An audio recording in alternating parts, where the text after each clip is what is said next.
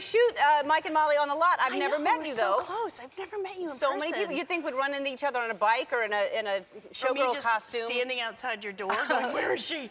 Where is she? Have you done that? A couple times. Okay. Not a weird amount, like no, 3. Just 3 times. 3 times. Four is weird. 4's when it turns the corner. Yeah. 3's cool. I think first of all, you're so hilarious. And where did you grow up? Plainfield, Illinois. Illinois. And little farm town outside in Chicago. In a farm town. Yeah. Oh, that's sweet. I like farm towns. Yeah, I do too. So a small town, and then you go from a farm to, how did you start doing comedy? I wanted to go to New York to do fashion, and my parents were like, oh, you'll kill yourself. No. That's it, which I probably would have, actually. And so I went down to Southern Illinois and then ended up in New York with a friend that, like 2 days after I got there, he's like, you're doing stand-up. And just started circling things in like the Village Voice. And I didn't have enough sense to be like, that's a terrible idea. I was like, okay, it's probably easy. And just like did a quick shot and went up there and I was like, today my day, like it was like I just talked. I didn't know you're supposed to write. I just got up there and kind of talked and like it was going pretty well, or so I thought. And they're flashing a light and I was like, I thought I was getting like the encouragement light, so I was like, all right. Because I didn't know, like, if they flash a light at you, it means get off. Like, your time's done, we're done with you, leave the stage immediately. And every time they did it, I was like, I was like winking. I thought like the guy in the booth maybe liked me. Like, none of this was actually happening, so. And then Bridesmaids, that's, first of all, if you haven't seen the movie, you have to see it. It is the most hysterical movie. Oh, my God. It's so hilarious. Thank you. Oh, my God. It was so fun to do. It was ridiculous. And where is that character that you're doing from? Where did you find her? I don't know. I love all those Midwestern women, and I don't know. It's like I grew up with a lot of those women, and there's a little bit of Guy Fieri in there from the Food Network.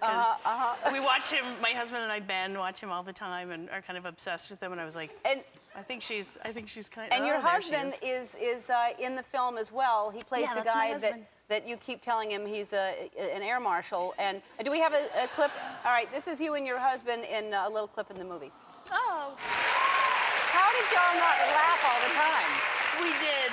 We had, I think there has to be like 20 hours of just people ruining take. There was just a lot of, we'd do a take, somebody would always start laughing, and then you just heard constant apologies. There's an outtake, your outtake at the end of the movie before the credits roll, you and your husband in the bed with the sandwich is just, oh my God, it's hilarious. And then I waited through the entire credits thinking there'd be more because I waited. I mean, that's how much I loved the outtake. I just want a movie of outtakes. I just want all of the.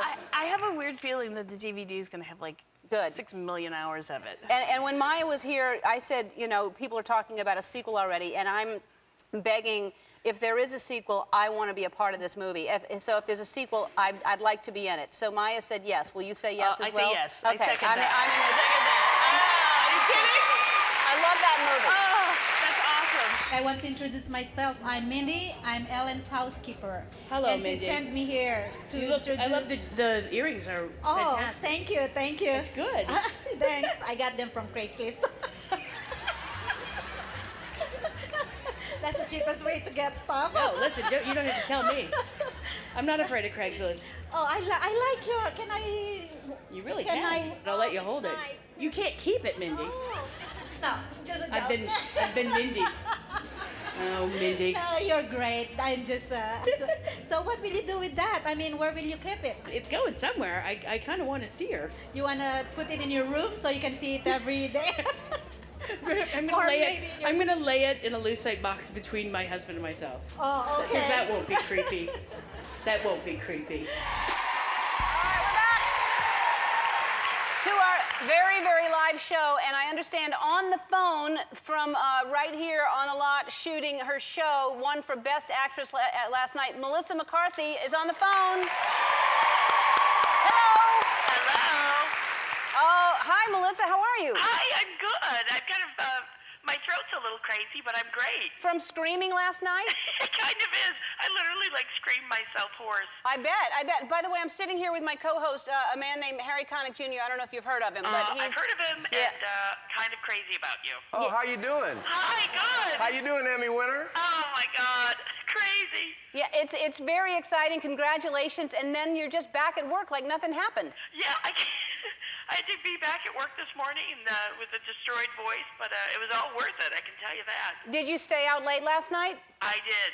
And I'm usually in bed by like 9 o'clock, so I was out till like 4:30 in the morning with my sister. Oh, who's also never out, so we were both like, what's happening? 4:30. Oh my God, you must be exhausted. I feel a little crazy, but it's pretty good. It's a good reason. And I watched the pre-show. I watched your interview, and I heard that you made your own dress. I did. I didn't make it, but I designed it with. I worked with the woman and the designer of Mike and Molly, and kind of took a village, and we came up with it. I was happy with it, though. I thought you made it. I was going to send you some fabric to make me some pants. I can sew. I will make you pants. All right, I'd love you to make me some pants.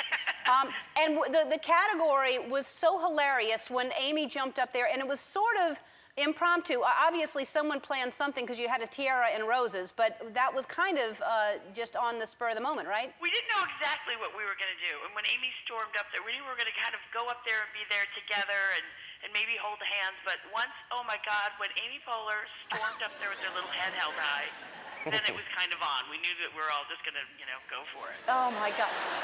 It was very, very funny. And then I love that you went by and spoke with my housekeeper, Mindy. I'm kind of crazy about Mindy. I asked her if I could steal her from you. Yeah, well, no.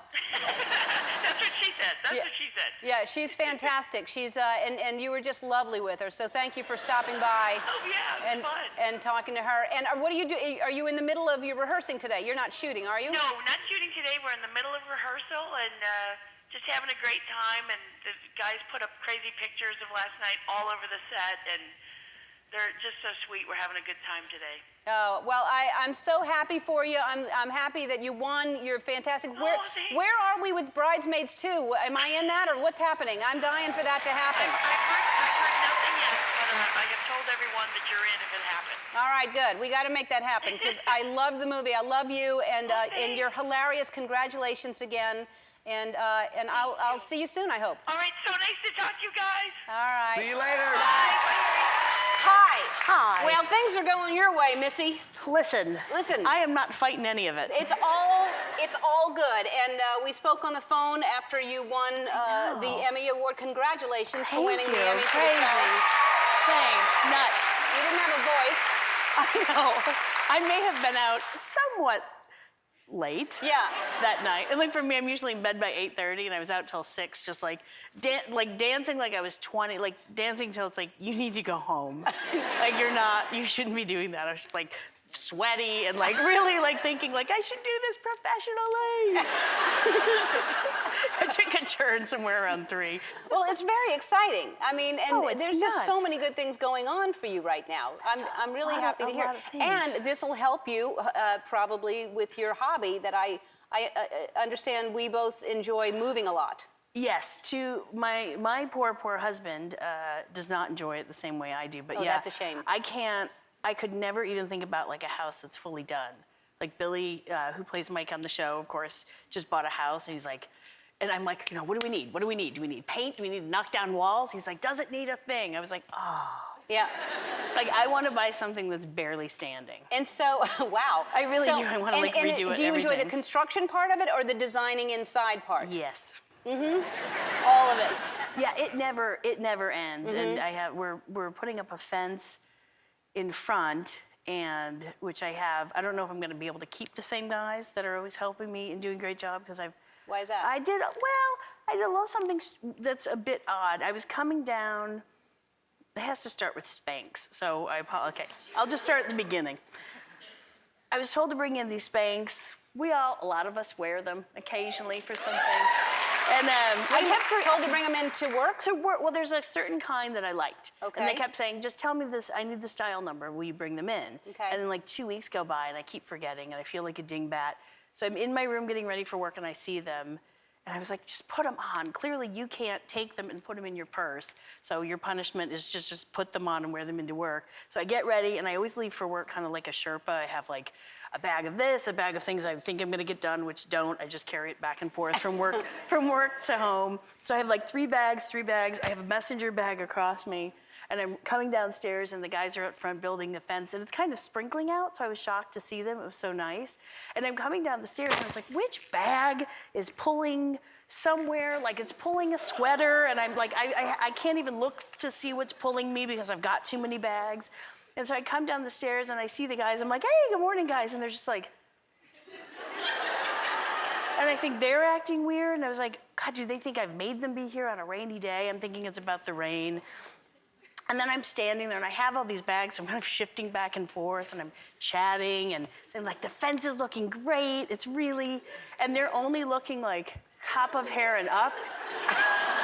And it's really odd, because they're only doing this, and now I'm looking at my roof, because I think, like, what's up there? Like, is there like a cat on the roof?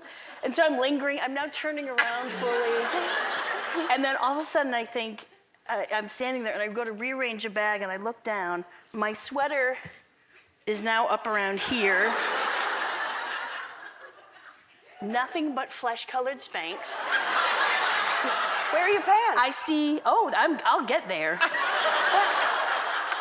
Flesh-colored Spanx. I see bare kneecaps. And then my pants are somewhere like low calf. And I'm not kidding, it was horrifying. And these poor guys were like, I've been like shifting back and forth. I'm like, you know what I mean? And I'm turning around like, as if this wasn't enough. I was like, you better check this out. Like, I literally was like, I was 360ing myself. But I couldn't feel it because I thought I had, I felt the Spanx, so I didn't know the feeling when I thought, oh, something's pulling on my sweater. As I came down the stairs, now, I realized my pants just dropped off, and they saw it coming, so as I was coming at them, they were like, oh, God. How did you, it was like you were in It was shackles a stretchy little... How did you not feel that against your ankle? Apparently, I'm dead from the knee down. I don't know.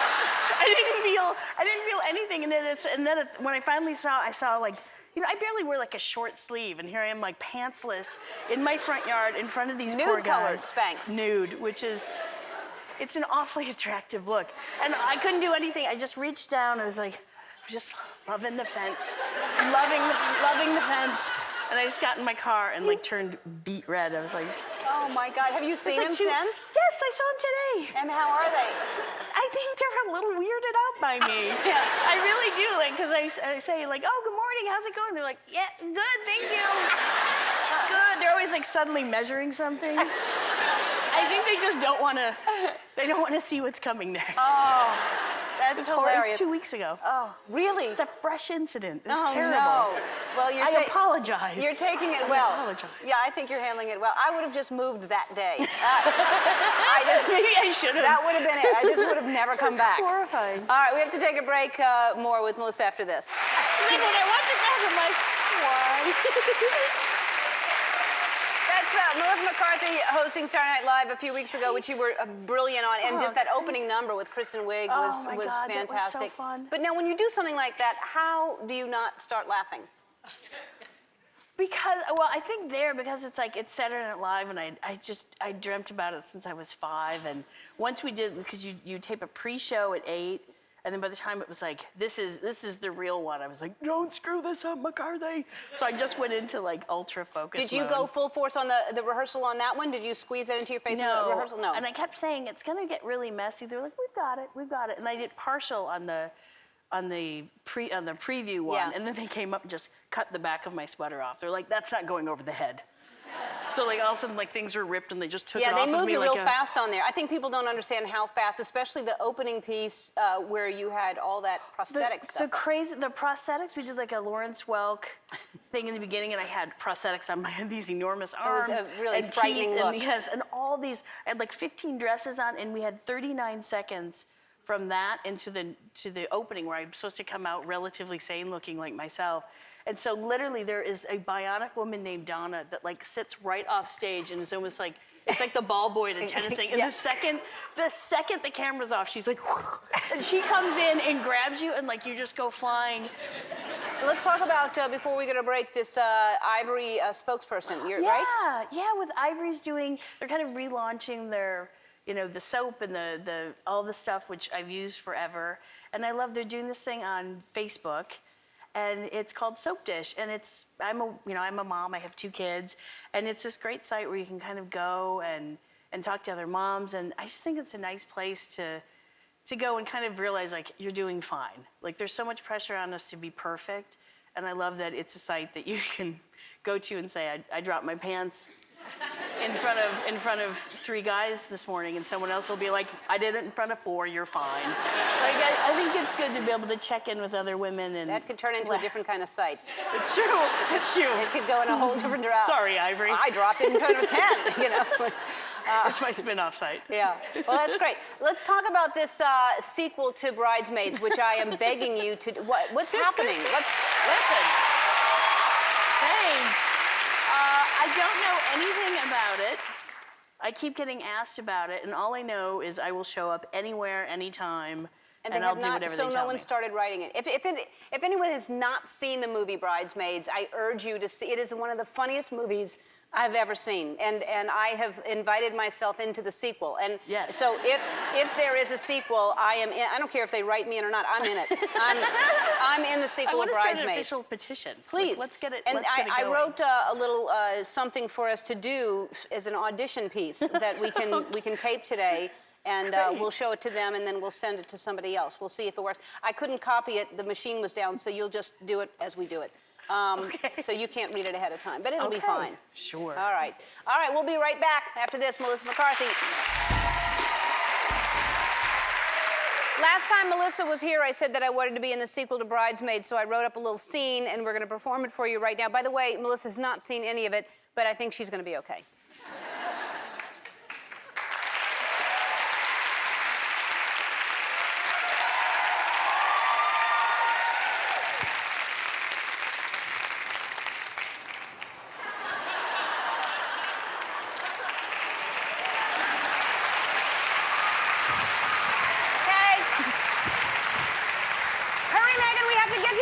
So that you can marry the air marshal that you met on the plane in that first movie. I know Janet, my long-lost sister. I'm so happy we found each other. I knew you had to be my sister the second I accidentally hit you with my car. Enough about that. We need to get to my wedding. And fast. Hey, watch out for that branch. Careful. I'm so happy for you. Your wedding is going to be so beautiful, and nothing's going to stop us from getting there. Not even that giant pile of leaves. Not even that. Oh my God. What are those? Oh, don't worry. It's good luck to get attacked by bats on your way to the wedding. It's totally fine. Mother of Mr. Bojangles. Relax. They're gone. Branch. Oh my God. Is that what I think it is? That's right, we're heading straight towards the finish line of a marathon. That's all right, it's good luck. You feel a storm coming on? No, but I'm sure looks foggy over there on your side of the street. Well, this is so weird. Why is there a perfume tester out here? That's weird to have a perfume tester out here. Oh, what's even weirder? She's coming back by you. No. She's coming back by you. No, she's not.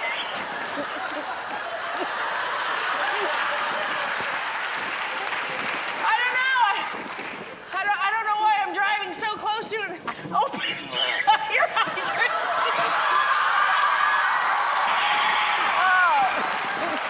Oh, I've got bad news. Look at those clouds. They look like rain clouds. Over both of us, I hope. No. Well, just as long as there's no hail the size of ping pong balls. I don't think there should be.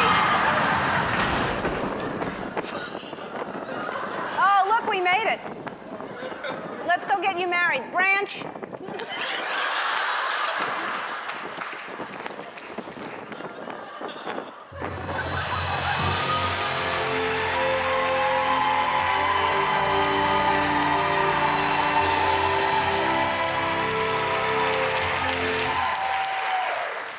You're hilarious. You are hilarious. I thought I was killing it, and then afterwards afterwards, people were like, that singing was so funny. I was like, I thought we were going to have like a record deal. Yeah. And stuff. I would buy your record. I would love for you to make a record. In my head, it sounds so much better. And then I heard it back. I was like, ooh. Yeah, I'm not. But I think I'm killing it in my car. Really? I'm an idiot. Oh my God, I sing like that in my car. It's really embarrassing. I forget that it's glass. Yeah, everybody does. Yeah. And did you really know all those lyrics beforehand, or did you have to learn some of them? No, I knew him. Yeah. And I've got more where that came Yeah. from. Yeah, I was hoping to see more. I was hoping that There would is last more. a lot There's- longer. We probably did like 7 or 8 songs. Did they surprise you with different songs sometimes? No, at the end they're like, should we get you, do you want these on a CD or should we get you lyrics? I was like, nope. Sadly, I just spent a lot of time in my car singing, but I sing like every third line. Yeah, and then you sing it that goes- real loud because you know that line. Yeah, I really, Yeah. I make it count on the third and I mumble and then I Right. make it count Exactly. again. Exactly. Now, I heard that, where do they live now? Plainfield, Illinois. And they're still. visiting you right now? They just went back. They were visiting a couple weeks ago. They come into town a lot. Did they stay with luckily. you? Always. Yeah, I would go crazy. Like we try to make them stay as long as they can, and they're really good grandparents, and I have like the best parents in the world. But Oh, that's they're great. they're doing very grandparenty things where they kind of push it. They kind of push it lovingly. I had my mom and dad took my 2 girls out to breakfast, which they were already like the 5-year-old's fine. The 2-year-old's kind of like taking, I say this lovingly, Georgie, but it's like taking a rabid cougar out. I mean, it's dicey. You Yeah. can get hurt. And but they took both girls out to breakfast, and they came back and they seemed okay. And I was worried about them. Like, is it going to be okay? You know, is it too much to handle? The 2-year-old's a lot. And my 5-year-old came home. She was like, and I was like, what's that about? What happened? And she's like, nothing. I can't tell you. And my dad, meanwhile, was like, nothing happened. Come on, well, let's go play in the yard. I was like, where's your like after breakfast nap? Like, you don't go play in the yard. He's like, don't say anything. And she just kept making this weird sound. I finally was like, Vivi, do you wanna tell me what you had for breakfast? She's like, oh, I can't. And then finally came out and she's like, ice cream sundae. Ice cream sundae. And I looked at my dad and he's like, what? What's the matter with that? He's like, come on. She had part of a pancake. I was like, you gave her an ice cream sundae for breakfast. Yeah. And then the next day, of course, she was like, where's my sundae? Exactly. Like every like 4 or 5 months, Ben and I are like, this will be great. We'll go out to breakfast. She's older, and then about 3.5 minutes in, we're like, why do we do this? Yeah. Just go in the car. This is terrible because she's crawling on something and punching and. You don't have a car seat for her? She's not strapped in? I'm Okay. hoping she'll just wear herself out, Yeah. rattling around. No, in the car, we need to take I need something that straps in everywhere. Yeah. If I could just keep her contained, like with a soft baby straight jacket. Yeah. That's what I thought you'd say. But like a knit, so it's not hurting her. I'm not crazy. No. They should make those. That's a good idea. I'm gonna start. A soft baby straitjacket. Just soft, cozy, like Yeah. like a little snuggly Right. thing. That aggressively Right. restrains her. That, If you met her, you'd be like, yep. yeah. Yeah. I'd like to meet her. I'll bring her over you can keep her a couple weeks. No, I don't. No. I don't want to keep her. I just want to see her behind glass or something. Like if she was on display in some kind of natural habitat. It's kind of a good idea. Yeah. Like I should just get a big plexiglass because she literally, and she has like blonde, I don't know where the blonde comes from. Blonde ringlets, so sweet. And she'll literally be like, and she suckers. It's like she's got good timing because it's like sweet, sweet, pow, right in the eye. And then you can't win because they say, now we don't do that. What if I poked you in the eye? Do it. Do it. And she looks angelic. And you can't win, but there's nothing you can say back to that other than you have to poke her. Yeah, you do. Which we don't do. She has to learn. But it's like she trumps it. And every time, Yeah. like big stories, would you like your sister to poke you in the eye? Yes. Like, there's no, she wins the argument. You She just wins leave and every you're single like, time. "God." Can't wait to see how she turns out. It'll be great. Yeah, it will be great. There won't be liquor and cigarettes involved at all. No. It doesn't look like she's going to go down a rebellious path at all. Not at all. Yeah. Yeah, I don't know where she gets that. Well, it's a good thing you're making money. You can save it for therapy later because Sure. You'll need that for We her. have a special account for that, for me. Yeah. We're back with Melissa McCarthy, and she is with Jason Bateman in Identity Thief. And he is a friend of mine, and he is hilarious and sweet, and the two of you together are fantastic. It was thank really you. great casting. Yeah, he's so, I've said it before, but it was really important for me for him not to be crazy. Because I liked him so much, and I'm a big fan of his, and I was like, oh God, if I meet him and he's nuts or weird, I'm gonna be so disappointed. And he's not. He's like nicer and funnier than I even wanted him to be. But Yeah. Now, but there's some physical activity in there that, did you get hurt? Did anyone get hurt in that? Yeah, a lot. Who got hurt? We both got hurt. He may have gotten a couple bloody noses.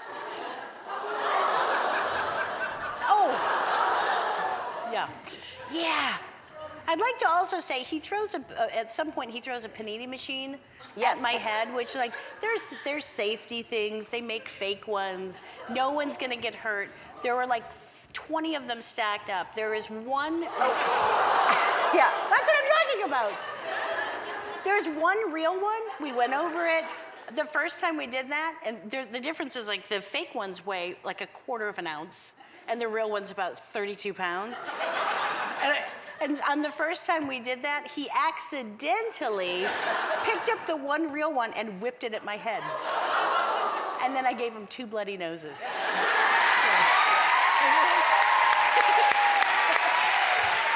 It's a mob. Yeah, kill him. Kill Bateman! Kill Bateman! No, then. But how could you even choreograph that? Because you were really falling can't. down. You can't. I thought there was going to be like a bigger trick, and there were going to be all these secrets, and it was going to be done like some kind of dance, and we'd be on counts. I don't know what I thought. And then like the secret is you really just beat the bejeebers out of each the other person because it's too close, and adrenaline starts going, and then I did bloody his nose twice accidentally. He said, "Really hit me. We want it to look real." So I did. But then we were out on a highway shooting the scene when we first meet, and we did this whole thing. And it's this really rough, hard fight, trying to get into the car. So you're really pushing, and adrenaline gets going. I wiped out so hard, I fell about 4 feet. I landed really hard, like you could tell the crew was like, and we finished, and they said cut. Jason bursts out laughing, and goes, "I know." He burst out laughing at me, and he goes, "What did you slip on?" And I said, why don't you go watch the tape? Why don't you go see what I fell on? So he runs over and watches the tape. And then I hear, "Oh God, I'm sorry." In the adrenaline, he had grabbed me, 2 fists of my shirt, and threw me down to the highway. Yeah. And then had the nerve to laugh at me and was like, "What did you fall on?" I was like, so I think 2 bloody noses. I think he got off easy. Yeah, he did. It's, well, now I want to watch it again because now that I know all that stuff behind it, it really is. It's very, very funny, and the two of you together are hilarious. Oh, thanks. And it was really fun. And Eric Stone Street, who will be here tomorrow, is hilarious. Really? Yeah. So. You're so great at physical comedy. You must just be covered in bruises all the time. Oh yeah, I'm just battered. Yeah. Things are broken, and yeah, you don't care. It's worth it. Apparently not. At the time, I'm like, I should go out the window. Yeah. It'd be hilarious. And then I fall, and I'm like, oh God. Yeah. Something terrible has snapped. Yeah. Well, they have something there to catch you, I hope. Yeah, but I don't think I have enough sense to like do it right. I know there are proper ways of like falling, and you tuck to protect yourself, and it's not funny if you tuck. Well, apparently not to me. Yeah. Yeah. And it's like every time someone's like, "Remember, tuck your head," and I'm like, "Right," and then I just rear back and really smack like the one piece of wood that's there. But oh, really? almost every time they're like, "Yeah, remember we talked about that tuck?" I'm like, "Yep, got it."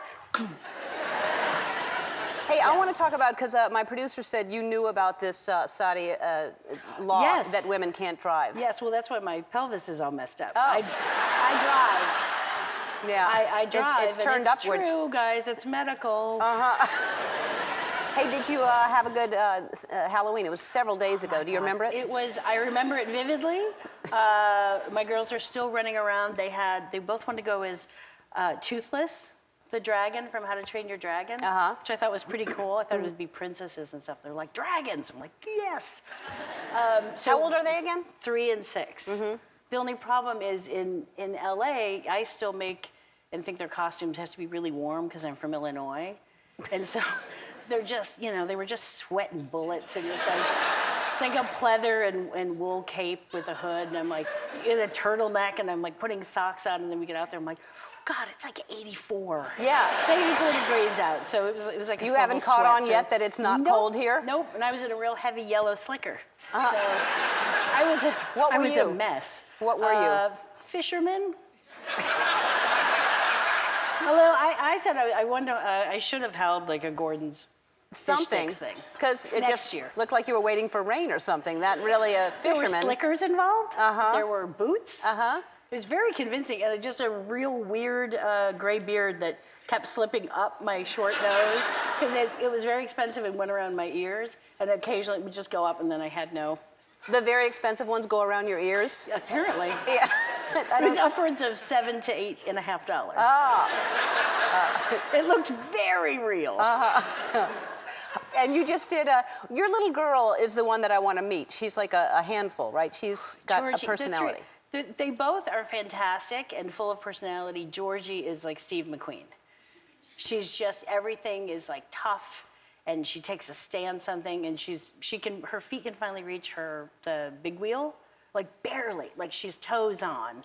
And she's ripping around the driveway way too fast, like it's gonna end poorly. I know it's gonna end poorly.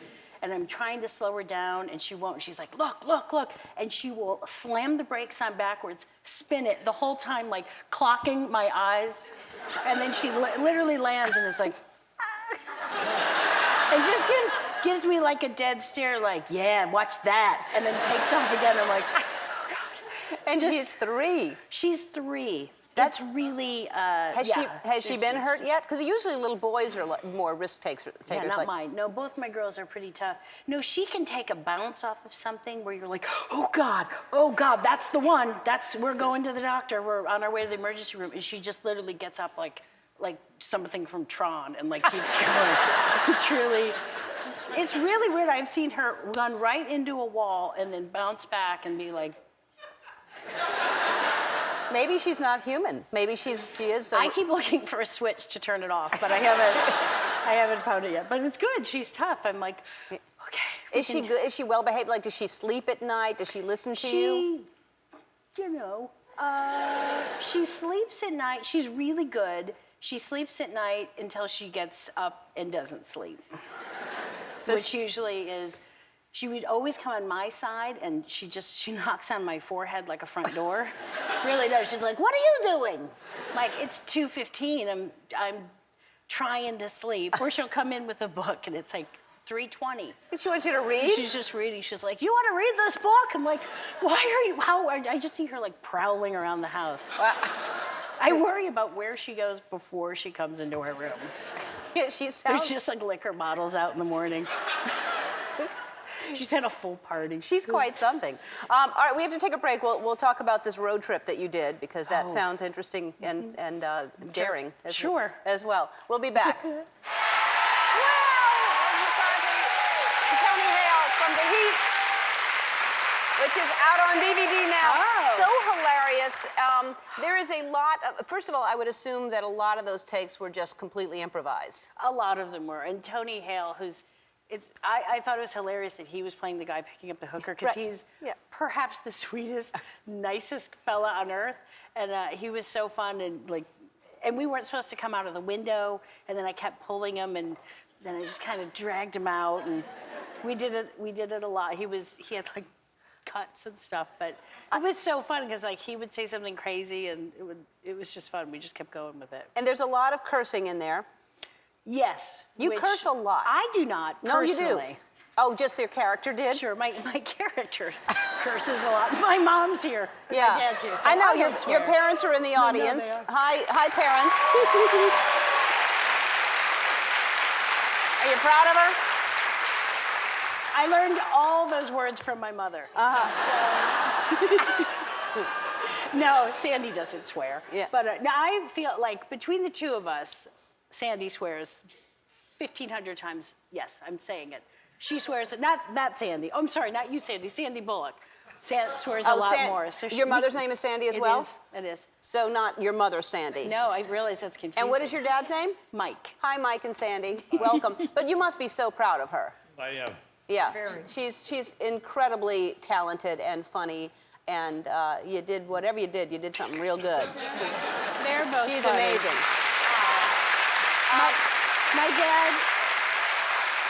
My dad, they're both very funny, and I got lucky with like the greatest parents in the world. My dad, however, not to talk about you like you're not here because you are, also brings up he's like a walking publicity machine. Like someone's like, oh, do you know which way like Vermont Street is? He's like, have you seen The Heat? Or Mike and Molly? Or Bridesmaids? And my mom's like, he's just out of control. He's out of control at this point. Like, it's not worked into conversation. They weren't talking about movies. They just wanted to know like what time it is. He's like, it's time for you to see Mike and Molly. I'm like, Dad, no! That's why it does so well, because your dad, you should... He's the weapon everybody should have. He's out and there. They're retired now, right? Yes, technically they're retired. But I think their schedules are busier now. They kind of live like, it's weird because they're right here. I'm like, shh, don't tell them. No, they kind of live like 18-year-olds. Like they have way more energy. I call, they do. It's a remarkable schedule. They go walking in the mall. They go out for coffee with their friends. And then I'm like, oh, that's fun. Then you go home. They're like, then we had lunch. Then we had to go see a movie. And then we all had dinner. And then we went over to somebody else's house to play cards. And then we went to the casino. Like the casino comes up 4 or 5 times a week, right? 4 or 5 times a week, which my mom calls church. Yeah. Which for Sandy, that's like very bawdy for her. She's like, we were at church today, and I'm like, oh God, did something happen? You know, were you at a funeral? She's like, no, I mean a casino. But she refers to it now as church. Which... Is it a new thing since you retired that you're going to church a lot? Yes. And what do you play? What kind of gambling do you do there? Slots. Like that? Slots. What denomination? What, like dollar slots? Penny. A penny slot. Penny slots. So when she, like a really, really good day, she's like, oh God, we had an amazing time. I won we were there 3 hours and I was on a streak. I'm like, oh my God, what did you win? She's like, $3.25. And she needs $3.25. And if it's a crushing day where she's like, we had to get out of there, I was just crashing. I was burning through money. It's like, what did you lose? I was down almost $6. It's like the win and lose thing. She's a crazy woman. That's not worth it. Mike, do you gamble? Do you also play the slots? Yeah, but I don't win at all. I lose like $25 to $30, and I say, that's it. Well, that's smart. Not many people do that. And do you play the slots or do you play anything else? Slots. Just... I don't know how to play those other games. Well, you should learn because where... Okay, don't. Wow. All right. Let's take a break. We're back with the lovely Melissa McCarthy. Now, there was a crazy controversy. First of all, congratulations being on the cover of Elle magazine. Thank you. You're fantastic. I know there was a whole to-do, which I'm like a 300-year-old woman. I don't look at emails. I don't look at any of that stuff. So when someone said there was like a big fuss about the jacket, I was like, I thought it was a joke. And they're like, no, it's being discussed on CNN. I thought, what is happening? Because I picked the jacket. I was like, I love that coat. Yeah. So I don't know and it was called, I was pretty pleased that it had a name because someone threw around the word Jacket Gate, which I liked a lot. Jacket Gate. I think if you're gonna have a scandal, like give it a good title. Yeah. So I like Jacket Gate. But no, I picked up It was your idea. It was crazy. I mean, I'd heard about it too. That's a large picture. It's beautiful, yeah. That's the actual size of the magazine. Have you not seen it? Yeah, it takes like 6 people to turn the page. Yeah. No, I had a great little black dress on, and then, I live in LA. I was like, I miss coats. I was looking for like something, and I saw this like great big gray cashmere coat, and I threw that on, and I thought it was fun. And the next thing, it was like, "Wow, how dare you wear a jacket?" I'm like, really? Yeah. So I liked it. Yeah, I thought you looked great, Oh, and I thought it was thanks. ridiculous. And I don't pay attention to that stuff either. I don't know. It doesn't matter. It was fun You're for doing me. great. I mean, you're obviously all of the films you've been in. You're hilarious, and they're Oh, making money. thanks. They're doing well, and the show is hilarious. Thank and you. I'm excited that we're back. yeah. Yeah. So tell us about that. So you're literally like just a few blocks away. So you just get to come to work on a Yeah, lot. it's. I've ridden my bike to work. That's Not that fantastic. often. But yeah, it's really fun, and I just work with. It's the weirdest, nicest group of people. Like we're all really, really close. We kind of have been since the day we started, and it's a really fun year. Like I've kind of quit my job, and I've gone a little around the bend, just trying to figure out what I want to do with my life. So it kind of allows me as Molly to go out and try all these crazy things. I go on a ride along with the guys in their cop car, and I'm trying to find myself at her age. So it's really fun, and I'm throwing myself out of windows. Yeah, exactly. Well, remember to tuck. Tuck. Tuck. I know. Do that. Tuck. And No. always great seeing you. You're hilarious, and you're Thank just, you. I just love everything you do. Oh my God, thank Yeah. you. And your parents just need to calm down. Come back anytime. Well, thank you so much. You're lovely people. Let's talk about the Olympics, shall we? Have you seen what's happening at the Olympics lately with the Bob Costas situation? He's got the, it's like the pink eye, right? Okay. So This is her he's audience here.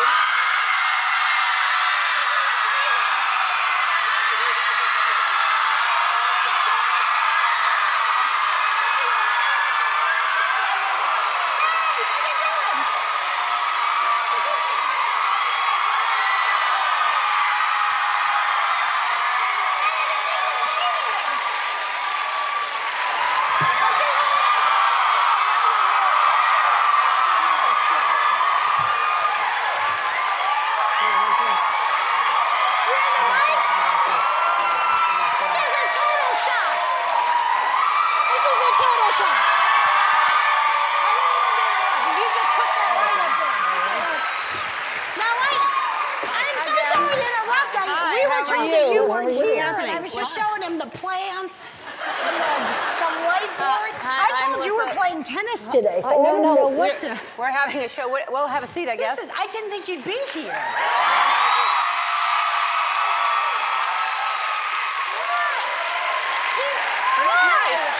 Hi. Well, I just am shocked. I just thought, I was showing him the studio. He'd never been here, and you know how I love your plants. Right. So I thought, if not now, when? Great Thanks. plants. Well, Ben, it's nice to see you. I hadn't had you on the show, and I'm happy to have you here. And you brought your own chair, which is really nice. I did. So I just happen to have these mics, so I thought we should bring them along. Right. She's not going to be there, and Yeah. well, that's the weirdest. This is the weirdest thing. Right under your log table, this is some kind of weird trailer. This looks like the trailer for our new movie. I don't know what to.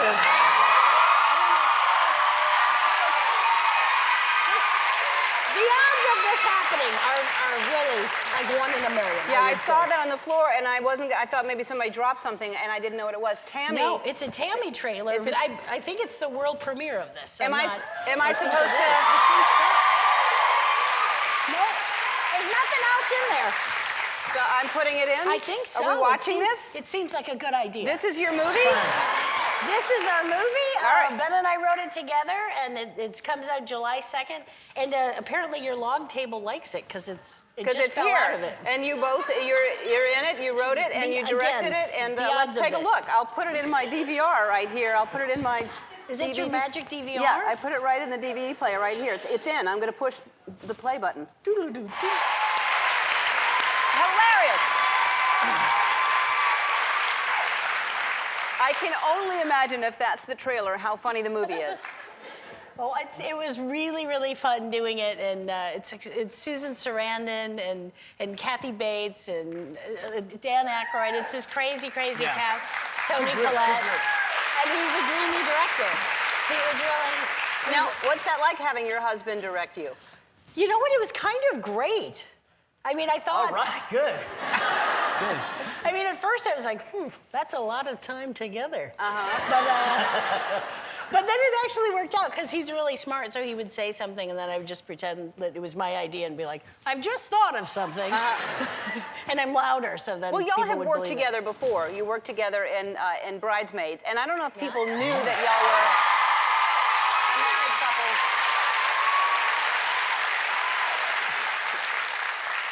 That scene was so hilarious. That's a good shoe. Yeah. It's a good shoe. Well, I love both of you, and come back anytime, Ben. I don't know why you haven't been here before, but you should come back. Why, thank you very much. I'd love to. Cart. Do you just take off now in the cart? Is that what happens? I'm assuming I get to keep the cart, right? Yeah. It's yours. Hey! I love I got a tough one. Yeah. I got a tough song. Thanks for making me Yes. stronger. Hello. Hello, that is a beautiful Look at you. dress. Well, Did you make that as well? You make, I did not make this one, because no. you do make your clothes, I right? do. I do make a lot of my stuff. Yeah, it's I like fantastic. it. Well, thanks. Here's to sewing. People who have clothes that they make. It really It's is very beautiful. poofy. I have like a leather petticoat of sorts on under it, and it's doing things that I can't quite control. I'm sorry, right you have now. a leather There's like a leather. petticoat? Yeah, it's like yes. Wow, that Which seems... sounds weirder than I meant it to sound, but Right. I wanted a little like poof under the skirt. Right. Now that I'm sitting, it's like it's kind of Yeah. doing. Well, It's well, the more you do that, it's going to stay like that. somewhere my mom's Yeah. like, stop doing that. Stop. Your parents were here last time. How are Yes, they? they're really good. They Yeah. just celebrated their 50th anniversary. Wow. I know, right? Pretty amazing. We went. It's kind of, I know, it's amazing. They're still like such a sweet, funny couple, and we all went back. Ben and I and my husband Ben and I and the kids went back to Plainfield, and there was a big party, and it was kind of funny. And then I just pass out. I'm still thinking about my skirt.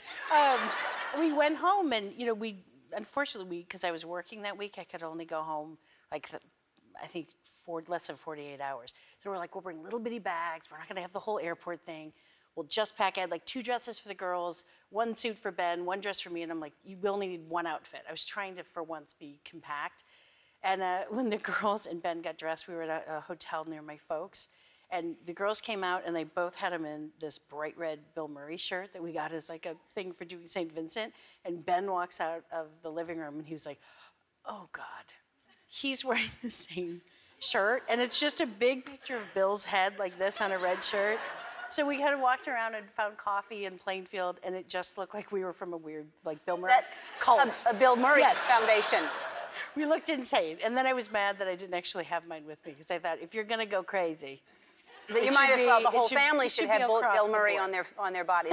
First of all, I love the movie so much. I can't tell you enough to go see St. Vincent. It is a fantastic movie. But first of all, so your parents celebrated their anniversary, but then you and Ben just also. Yes. We just had our 9th anniversary. Happy like last anniversary. Week. Yeah. Thank you. Did you do anything? He is a lovely human being, and he wrote a beautiful song for me, and the girls sang it, and I was a mess, and it was really sweet. And no, he's great. And I was like, well, I'm taking you to dinner. That was my big thing. And then I made reservations that were like 50 minutes away. And after we both worked, we were like, seems like a long drive. Seems kind of like a long drive. And luckily, he thought the same thing. He's like, that's a long time after a full day of work. And so we just went to the Smokehouse, which is like a little steakhouse in Burbank. Right here. That's like straight out of the 70s. I love it. And that's where you went? That's where I took it for our anniversary, which That's is all where we right. go all the time. So it was nice. It doesn't matter. It's you were with him, and that's all that matters. But we yes, sat next to like an old tapestry, and I was like, I was perfectly content. So was he. yeah, because you live right in this area, right? Yeah, I live really close So to here. this is a great trick-or-treating area. For Halloween, this whole area goes crazy, right? It's nuts. Are you ready for that with your kids?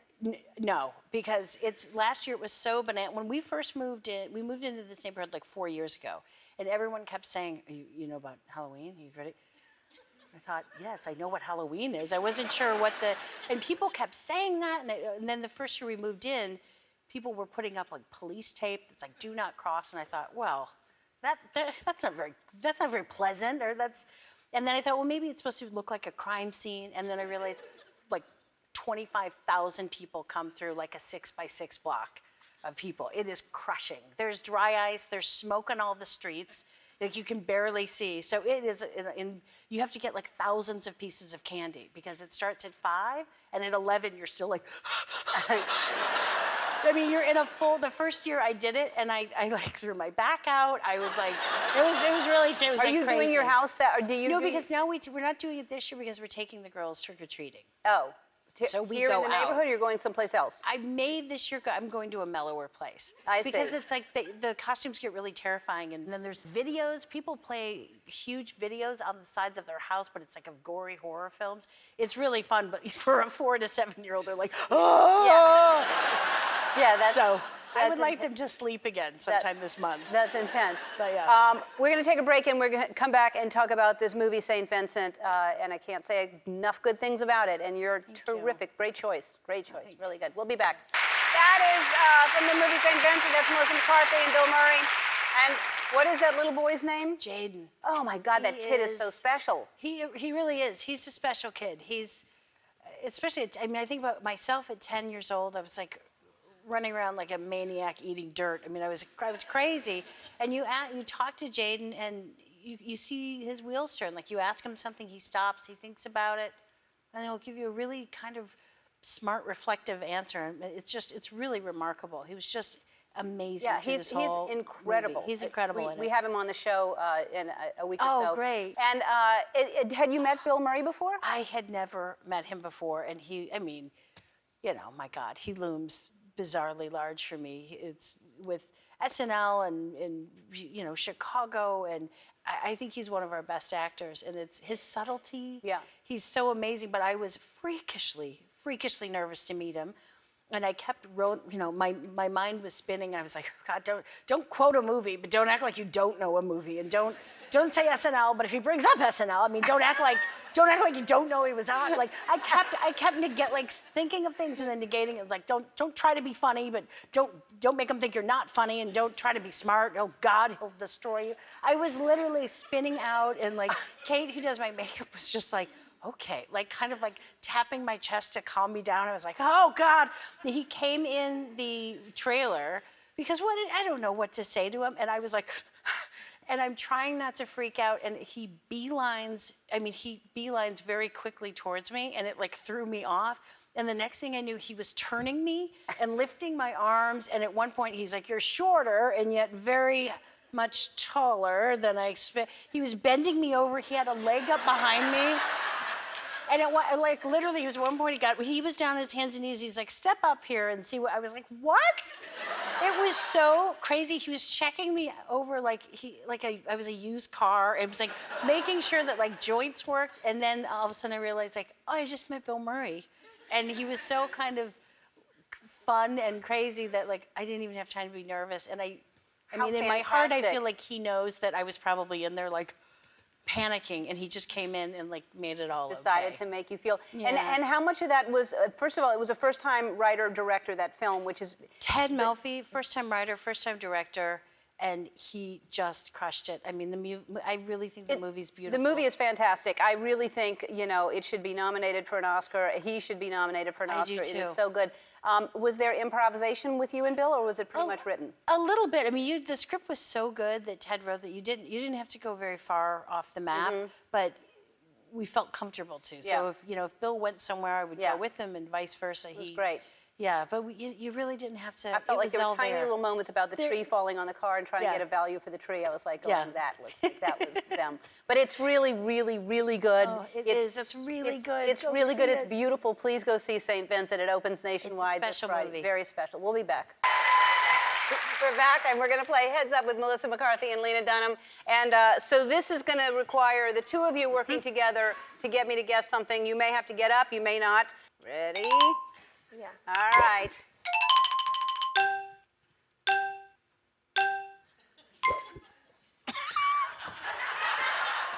Oh, chest bump. All right. Oh, all right. Volleyball? Yes.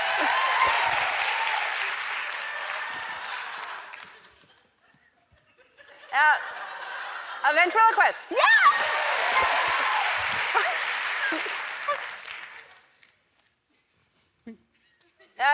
Doctor? Sorry, that was it. I don't know why I went so low. The wave.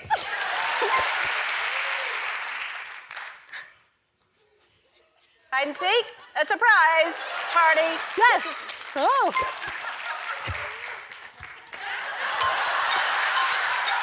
A roller coaster. Oh, earthquake.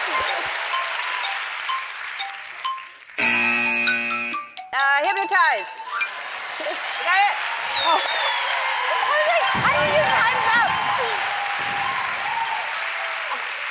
Very good. Team. That was great. And then, if we wanted to, we could watch the video. Oh no. Like, Oh no. Oh no. like Oh, Heads Up is that's the best horrible. app ever. All right. Oh my God. I liked that Isn't part. that wonderful? Yeah. Oh my God. All right, you can was get good, Heads Up clean at the family App fun. Store and Google Play Store. And the three of us, I think we should maybe do Ghostbusters together or something like that. I think we Seems should. right. It seems right. I have to say, since I heard that rumor, Right. I think every lady in town who fancies herself a jokester wants in. Right. So because I think you're in Jokester. already. No, I'm not That's in. what I heard. I heard Oh, you're in. I'm not in. I heard you're in, Melissa. Yeah. I'm not in. I'm not in. Well, you are now. The three of us Oh, are in. All right. We'll be back after this. Our next guest is the star of the new drama that is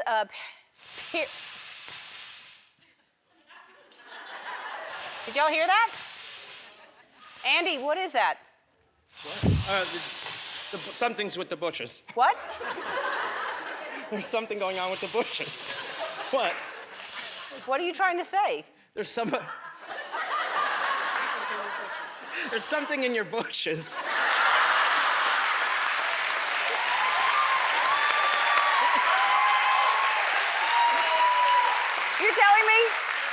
You're telling me there's something in my bushes? Who's in my bushes?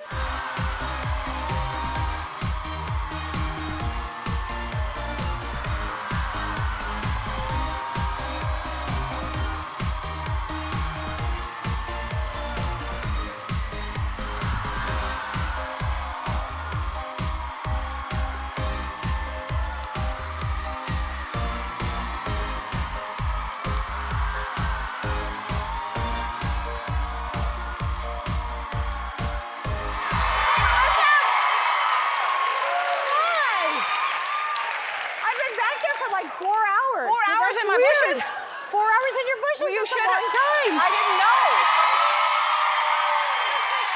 So happy that you I were in just my come bushes. out all scratched. Oh my God, I know. There's like birds in your thorns. hair and stuff like that. It's a nest. I'm so glad you were in my bushes. What are you doing here? I was just spying. Just spying? Just spying. I Yeah, thought just watching what's going I on. was gonna come and like snoop around and spy. I'd do it here. So you've been, you had the Golden Globes last night, and congratulations Yes. on that. Fantastic. Yes. Right? You didn't see that? Those girls killed it, as always.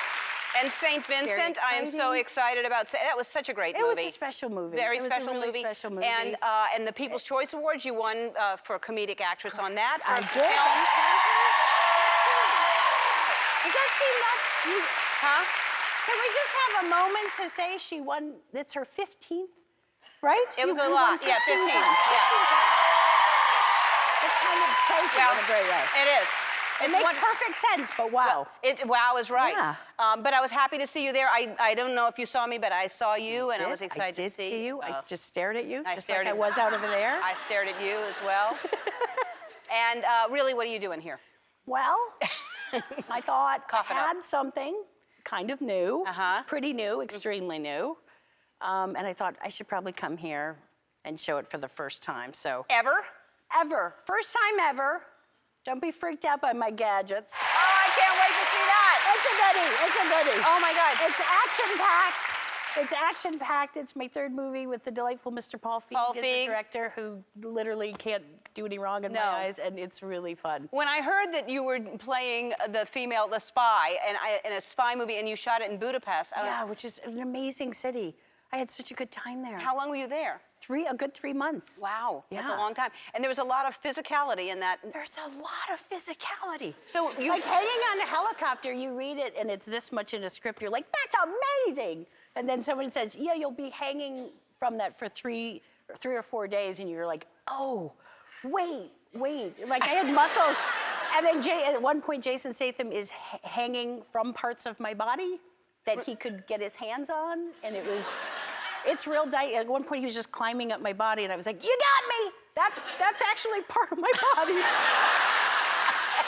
He's like, sorry, love. oh my God. Because he's trying to hang on, and he found something to hang on to. Well, maybe he's just trying to cop a feel. I don't know. Statham. So your husband, you're working together with you. He directed Tammy, and now you're doing another Tammy. one. We wrote another one called Michelle Darnell that we are going to start in March, and I'm so excited to do it all over again. Everything you do is funny. Oh. Every single, you make me laugh so much, Please. and you pick great projects. Thank and what's happening with Ghostbusters? Is there any? Are you doing Ghostbusters? There's word that you are doing Ghostbusters. I'm available. Okay. I've had run-ins with ghosts. Even if I haven't, I'm going to say I have, and I'm available for auditioning. Okay. So if it doing happens, you would like to do it. Yeah, I mean, it sounds like the greatest idea ever. The all-female cast of Ghostbusters. It's the best What is- idea. what yes. is not to like So about you'll that? do that. Yes. Let's Can just- you set that up? Yes. It's done. It's done. I like that. Yeah. I like what you did with that. Yeah. Hi, Betty. Happy birthday. I have a little present for you. It's not, I mean, I have to just tell you about it, but I would love if you would come on next season's Mike and Molly and do a walk-on and be on the show. Oh, would you like that? I would love that. Wow. Just don't take my job. That's really Just don't sweet. take the job. I heard she liked the show, and I thought- Yeah, she loves the show, and she loves acting and stuff like that. So that's great. That's wonderful. Well, your mom's here, and I'd like to offer her a walk-on role on my show. So.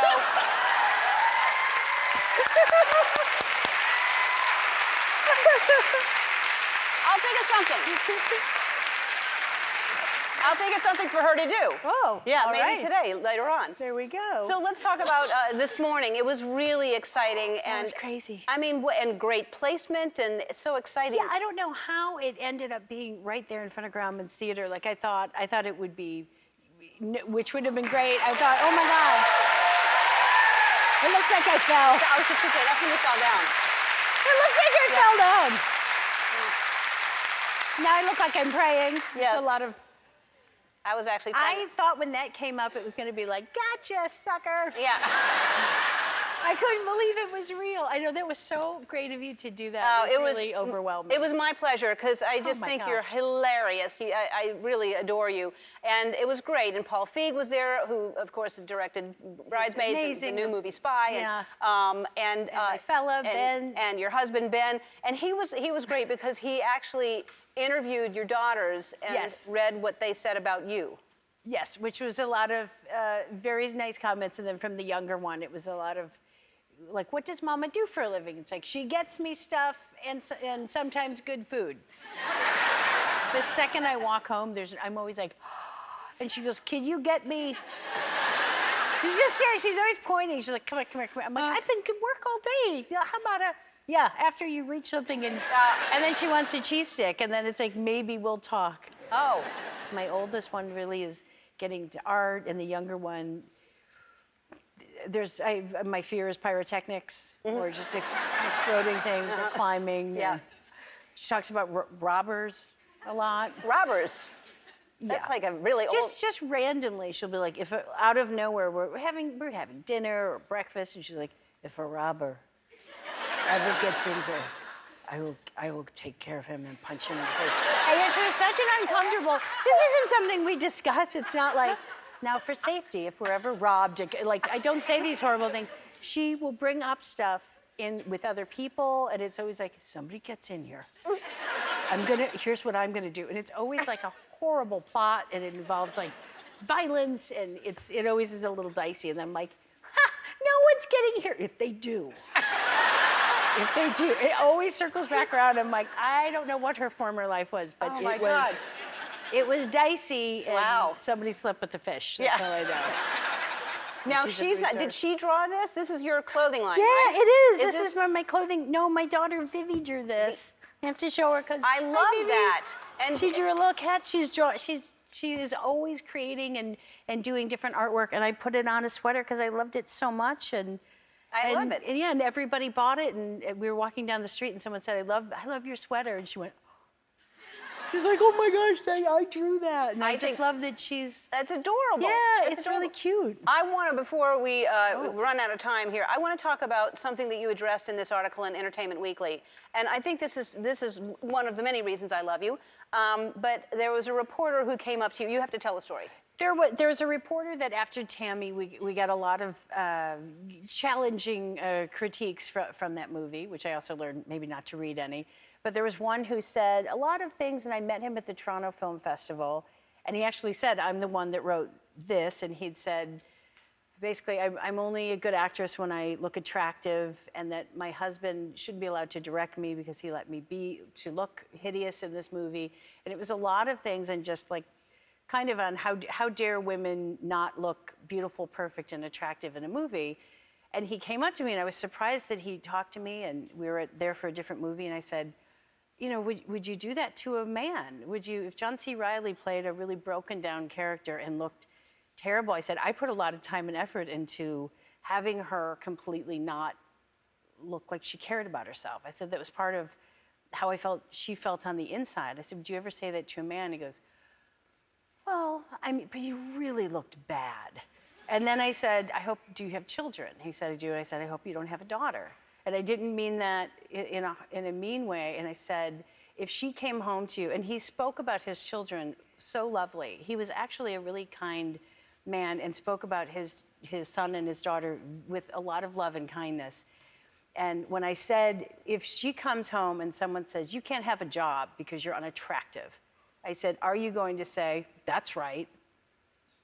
And he took that in his heart, and he was like, "No, I would never want that to happen. I would never in a million years want that to happen." And I said, "Just know every time you write stuff, every young girl in this country reads that, and they just get a little bit chipped away." And I just think we tear down women in this country for all of these superficial reasons, and women are so great and strong. And I think he really heard that. That man was... But I think he heard it. I think... And that thank you, but the writer was really loving, and you could tell he was a loving father. I think it's a bad habit that we've gotten into, and it's not that people are malicious. I just think it's so easy to take a swipe, and I'm like, just go the other way.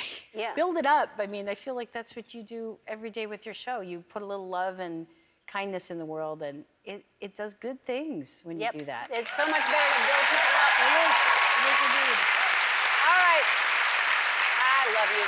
All right, we'll take a break, and we'll talk about Melissa's new movie, Spy, which is hilarious. We'll be back. All right. That's Melissa McCarthy and Spy.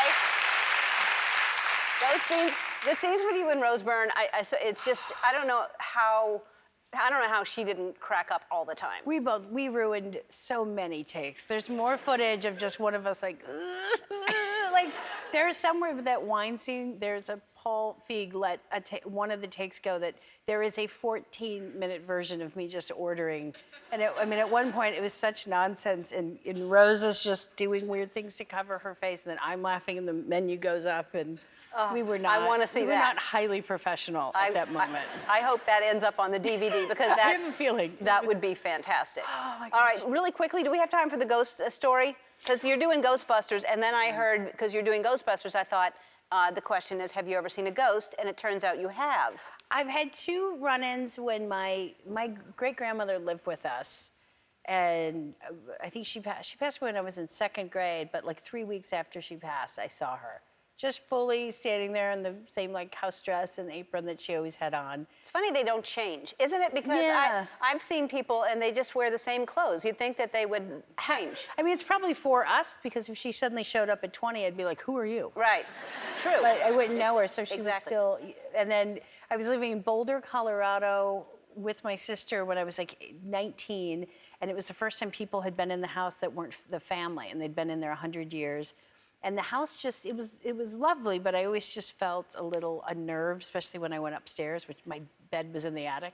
That's comforting. Yeah. I don't know what was wrong with that. And you had to pull up the handle in the kitchen and really bang it 2-3 times to get it to open. And I was there with my friend Brian, and we were also watching Jacob's Ladder. But still, the kitchen door all of a sudden just slammed open and slammed twice, and then went back to being closed. And when we went to check it again, like you had to really bang and pry it open.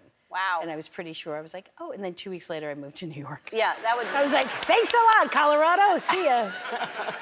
And that ghost is responsible for your career. Yeah. But have you seen Ghosts? Yes, I have seen one. Yeah. And it's weird. It's something. It's a very strange thing. I didn't see anything that disturbed me. And then my mother saw the same. I lived in that house, and I moved, and because when I saw the ghost, I moved out and put her in it. And then.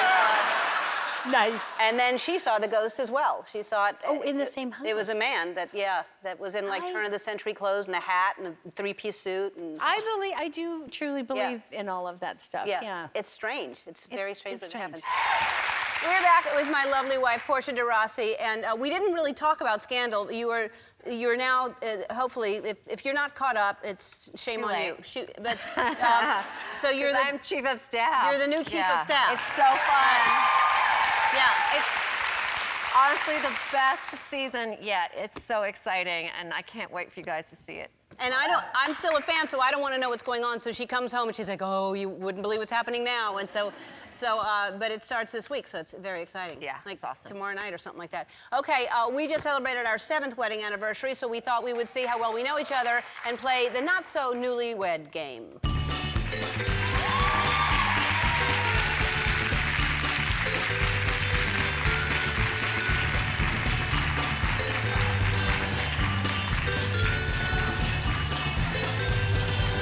All right. But first, let's meet our competition. Please welcome the hilarious Melissa McCarthy and Ben Falcone.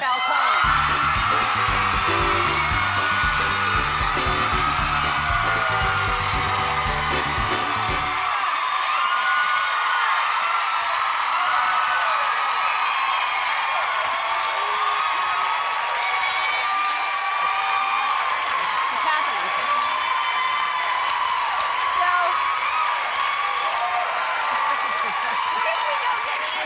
You might not. Yeah. She's already nervous about it. She said, I don't know how we're going to do it, because we filled all this out separately backstage. How long have you two been together? It'll be 10 years this year. Married or together? Married 10 Married together. 10 together. What, like 17? Yeah. Oh, so y'all have a little bit of time on us. So you should really know each other.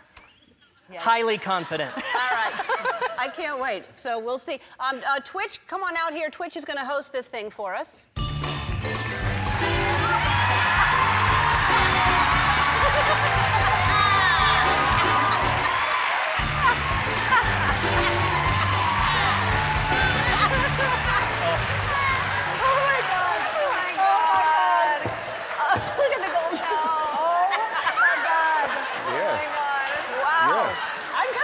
For it. Yeah. Wow. I'm all for it. I don't know if you should change back. That's It's a good look.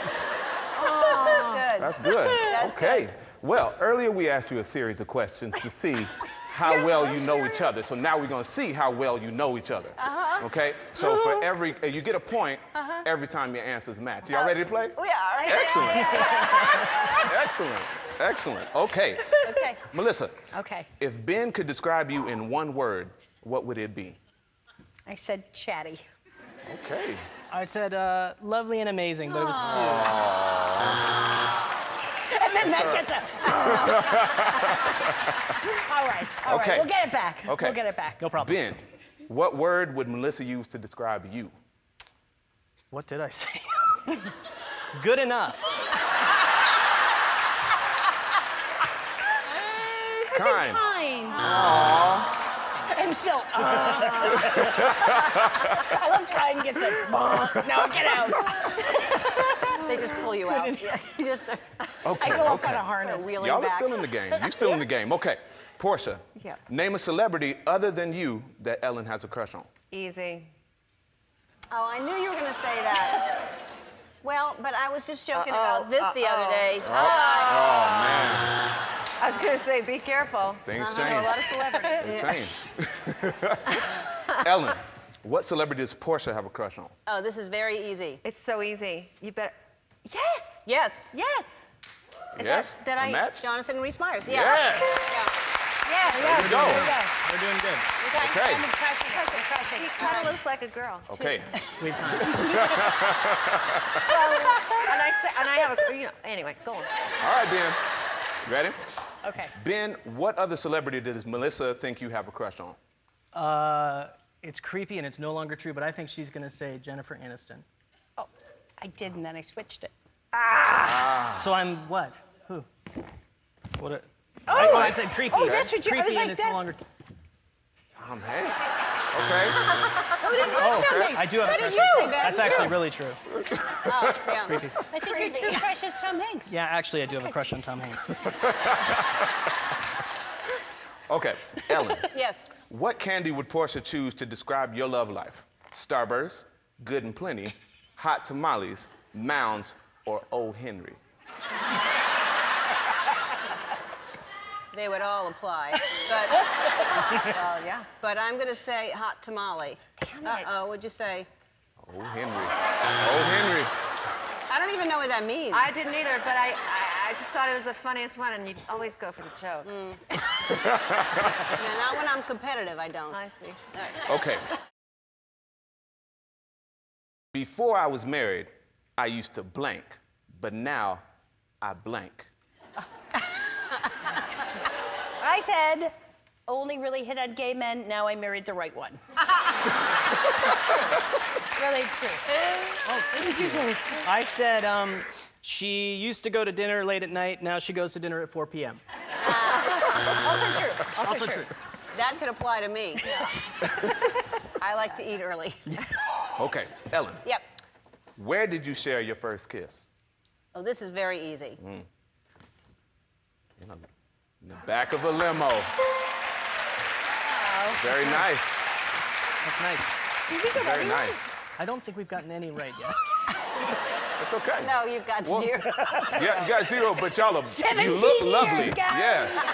That is the end of the game. You look lovely, no points, but you're beautiful couple. Is that the end of the game? Absolutely. Oh, that's yes, sad. that's All it. right. Yep. Well played. Well played. Wonderful. That's it.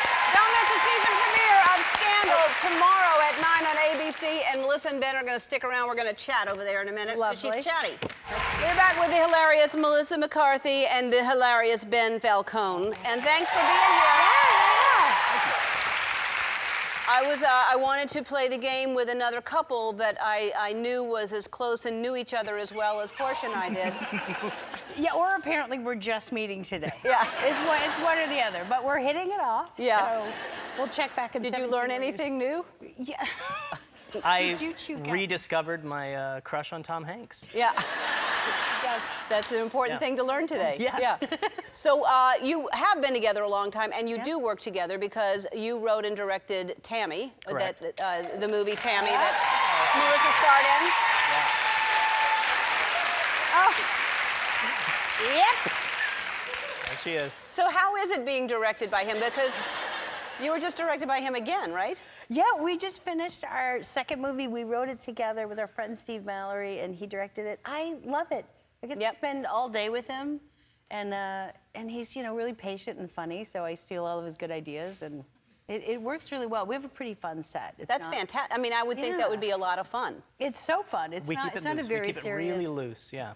Well, Real loose. I don't mean in a creepy way. I mean you're just like loose, fun. We had loose. Kristen Bell is in the movie, who's amazing, and Ben liked to wear probably an extra large girls, not adult girls, T-shirt that had Frozen characters on it. And to every give her time I'd get serious closer, I'd be directing like, notes. "Do you want to build a snowman?" She thought it was funny like- for a while. and then it got Then old it got after a little old, while. yeah. That's hilarious. And you bring the kids with you, obviously. You don't Yeah. leave them at home with some food out or anything. Kibble.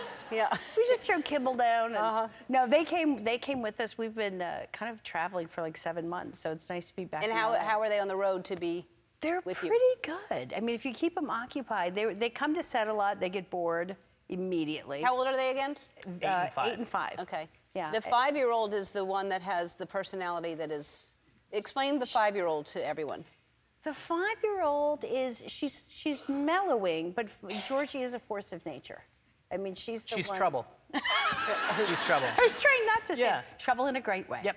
She'll She's good rule the trouble. world or destroy it. There will be no gray areas. But she has these scenarios. I mean, the last time you were here, she was talking about like, if someone breaks into the house, here's what we're gonna do, right? Like she has scenarios. Yeah, I just found a video when she was like, maybe right around 2, talking about the video just started with her doing this, and I was like, oh, she had all these ringlets, and I was like, oh, what is she doing? And then she's like, oh, hit him, and I'll hit him, and I'll hit him, and I was like the beginning, I was like, oh, look at her, she's so tired. Oh, she's talking about hurting someone. I just found it. I was And she's mellowing now. She's mellowing a bit. I mean, she chins Ben, which she runs at him and digs her chin in. She It's like a uses her wrestling chin, move, yeah, and it like, hurts. as a weapon. Wow. Yeah, and she told me not too long ago, you know, Daddy, someday God is gonna kill me.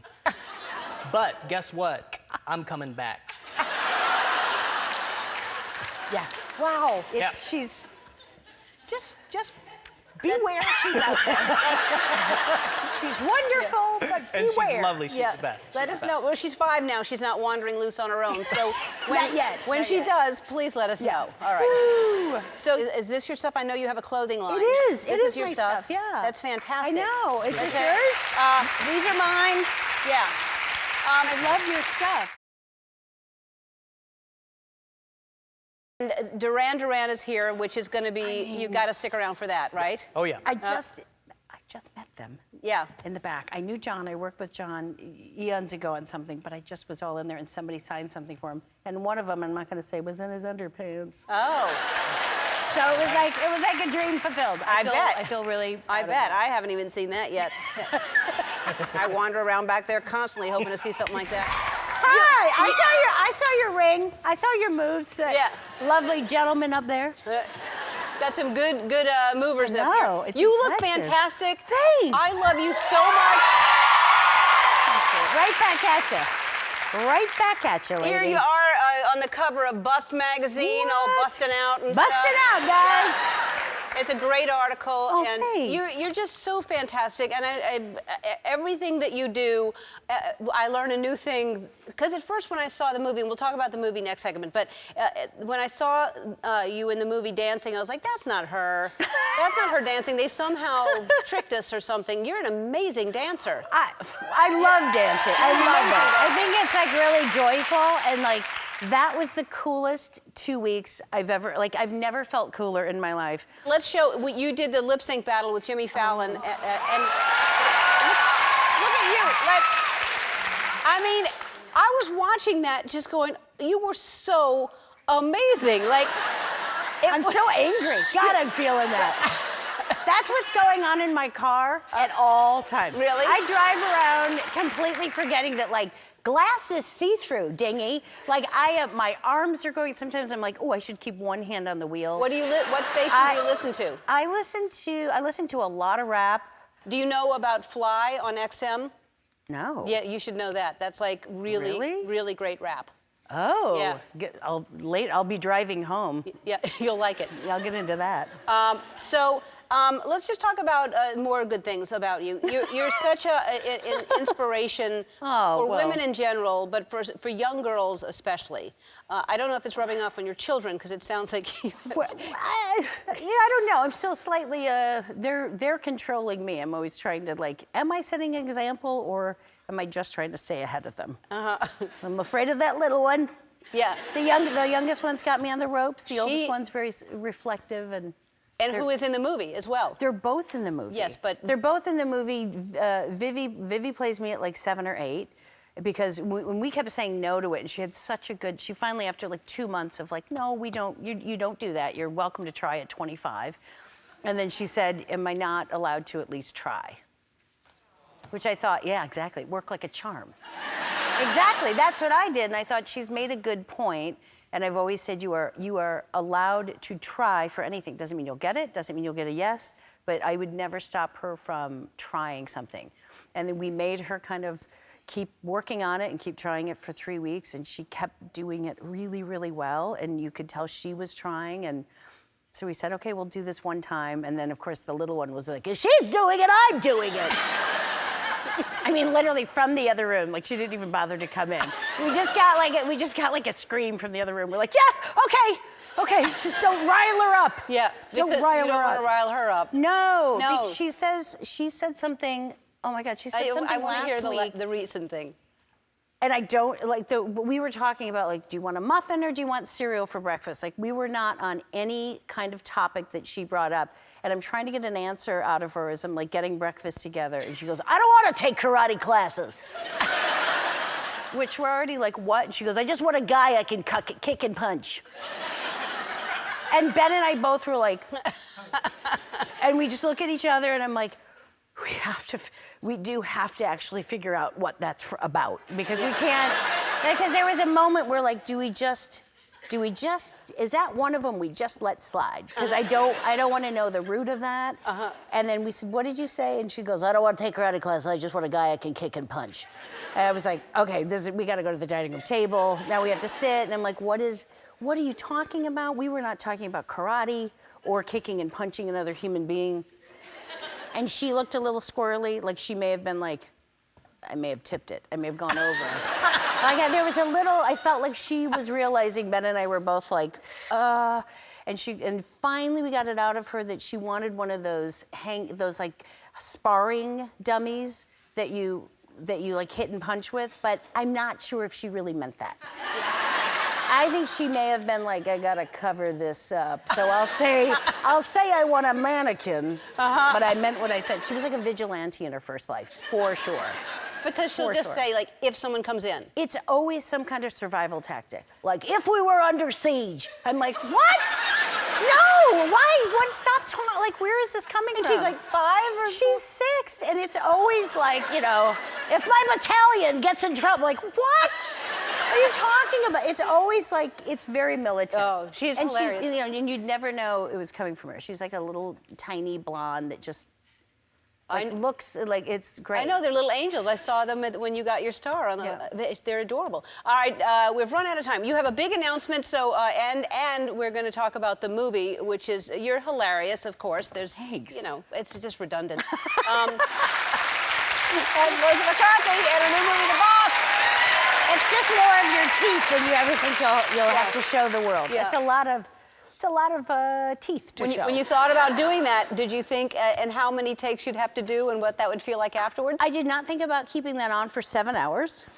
And I know. We were all like, oh. Brooke Shields sent, Chris Henchy works on all our movies with us. He's an amazing, funny, smart guy. And Brooke Shields is his wife, and she sent him a picture from the dentist in that contraption. And she just sent a picture, like laying it back in the chair. And I was like, what is that? And I was like, I'm getting one immediately. And then that's how it ended up in the movie. But yeah, 7 hours is a lot. That's a long time to keep your mouth like that. Kristen Bell really was. Kristen Bell was here not too long ago, and I said, fantastic. how did you not lose it? Because I'm sure that you improvised just about every take. And she said it was impossible. It was like I would bite the inside of my mouth because... She does this. She does the funniest thing when she starts to break. First, you can see it in her eyes, because she's like made of like light and sugar and goodness. And literally when she starts to laugh, she goes, and then she does this, and I'm always like, you can still see you doing this, right? It's like she thinks it's invisible, and it's her trying to get herself back. So we have lots of amazing takes of her going. So I would cute. not be able to do it because you are, to me, the funniest woman on the earth, and I would lose it. No. That's part of the fun of it, though. Oh, my God. So let's tell everybody the big announcement. This is exciting. It is really exciting. There has been something that I've been asked about so many times, and it hasn't worked out. And they're making 4 new movies of the Gilmore Girls, which was near and dear to my heart for 4 years, and we could not get those schedules to work. And there was a whole thing, and then I was going to be out of the country and blah, blah, blah. And literally about an hour and a half ago, we figured out that I am going to go back and do it. And I am so excited. Right? And they're going to be amazing. That's great. Amy Sherman-Palladino is going to squeeze me in to do it. And I'm very happy to go back to Stars Hollow. And I just, it's that, oh my gosh. there's me and Lauren.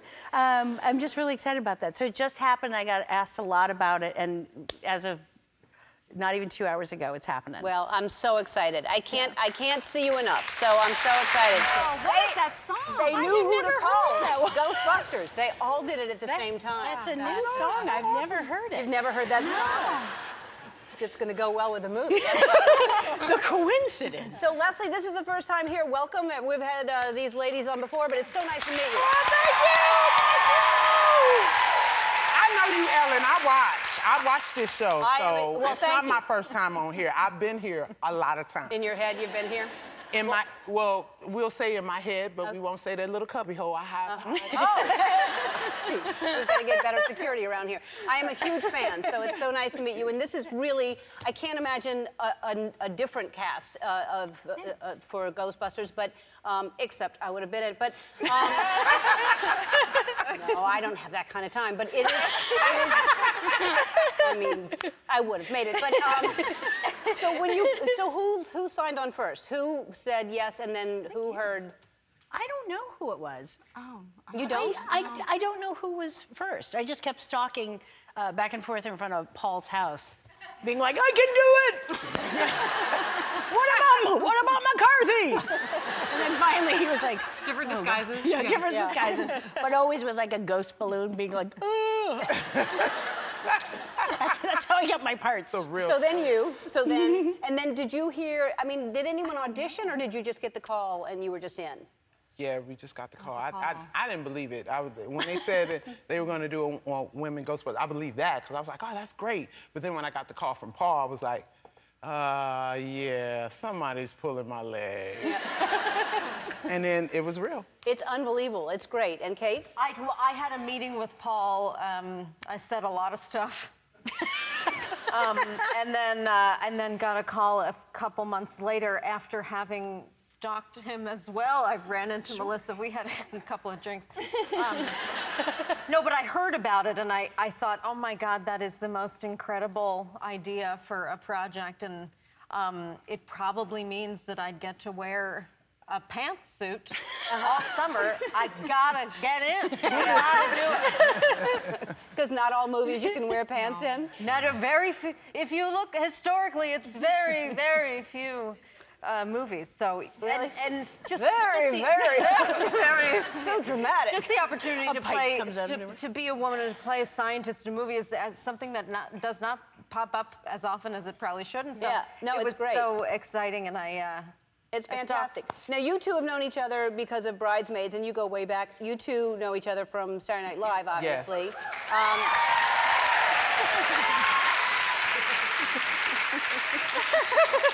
I feel like we're supposed to make out. Yeah. Okay. You missed it. I know. It was supposed to be you first, then them. But anyway. Messed it up. So you know each other like well. You hung out a lot. Well, Leslie. This is my bitch. Leslie. I have heard Real talk. She legally changed my middle name to Leslie's bitch. I love her. But we had known each other for about a year, and because she had been a writer at SNL before she was on the cast, and we happened to be out to dinner, and she looked at me and she was like, "Kate Middleton, you all right?" Oh my God! And I was like, Leslie, it's McKinnon. You've known me a year. And then I was like, well, who is Middleton then?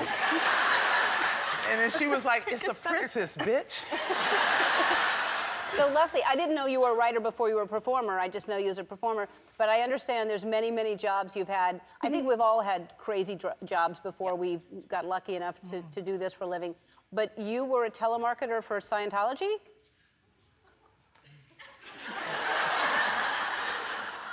Yeah. They kind of still don't know I'm not a Scientologist. Thanks for blowing my cover. Yes. So wait, how do you get, so they just say, you're a telemarketer. I didn't even know they did that. I lived in Glendale. I needed to pay the rent. And it was a very easy interview. I just act crazy.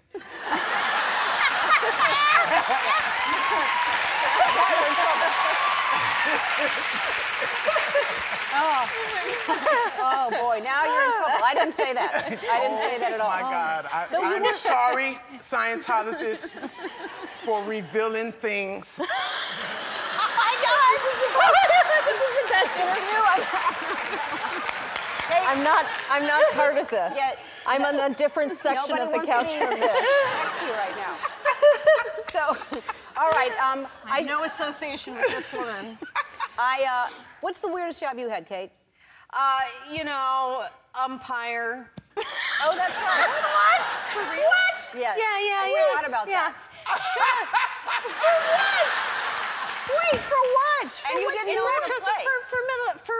For Little League. In retrospect, should have brushed up on the rules of softball before litigating them, but I didn't, and I was I got yelled at. Ooh, they did not like my calls, and they were bad calls. You, Kristen, I know, worked as a pole dancer, so Whoa! what's the weirdest job you've done? I was an umpire for a Scientology baseball team. Yes. Every time I was like, it's safe, he's fine. No, I don't know. They don't sound. I mean, I sold peaches at the farmer's market. That doesn't work at all. Anyway, we have to take a break, and we'll be back. We're back with the cast of Ghostbusters. So the movie is not. I think people thought it was a sequel. It's not a sequel. It's a remake. Yeah, it's a reboot. I think it's like with all the love we have for the original ones, we're kind of taking that with new people, new circumstances, I would say, and back in New York City. So it's like, it has all the good familiar stuff, but it's, new people, and certainly the effects are updated. And a lot of the original cast. That's crazy. Yeah. I mean, do people know that, or did I give something away? But there's a lot of people. We all storm out. Okay. That's it, Ellen. That, and then that. I can't put that. I would love to see it. I would love to see. That's why we did it that heavy. You can do it. It's like getting really red. Committing. And Chris Hemsworth is easy on the eyes. It's too much. It's too much. Is he here? Behind us, though. Oh, God. What I love is, like, never in my life will that be the response for me in, like, shorts. I mean, it's like, that's crazy. It's like, they just show him in shorts. It's like, ooh. He's also not even smart because he and lovely looks like, guy. I mean, well, he's ridiculous. But he's the nicest. Yes. He's so so funny. nice, and he's so funny. Like, a good improviser. It's too much. What's happening? Oh, yeah. Hi, Chris. That boy staring hot, at boy. That boy is hot. Yeah. It seems like you should have to pick. You should have to pick like a specialty. You can't have them all. No, he shouldn't be able, and he has them. He honest to God has them all. Yeah. It's unfair because those guys are always taken. Okay, always taken. His wife is hot. Okay, so there's no reason for me to even say, hey, Chris, nothing. Yeah. So if she wasn't hot, you'd go for him. Yeah. Damn. Did I say that? No, Ellen. Why are you trying to start something? Hey, look what I have for y'all to see, which you probably haven't seen yet. My God, I haven't seen it. Man. Oh my gosh. All right. Oh my God, look at you. Pass it down. Pass it down. Oh my God, Oh my God, I look like Mr. T. Look at this thing. Oh my God. I pity the fool. I'm gonna install a button that says that. Yeah. Oh my God. I'm so long-waisted. These packs are way heavier than this. Really? Mine is inaccurate because there's no pit stains. Oh my God. These are really, Oh we haven't seen man, these. this I is know. serious. Okie dokie, we're back with the cast of Ghostbusters, and you played heads up on the set a lot, I heard. A lot. Yes. Especially on night Oh shoots. my God, so gut-wrenching laughter. Like I have clenched and fell to my knees laughing so hard. I can imagine. I wish y'all had footage. So you're doing adult supervision. Okay, you don't see it, right? No, This no, thing no, right there. I can't see it. Go. Okay. Oh, it's candles are made It's of it. what you do when you get in the Brazilian thing. When you Waxing. Okay. Oh, well, she's on It's Modern the Family. Minions. It's the Minions. She's on Sofia Modern Family. Vergara. It's when you're home with a loved one and you're watching movies on the computer. Netflix and chill. Yes. Badminton, the thing you hit in badminton. Shuttlecock. Oh, oh. You're helping me. A restaurant with boobs. A restaurant with the boobs? With boobs. Hooters. Yes. The bus. No. Men wear this on the men wear these at the beach. Yeah. It's tight. Speedos. Yeah. Yes. They don't wear this at the beach. Nude beach. It's sexy underwear. I thought you was cheating, Ellen. No, I'm not cheating. All right. Oh my God, what's happening? All right. I don't know. We'll switch. Which way? Here. Okay. Sorry about that. Now y'all are dancing. Oh. Y'all are dancing. Okay. So Avert your eyes. You got it. all right, let's go. We can't talk, there's right? no. No talking, just dancing. Oh, that's funny. Oh, I was like, I don't know one. That's gonna be hilarious. Oh. Is that twerking? Twerking? What is that?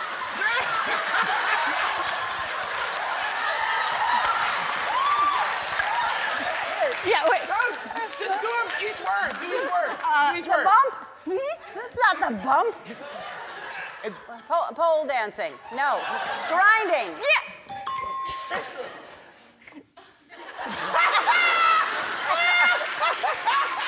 Slow dancing. Slow dancing. Slow dancing. Oh no. Oh no. Running Man. It's so good. Oh.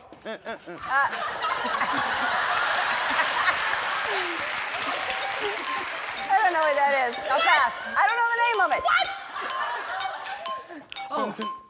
Flamenco. I can't do it in the shoes.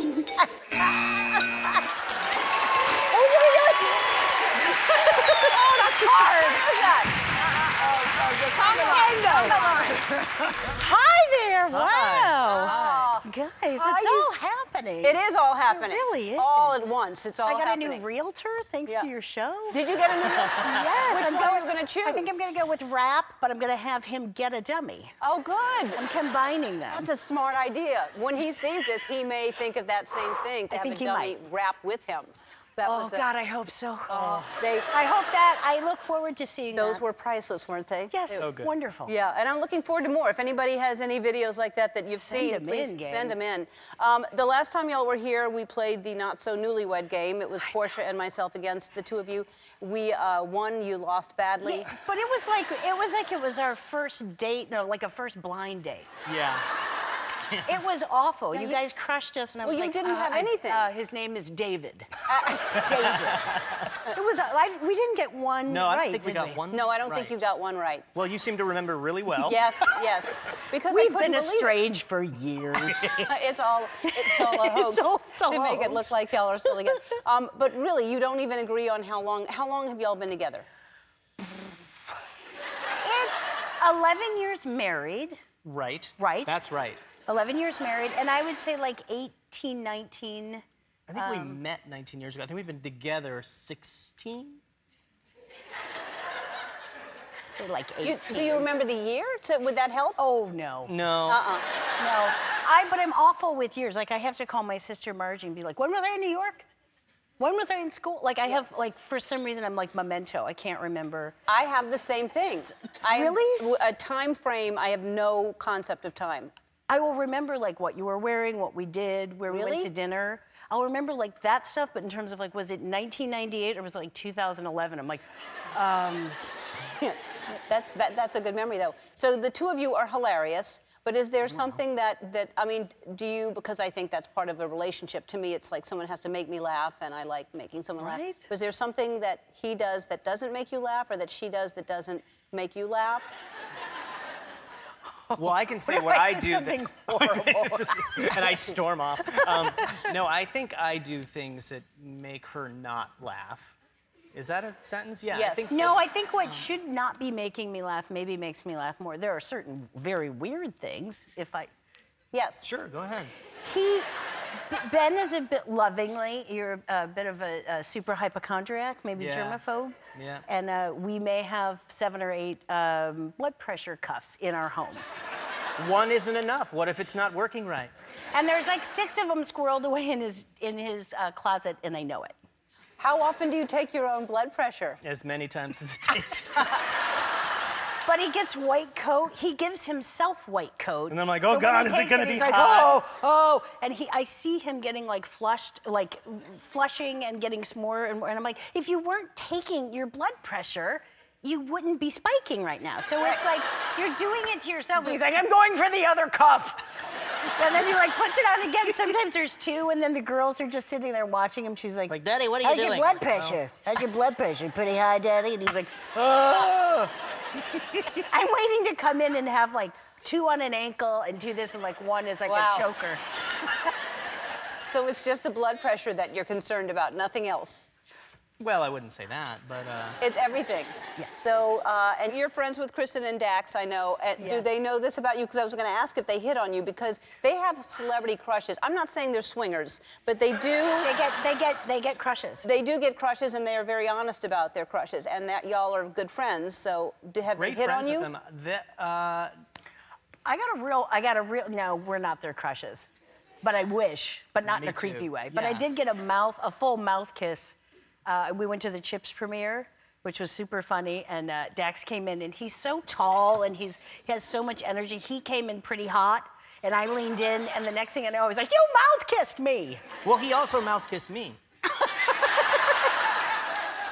So maybe we are their crushes. Maybe. Finally. Yeah, you find out at the premiere. It's a very funny movie. Yeah. It's very funny. Oh my God, it's funny. So, all right, we have to take a break. More with Melissa and Ben after this, and we're going to talk about this hilarious show you're producing. It's really good. We'll be back. So, did you know, now how did this happen? So, because maybe you've answered this question to somebody else. So, did you do Spicer first by yourself going, I can do this? Or did they call and say, will you do this? No, SNL called, and Kent Sublett, a good friend of ours from the Groundlings, who's one of the head writers there now, called, and he goes, I hear you're in New York, because I was shooting something there. He goes, do you have any interest in coming in and doing Spicer for us? And I was like, what? It's like, how am I going to do that? Let alone, and cut to somebody being like, boy, do you really look like that guy. Yeah. Somehow you I was like, wait a minute. Yeah. But I did, it was like, oh no! You do. I love those eyebrows. The weird thing is, I feel like I look so much like my dad. I feel like my dad and Sean Spicer had a baby, and it's me. Which makes it even stranger. But yeah, the prosthetics, the weirdest thing is like you mess with your ears and it really changes the shape of your head. And then I got into it because I was like, can I have eye bags? And the answer was yes. Yes, you can. It's really, I mean, is that sexy to you when you see that, Ben, or how do you feel? I guess I'm into Sean Spicer. Yeah. Oh God. No, I wouldn't say sexy was not the first thing that came to mind when I watched it. No. Second. Yeah. Probably the second thing. Impressive and then sexy. And the girls were there the second time I did it. The girls were there, and they literally were just like, yikes! And we took weird family pictures, and I was like, what do you think about sitting there with him? And there's a picture of all of us on a couch, and both girls were like, just really making faces. Yeah, funny. that should be your Christmas card. That's a hilarious Christmas card. I think it's going to be. So you just wrote a book, which I just found out about. It's a children's book, is that right? Well, it's a book about being a dad and about my own dad. So it involves children, though I wouldn't call it a children's book. I didn't even know. He came in one day and he goes, oh, will you read this thing for me? And I thought, oh, maybe it's like a thank you. Could we do the weird thing of like, did I write anything crazy? And I was expecting like a note or something little, or I didn't know. And I was like, oh yeah, what is it? He goes, oh, a book. Well, I don't have that and I was kind like, of time.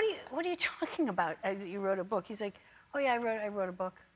Like quietly, I'm like, what are you talking about? I didn't sound creepy when I said it, I should say. I didn't say creepy, but I was like, if I was writing a book, I'd be like, oh, I'm too busy for coffee. I'm writing a book. A book, a piece of literature. And instead, he's just like casually, and it's really good. It's like all little sweet stories about how much he loves his dad and being a dad. And That's amazing. I mean, Yeah, it's how do you have crazy. time? The two of you are working so much, and you're doing a new movie, I understand. But this TV show is called Nobodies, and it's on TV Land, and it is so funny. I can't tell you. It's. I love it. I love it. I love it too. Tell everybody what it's about. It's three of our best friends for about the last 18 or 19 years that we met at the Groundlings. Two of them are married. The three of them have been writing partners in real life forever. And it's just Hugh, Larry, and Rachel taking full pot shots at themselves. And it's like, there's just kind of a raw, crazy it's about feeling three to people it. who feel like they're nobodies and they want to get a movie made, and they're basically chasing after a monstrous version of Melissa to try to get the movie made, and it's super fun. It's hilarious. And when they go to you and you do that whole thing about usually people, use me to get to her, which is it's really, really funny. We're going to take a break, and we come back. The three of them are going to come out, and we're going to play a game. You'll love them. McCarthy, Don Falcone. That's a clip from their new show called Nobodies, and we thought we'd bring out the rest of the cast. So please welcome Rachel Ramris, Hugh Davidson, and Larry Dorff. Hi. We also very affectionately call them LRH. And they're very rarely called by their own name. All right. Well, y'all met at the Groundlings, and so this is a perfect opportunity to show off your skill to the audience. So we're going to play a game called Expert. Melissa and Ben, you are going to play the two morning show hosts. Okay. You are going to be the experts on whatever the topic is that I name, and they will be interviewing you and asking you questions. Okay?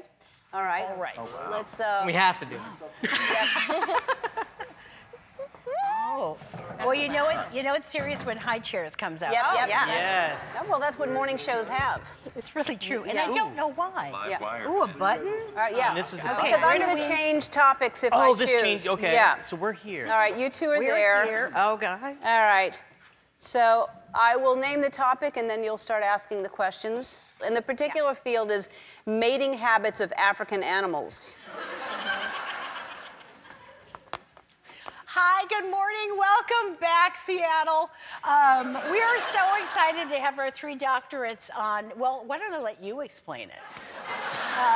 Doctor, go ahead. Well, hello, I'm Dr. Helmut Zigmeyer, and I am very excited about mating habits of all creatures, but mostly African creatures.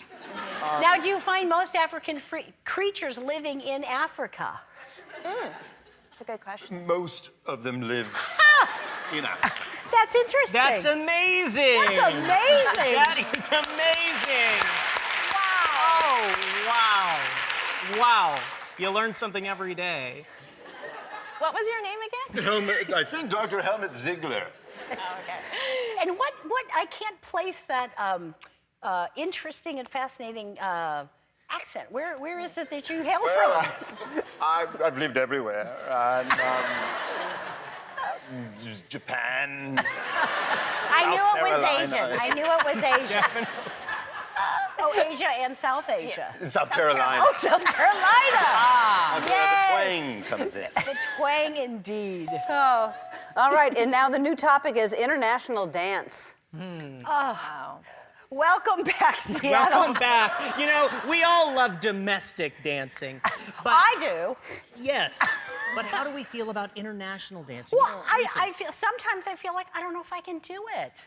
I don't speak a second language, and I find myself sometimes on a dance floor with fantastic international people. I think I don't know if I can do it. Well, we have some Can I experts tell you here. the answer is you can. You can. What is your program called? Because if you can get me to international dance, oh boy. Biomosis. Biomosis. Biomosis. Involves, I don't know if I'm the same. You seem Helmut to be the Ziegler. same person. Bio is from biome, like the people, the Oh, not the Spanish for dance. Bayar. Okay. biome. Oh, okay. which means life. Means life. Life. It means life. Oh, great. Wow. It's the joie de vivre. Oh, you're Australian. This is my Australian. I'm Australian, and it's the joie de vivre. Yeah. That's what we provide in the biome, as he said. Yeah. He said it a second ago. Now, I watched him say it. He said it. You had said something earlier that the main important thing is that it involves coconuts, and I was like, I want to know more. The coconuts are a negative form, a threat. If you do it wrong, you get a coconut to the head. That makes So it's sense. only for adults, you don't do it to children. Yeah. Or pippies, we call them. That's time. That's time, guys. That's time. And look at all that we're learning. That was it? What I could have really gotten deep into that. There's a part of me that's just like, let's just dance it out for 22 minutes. And then what happened? I wish you would That's have. in my car. If anyone ever saw me in my car, it would be so embarrassing. It's like full, my legs are going, like I put a parking brake on at lights just so I can be like the legs are, it's so terrible. I don't know what, in my car, I'm like, I dance like that too, and I think it must be hilarious for people to go, she dances all the time. Like if it would she won't stop. She just dances all the time. I'm like that too. Do you listen to your like iPod? Do you listen to a radio station? And if so, which radio station? Usually off my phone. Yeah? Yeah. You make like a playlist? I do. Well, no, I always say I'm going to make a playlist, and then I don't, and I go back to like 90s rap, usually. Or like Chance the Rapper to me is like everything, and but I'll listen to anything. And it's like then weird stuff, and now I can't get off The Greatest Showman. So it's just me dancing and crying. Which is pretty. Yeah. It's really attractive to see me just crying and dancing. And dancing singing. at a stoplight. Yeah. That's what I don't know do. why. Someone told me I haven't seen you in a year, but it doesn't feel like it's been a year. I know. And happy belated birthday. I missed your thank- birthday. I haven't seen her all year. Yeah. I missed your birthday. But- missed Easter. No. All the goodies. You missed all the holidays. Because Easter, we did a big blowout. I had ears on. I Yeah. was just waiting. But yeah, it's been a. You're coming to my birthday party. That'll be after my birthday. am. We're moving it further since everyone's all over the place. But you're coming. I am coming. Yes. And I feel I may need to document. If I were going to give a piece of documentation to Ellen, I think it's, dear Ellen, I want to apologize to you in advance, or what I like to call a pre-apology, for my behavior and if I dance challenge you. And I will replenish the liquor I drink. But I do, a chest bump probably is coming at you. And I'm sorry, but happy birthday. That's for later. That's for later? All right. I accept. In a big dance situation, I get dance competitive. Really? Which is not. I'm not proud of it, but I want you to be able to watch that later and be like, Okay. She said she was going to do it. pre-apologize. Yeah. I can't wait. I'm excited for the dance challenge and the chest bump. Yeah, and I'm always like, I'm not gonna do it. I'm not gonna do it. And then I get too excited and I will chest bump people. And it's like, I've got no business. I'm short. I should not be throwing this around. You hit people like around there. Yeah, it's like I'm never at the right height. It's like, ooh, that's not a good. It's never where I'm like, chest to chest. It's like chest to belt. Chest to belt. It's not good. Are you good? Do you like big crowds? Do you like parties? Or the reason I ask is I think most people who are in this business are shy most of the time unless we're in an environment that we Yeah, or if you're in disguise. Oh. I went and shot something. I was 8 months pregnant. I had a wig on. It was very straight. I was very eccentric looking. And we went to a club. So nobody knew it was me, and I danced as hard as I could dance because I was like, nobody knows it's me. Nobody knows who, like, if I was human. But I got in the middle of like a huge dance floor and danced hard. At a club. 8 months pregnant. Which child was that?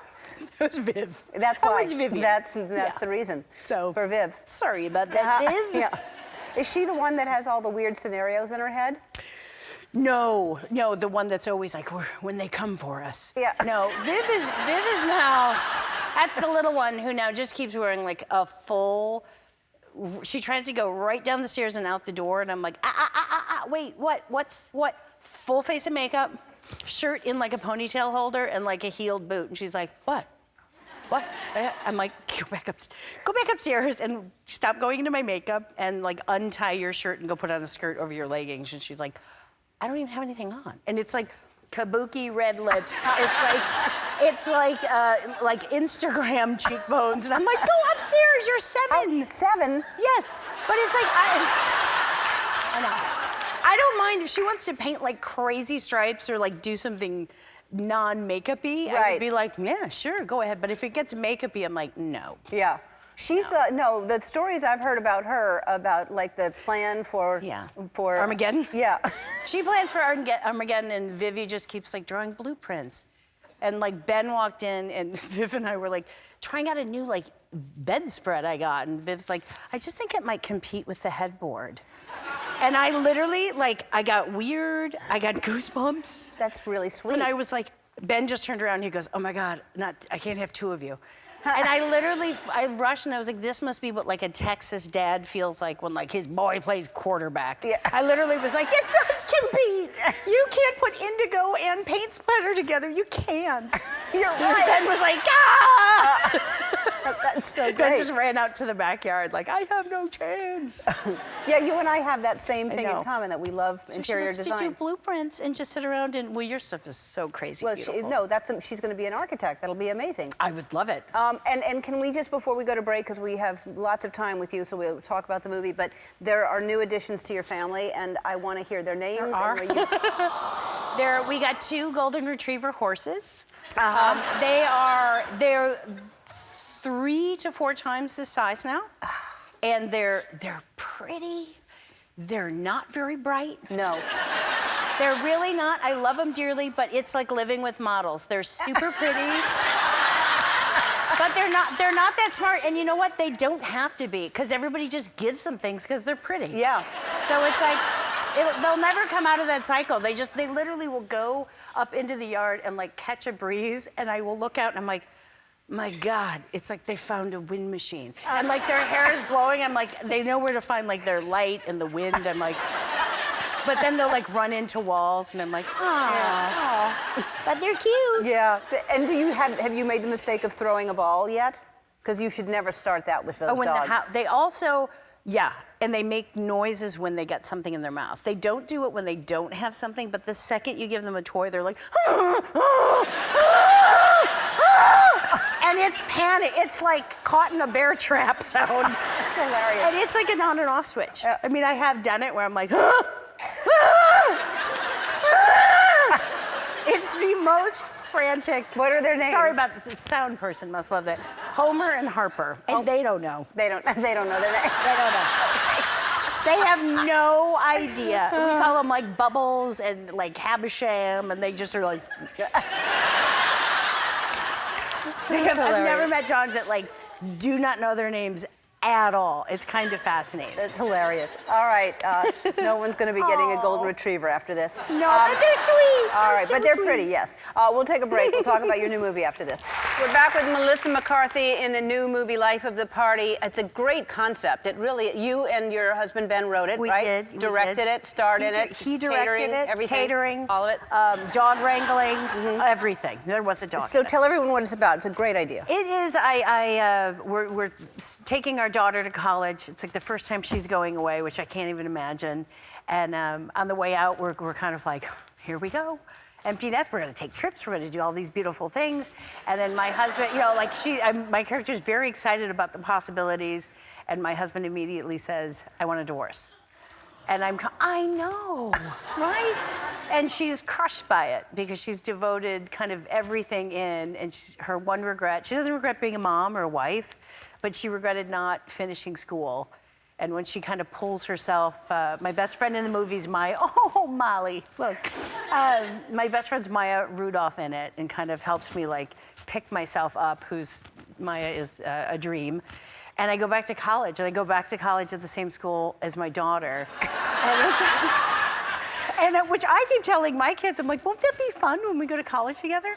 But it's really sweet and hopeful, and I always love that concept of like, it is never too late to do anything. It's never too late to change and and accomplish anything. And like I said, it's a great idea because, you know, it's a horrible thing that all of a sudden this man just decides, I want a divorce right when but she never would have gone back to school had that horrible thing. You have to look at like all that life gives you. I think she reevaluates like, what, was it that good? Was it that happy? Or can I be even happier and like accomplish something that I'm really proud of? So it's a really, there's a lot of joy in the movie, and it was fun to make. And you're working with your husband again, and that's always fun. He's hilarious. Always fun. Okay, so let's take a look at, and what was it like making out with the handsome guy with your husband directing? Like, did he... Professionally speaking, Luke is amazing.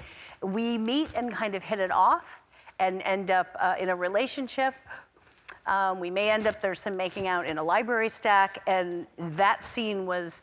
We've shot that scene on our 11th wedding anniversary for Ben and I on the day, and which I thought, thanks, Ben. So he was weirdly yelling out things like, can you grab his butt in the next take? And I was like, yes, professionally speaking, I can. And it was crazy and funny, and Luke just kept going, happy anniversary. Yeah, hilarious. You've done it again. You've done it again. I'm telling you, when people ask who I think is one of the funniest people around, it is you. I think that you are so hilarious. And so talented. I love you so much. Life of Party is in theaters May 11th, and we're going to play a game with Melissa when we come back. We'll be back. We're back with Melissa McCarthy, and since your new movie is about a woman going back to college, we thought we would play a little game of beer pong. But first, we need a college student to play with us, and her name is Jada Jackson. Come on down.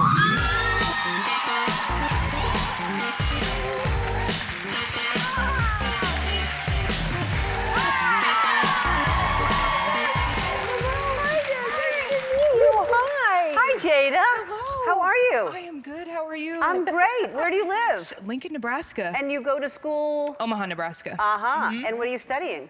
Marketing and management. Oh, good. All right. Administration. Now, so beer pong. Have you played beer pong before? How old are you? 19. Oh. Yes. Okay. You can't. Just say no. Just say no. You can't. Who are you here with? My mother. Oh, she's old enough. You come down. You come down.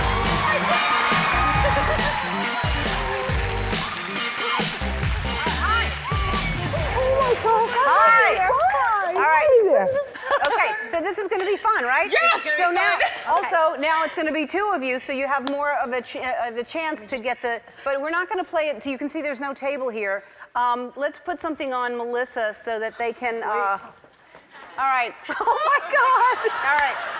Okay. Oh my God. This seems familiar, which is weird. Oh my God! There's beer in the cups, guys. Yep. I will not dance with this. I will spill it all over me. That's what servers should have in restaurants. That's the better way instead of a tray. All right.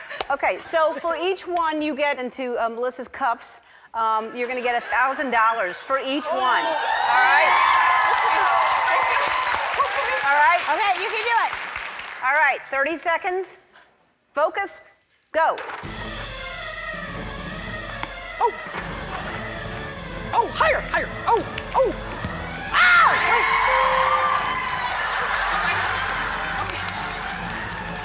Oh! Okay, you got this.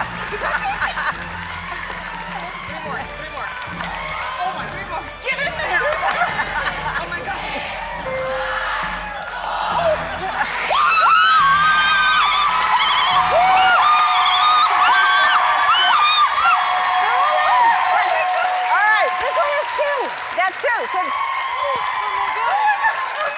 So that's $7,000 right there.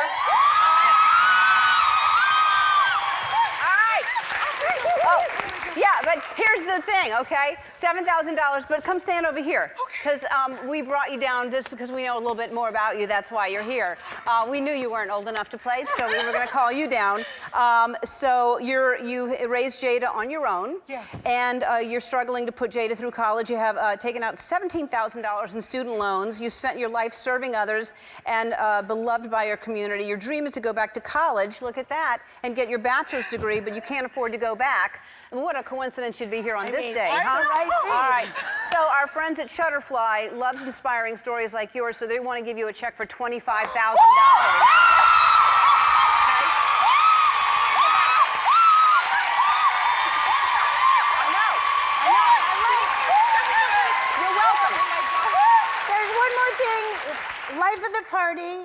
was so inspired by your story, what you did, how hard you've worked, and we also want to give and match Life of the Party wants to give $25,000 more.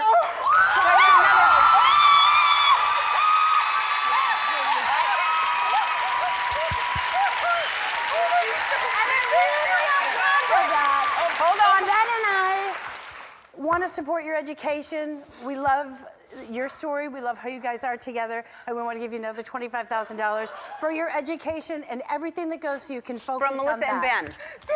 That is from... Thanks so much. Thanks for writing that. We'll be right back. Our first guest is hilarious, talented, and one of the most aggressive dancers I've ever seen. Please welcome my friend, Melissa McCarthy.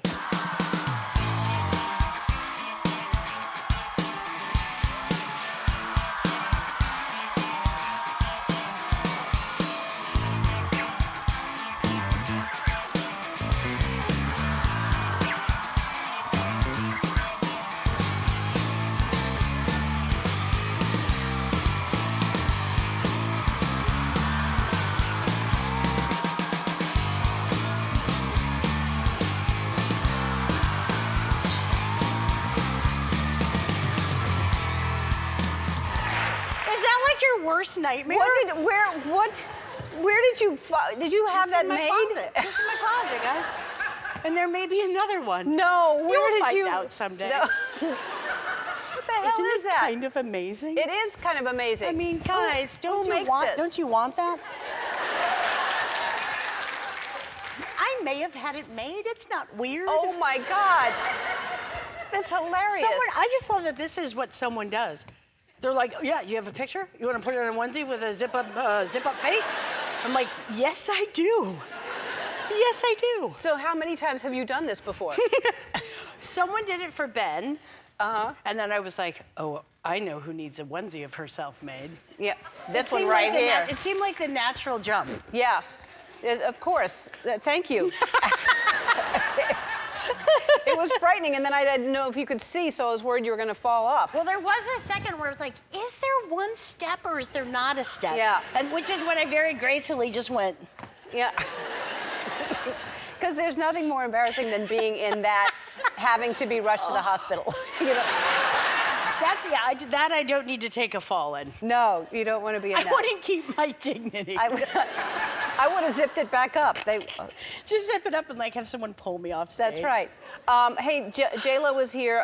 Jennifer Lopez, as we know, J-Lo, was here, and we were talking about the birthday party, and she was saying that you were the most aggressive dancer she's ever seen in her life. First of all, you warned me. Jennifer, Ms. Lopez, I would like to say sorry. But I'm sorry, there is something about when you're in the same room as her that you're just like, this is my one shot.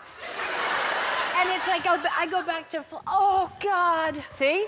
Like she looks amazing and poised, and then it's like, what's that little leprechaun doing over there?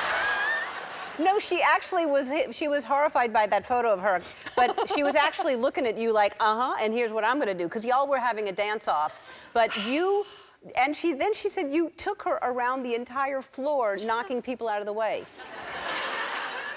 I bet at the time I thought, oh, I'll pretend to be her security guard. That'll be enjoyable for her. Right.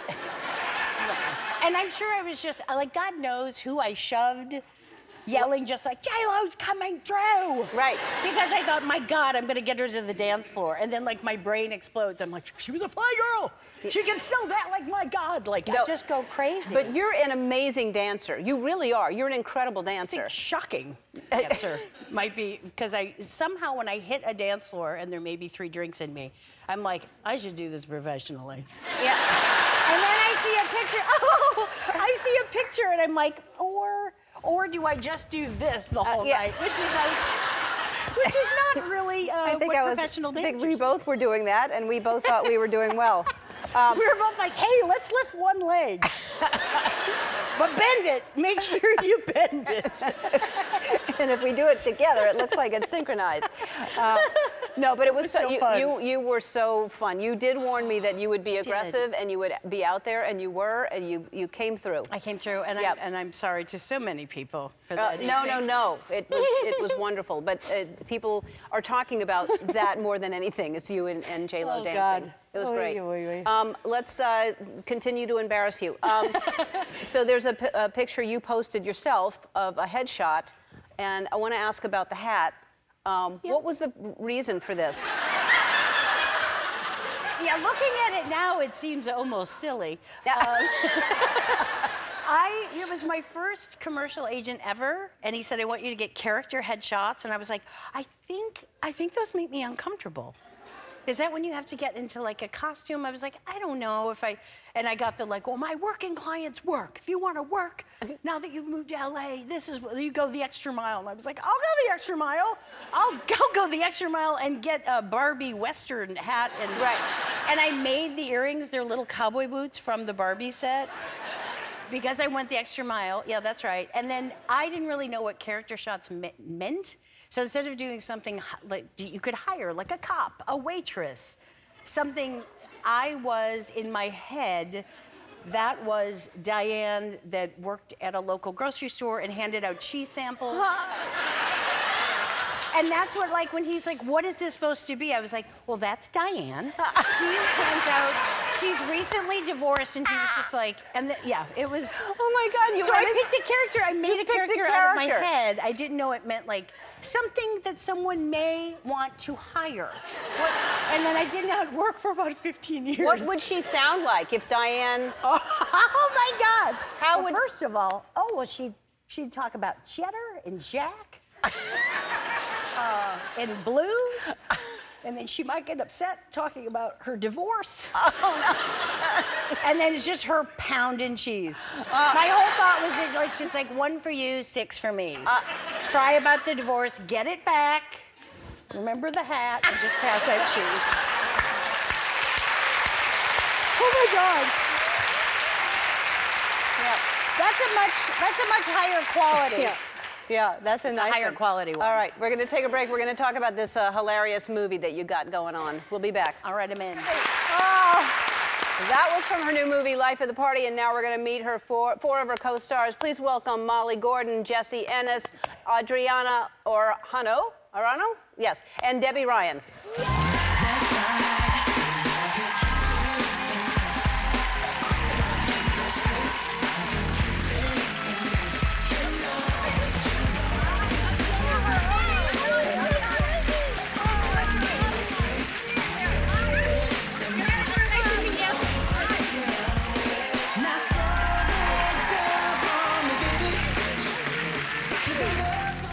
Guys, so that dance sequence that you see a little bit of right there, Twitch choreographed it. And there is no world, like, I don't remember where we were, but somehow the first few rehearsals, it was not in a regular, like, dance rehearsal space. So there were no mirrors, which is an amazing thing if you're dancing with Twitch, because if you're just, like, slightly on beat, I'm looking at him in front of me, and I'm like, we're doing the same thing. I'm right with him, and he's so encouraging. Like, this is him, like, moody and dour. Like, he's like that all the time. So he's like, you're doing great, you're killing it. Then we moved into a rehearsal space, and there were mirrors everywhere, and I was like, oh no, Twitch. Oh no, I said, I'm not doing the same thing as you. And he goes, no, you are, you got it. And I was like, oh no, that is not the same thing. I know, it feels like it's like when you're singing in the car and you think you sound good. Yes. And if that music went away, you would be horrible. And then it's like, oh, you don't actually want to hear it or see it. Right. No, but he really is encouraging. That's the thing. He does that a lot too. Yeah. So it makes you feel like I'm doing good, but he just does that. And then I feel cooler. And then, like, without the mirror, I did it back. And then once the mirror was there, I was like, don't do that again. Don't do Because that. I just looked like 104. I kept saying I was like 104 leprechaun, that I was behind him like. It did not go well, but it was so fun. But how fun, let's just go around and talk about how great it is to work with her. Oh, like, seriously. Yeah, I love doing this Very in front hard. of her. It's deeply horrifying to work with Melissa. No, she's one of the most special, kind, lovely people I've ever met on this earth, and just was such an incredible leader for all of us. Yeah, Yeah, I mean, it was incredible. I remember this feeling that I should have been more intimidated and daunted. Like, I remember being like, she's an iconic legend, I don't know what I'm gonna do. And then being in a room with her and being like, oh, this is play. Oh, we're playing here. Yeah. And I think they're so incredible. She and Ben are so incredible at like creating a family and an environment and like cherry picking weirdos and putting us all in like a room together and being like, go. I don't know if weirdos would be that. I don't know that you're a group of weirdos. Oh, we are. You don't know We yet. absolutely Oh, are. okay, yet. Really? That's pretty fair All right. to say. I think we're all very strange. Pretty straight, Wonderful, but strange women, and it makes for a fun time. Did you bring your kids to the set? I did, and they were so enamored to be around. Like, they just felt like, we're gonna hang out with the big girls. It was like somehow they were, I think, maybe thinking you didn't realize like how little they were. They thought it was really cool, and they were kind of, they were very smitten with Luke. Oh, yeah. Who plays my love interest, especially Georgie. Yeah, I was gonna say. Vivi would say like, hi, Luke, and like chat with him for a while, and then Georgie was just like, hi, Luke. Wow. But let's talk about the movie is about you going back to college, but explain the movie. But we drop, Molly plays my daughter and Matt Walsh plays my husband, and we just drop her off. We're finally gonna have an empty nest. We're like taking a second honeymoon to Italy, and like 45 feet from dropping her off, he tells me that he doesn't love me, he wants a divorce. And I'm just kind of crushed and rattled, as you would be hearing it that suddenly. Have a bit of a, I may burn some things in the house. I have a bit of a moment. And then I realized, like, well, what am I gonna do? Like, I was a mom, I was a wife, I like doing both, but what about me? And I end up going back to college, because I never got to finish, but I go back to her school. Which I thought sounded like a great idea. I thought that was like, when Ben pitched it, I was like, oh, that's so nice. He's like, no, that's the conflict. And then when we talked about it, I was like, Yeah, we were like, we love this. Yeah. Also, we're very close with our mom, so we were like, they could come. That would be great. And I said something about like so-and-so's like our age and blah, blah, blah. And then afterwards, somebody was like, come here. And they're like, when you were talking to all those like 22-year-old women and you said our age, do you not think they were all like, and I was like, well, I mean, it's like about our age. Somebody's like, you are twice, if not more, their age. And I was like, no. And I realized I'd been like thrown around our age, and they were just all like, mm-hmm. They were very nice about it. No, you treated us like your sister. It felt like we were all a big family, and when you joined the sorority, it was so easy to welcome you into our group because you had already welcomed us into your group. Oh, you guys, so sweet. All right, we have to take a break. People have commercials and stuff like that. I have to interrupt. I'm so sorry. And we're gonna come back and we're gonna play a game. Oh. Yes, a game. Competitive? Sure. I'm not sure what it is. I haven't made it up yet. We'll be back. We're back with Melissa McCarthy and the cast of Life of the Party, and we're going to play the classic college game of Flip Cup in honor of the movie. And we thought we'd make it fair, so it's the four of you against you. That seems right. It seems right. Here we go. Ready? Oh my God. Go. Come on, Debbie. You got this. Come on, come on, come on, come on, come on. There's a lot in there. You got You have to keep doing it. No, put it back and flip it again. You got it. You have to flip it do again. Yeah, you have to do Come it on, until it Debbie. flips. Come on. Do it until it flips. This is nerve Girl. She hasn't done it either. Wait. There you go. Nope. Keep doing it. Ah! Come on, Jessie. No! Start on it. Start It's a on it. penny. What other way? Does that count? I feel like it should. like this, right? Go to the next one. Go to the next one. Oh my God. It's hard. It's so hard. It's harder than it looks. Oh my God. Oh! Yeah. Thank God. You guys, there's a lot in there. You got There's this. a Come on. lot. You Oh! got this. Straight. Just on the second. No! You will flip. Yeah! You're going down. You got this. You got this. Oh my God. Am I drunk? So much. It's so much. Molly, Molly, Molly, Molly, Molly. Now they keep getting fuller. You can still win. You can still win. There is Wait, a this lot way, in this there. way, that way. Yeah. But put it a little. Do you want in on this? Go the other way, Molly. Yeah. Wait. You're gonna do it. You're gonna.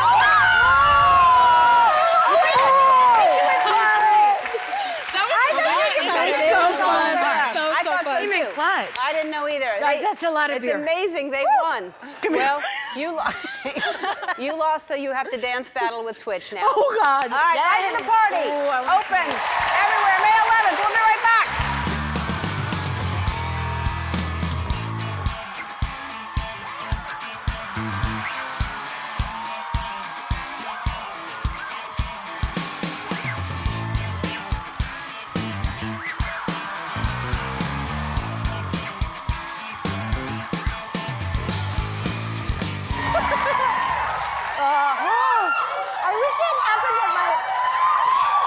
I wish that happened at my house. Like when I came downstairs, it was just suddenly like, well, first of all, I wish you were there and you were just weirdly sitting in my foyer. Yeah. It'd be great. We will do that. And if you invite people over to be in your living room, I bet they would do that for you. Imagine just like, you want to watch me to walk down the stairs? Yeah, Like, every morning you just get that. It'd be wonderful. I was really hoping to see more dancing from you. You're such a good dancer. I love to dance, and I think we know it. I don't know if you can say I'm a good dancer. I think you're being real sweet. No. I think you're an amazing dancer. So I've talked about this a lot, but at my birthday party, she threatened that she would go crazy, and she got out there and dance battled with Jennifer Lopez. Look at me looking. I'm looking at Jennifer with like bullseyes in my. I'm literally like, I'm gonna get her, and I did. Yeah. I dragged her around the party, and then I like manhandled her on oh, I'm so sorry, Jennifer. Have you seen Jennifer since the party? I have. And I was like, I just want to say right off the bat, I'm real sorry. And then her mom was there, and I found myself apologizing to your mom. I was like, it's like, I saw her, and I was like, I'm gonna dance with her. And like steam, I became a cartoon. Like steam was coming out of my ears, and I was like, this is my one chance. And it was like too much. I blew it. I went crazy, but I also somewhere in my heart, I'm like, I did it. I danced with J-Lo, so it's like. She was good, right? Yes, she was. Yeah. I know.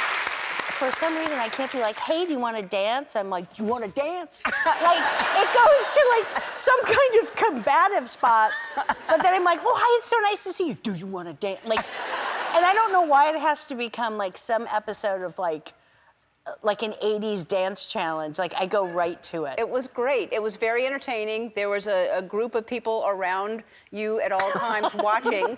And then you disappeared all of a sudden. You were just gone. I don't know what happened. I think there was a point, thank God, I say for my own family's sake, I think I hit a certain point at your party where I was like spinning. I think the like outer piece I had was like thrown on the floor somewhere. Like I was really, it should be the kind of dancing you only do like privately in your home alone. And then at one point I was like, I should go. And I ran to the car. No. So you just celebrated your 13th wedding anniversary together. Yes. We did. I know, 13 years.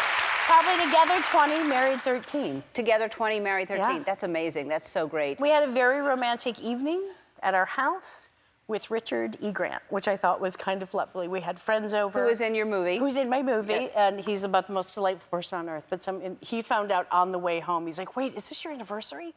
I'm like, yes, you're the gift. Oh, wow. And we just ate hamburgers. Just the three of you. So I think I gave, what did I give Ben? Oh, I gave him a, what is it called? It's the phone for senior citizens. I don't know. It has huge buttons. It's fantastic. See, oh, jitterbug. That's right. It's a jitterbug, and my kids are horrified by it. And you got him that? Yeah. And what did he give you? Really 2 beautiful rings, and one that said love, and I gave him a jitterbug phone. So I need to work on my romance skills, I think. You know, it's 13 years in. It's hard. You have to top yourself every year. That's the one thing, being together for so long. I feel the same way. When you first met, did you both, like, instantly know we're together, we're supposed to be together? I think I did. I mean, we met at we were together at a party when he was still in high school and I was in college, but we didn't talk. And later he said, "Oh God, I know who you were." And I was like, "Did I have a cape on?" I said, "Yes." So and then we met 10 years, sadly that's true. But then we met at Groundlings, a theater here, 10 years later. Wow. And everybody was, you know, it's like the first day of class, everybody's being louder and crazier and doing weirder characters. And Ben got up there and was so quiet and was just very peculiar. He's playing an inmate that really liked his new roommate. He kept calling it a roommate, I believe. And he was so quiet, and I realized that everybody, myself included, we were leaning forward listening, and he's the only one that went really quiet. And I immediately was like, "Oh, he's strange, I like him." And we were friends from like That was day it. one. Yeah. Because you're such a cute couple. I mean, even though Portia and I played the Newlywed game with you two, and you lost and we won, I don't think y'all didn't even get a point. I don't think you got 1 point. It's like we have never met. Like, Yeah, we met on your show. I know. And, yeah. It's terrible. 20 years in. All right, we're going to take a break and more with Melissa after this. We'll be back. We are back with the delightful and lovely Melissa McCarthy, and you have children that I met once, but I just in passing. I've just seen them. But I want to hear. We know they exist. Yeah, I know that they're real. It's not just stories. But tell what's happening with them and Halloween. Do they like it? And what are they dressing as? Because they do like it. You have to describe them briefly, because the younger one is quite something. Yeah. I mean, they're both fantastic. The older one, Viv is definitely Ben. She looks exactly like me and is Ben, and then the younger one looks just like Ben and is me. So the younger one is just always like, "Let's go." Like, she's just like, she's feisty. And they're girls. And they're girls. They're very into Halloween, and the debate going into what was being made, because I still always want to make their costumes, so when they want something out of a bag, I'm like, no. Like, no, and like, I'm the one whining, so Viv is going, which way to ruin their Halloween, huh? Viv is going as I almost said porcupine, as a cactus. Mm-hmm. So she has like a green sweatsuit, and I've been sewing on pipe cleaners that like stick out all the way over. Right? That's good. She's and prickly, safer. And safer. And we're making like a headband with cactuses up there, and I may have found cactus shoes online. I don't know. And then Georgie is going as the big bad wolfette, which every time someone says, "Oh, the big bad wolf," she goes, "Et." Et. She's a woman. And what my right? Good for her. Good for her. And what I do love is that she put it all on. It looks amazing. It absolutely looks like she's in the touring cast of Cats. Does she sing? She does. They're into dancing, and she's very into like emoting things now. So it's like when she's singing, she's like, and it's always like, "Don't look at me." But then if you do look away, she's like, "No, you have to look." And then she wants it, but she'll be doing so much stuff that's like, "Don't, I'm embarrassed." That then I look away, and she's like, "You have to keep looking at me." So it's like a real like, I don't know where to look. I'm averting my eyes, but I'm in trouble for averting my eyes. But yeah, and I think, you know, we're gonna go out, and we'll go out early before it's like all too. And you'll dress up also, you and Ben? I think so. Ben is going in as his spirit animal, which is Bob Ross. Oh my God. He loves so much. Oh, if you don't know who we're talking about, you have Netflix. Everyone should have Netflix because of my special coming up. But you should go on Netflix and look up Bob Ross, because if you don't know who he is, it is the most, and you should have scotch when you're watching him. You really should. Yeah, for sure. You need a scotch, and he just has this beautiful halo of which I found out later, I believe was permed. Oh, which it made wasn't it natural. so much better. I was like, oh, it's tended to. Like, I absolutely love that. And he paints and talks about happy trees, and I think I'm gonna go, he and his wife befriended a squirrel, so I believe I'm going as his friend squirrel. I see. Which to me makes perfect sense. It does, it makes perfect sense. All right, we're gonna take another break, and we're gonna talk about other things. We'll be back. All right, we're back with Melissa McCarthy, and we're going to play Danger Word. Oh, God. Here's how we play. We are going to show the audience 2 words, a winning word and a danger word. Melissa and I have to get our partner to say the winning word without saying the danger word. You can only use one-word clues. We can. It's like passwords. So if you say the danger word, I'll be forced to push this button. And if you guess the winning word, I'll fire the cannon at the losing team. All right? The winning word is flex, but the danger word is muscle. Don't say that one. Bend. Bend. Squat. Muscle.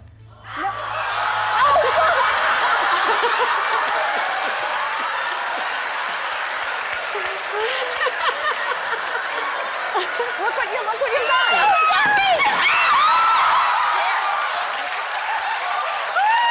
What is wrong with you? I don't know! What's wrong with you? I'm panicked! I'm sorry! I'll buy you a new blouse! All right. Oh my God! All right. Twitch. Please tell the viewers at home our danger word. The winning word is tequila. The danger word is margarita. All right. Cuervo. Jose.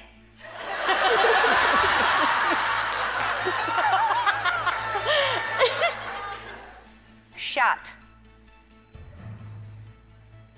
Tequila. Yes! Oh! Oh no! Is that what it means? Oh God, I'm sorry! Oh God! Oh no!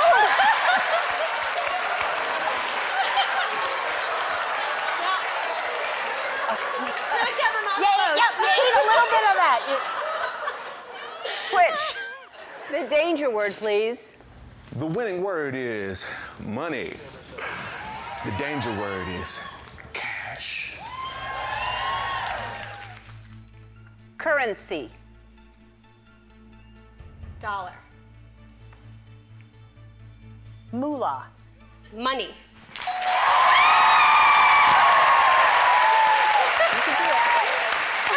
I'm also sorry. Don't do it. Oh no! That's it. You got a little extra helping there. All right. Yeah, but one more strike and you're out, so you have to be really careful. Oh. You go first. Oh God. Oh, Twitch. The winning word is guacamole. The danger word is salsa. It's a different type of salsa. Avocado. Vegetable. Chips. Salsa. I meant a different Avocado word. is guacamole. I know I meant. I'm sorry. I can't judge you. I'm sorry. I'm sorry about this. Oh no! How's that car ride home?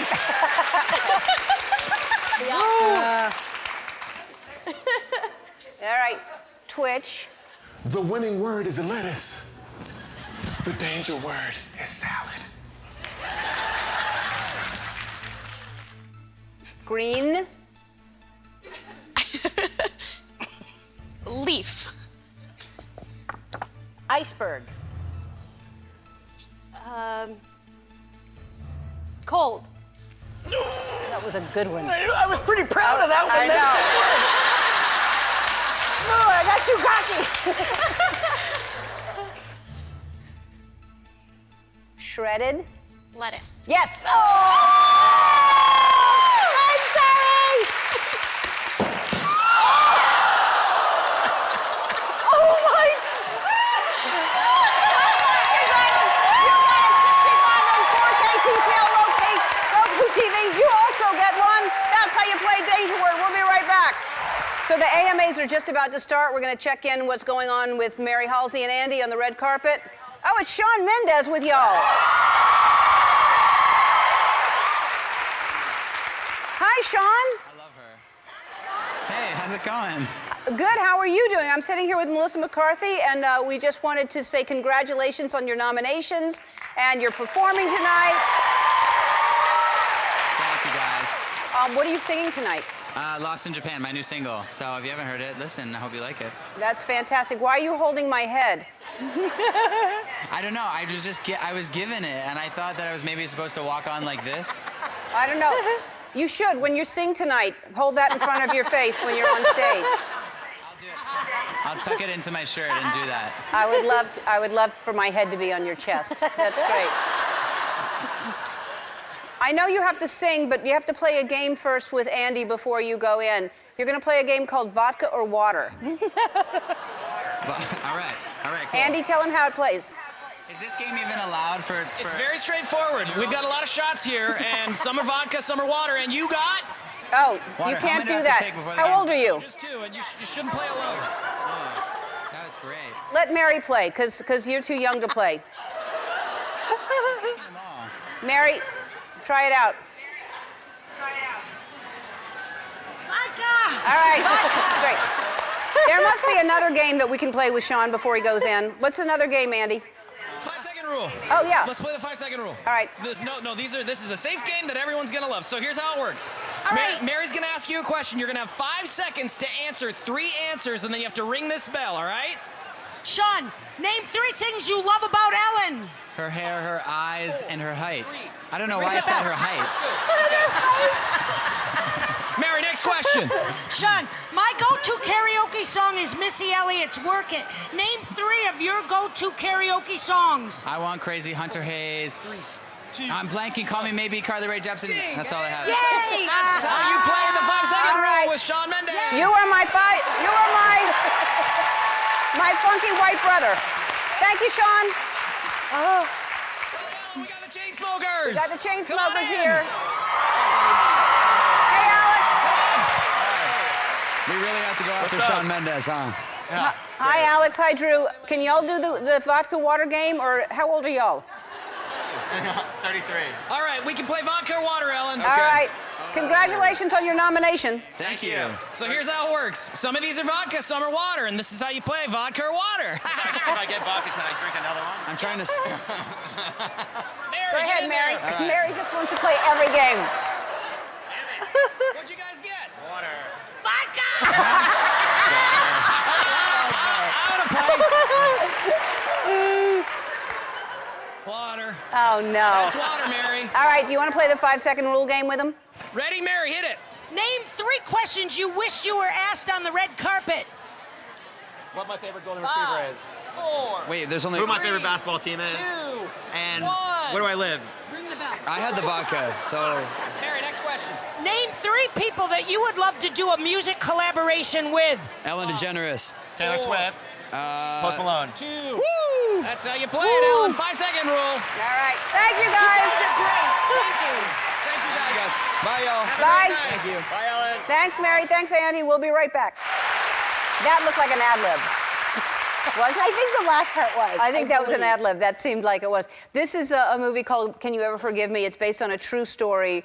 And as you can see, it's a very dramatic role for Melissa. It's really, I mean, you're excellent. You will be nominated for an Academy Award for this. I really think you will. I mean, it's so, but it's a story that I didn't know the story before, but tell the story. I didn't either. It's the story of Lee Israel that I always I felt a little disappointed in myself that I didn't know who she was or what her story was. She was a fairly successful writer in the 80s, and then in the 90s fell on really hard times. And this is the story of, she was backed into a corner and started forging letters by very famous writers. She was putting little, sometimes the full letters, but she was writing as Dorothy Parker, Noel Coward, all these, the best writers that we've ever known, and she was getting away with it. Because she was so clever. Because she was such a great writer, such great wit, until she was caught by the FBI. And then it took a very different turn, but it's a lovely story of just someone who's truly can be so lonely, even within, the big busy city of New York, and her and Jack, who's played by Richard E. Grant, who's just lovely. These two very lonely, unlikely people become friends. And it's kind of a beautiful, story just about humanity. Yeah, and the relationship with you two is great. It's really good. Thanks. So she's arrested for forgery. Have you ever been arrested? No. And no one's more surprised than myself or my parents that I can say that I did steal a chunky once. Do you remember anyone who's of a certain age? It was this big chunk of chocolate that you were like an unreasonable. Nobody needs a just solid mass of chocolate. And I don't know why. My dad came down the aisle. We were in the dime store, and I was just trying to, suddenly realizing there's a lot of chocolate to take down. I can't actually digest it all. And then my dad came around the corner, and he's like, "What are you doing?" I'm like, I had chocolate in my pocket. And he goes, "Oh, okay, come on." We're going, and we get in the car, and I'm just sweating bullets. I'm probably 4 or 5, something like that. Sweating bullets, but I'm like, I got away with that chunky. In the backseat, and then out of nowhere, not related to anything, my dad's like, "So Missy was eating chocolate in the store," and I was like, "You son of a gun." And my mom, I just remember seeing this. "She was?" And I was like, and she goes, "Where did she get it?" And she said, "Well, she had it in her pocket," she said. And she goes, "Oh, is that right? Did she buy that with her paycheck?" And I knew, and she looked back at me again, and I was like, "Oh God, I'm in so much trouble." And my dad and my sister got out. We drove out to the farm. They got out of the car. I started to get out. My mom's like, "Don't move."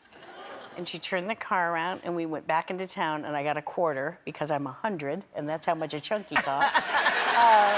And I had to go in, and I was sobbing and crying, and there was some kid that I thought was an adult. He's probably 17 at the counter, and I had this, "I think I know a chunky." And he goes, "That's okay." And I just remember my mom knocking on the glass and just like, "It is not okay!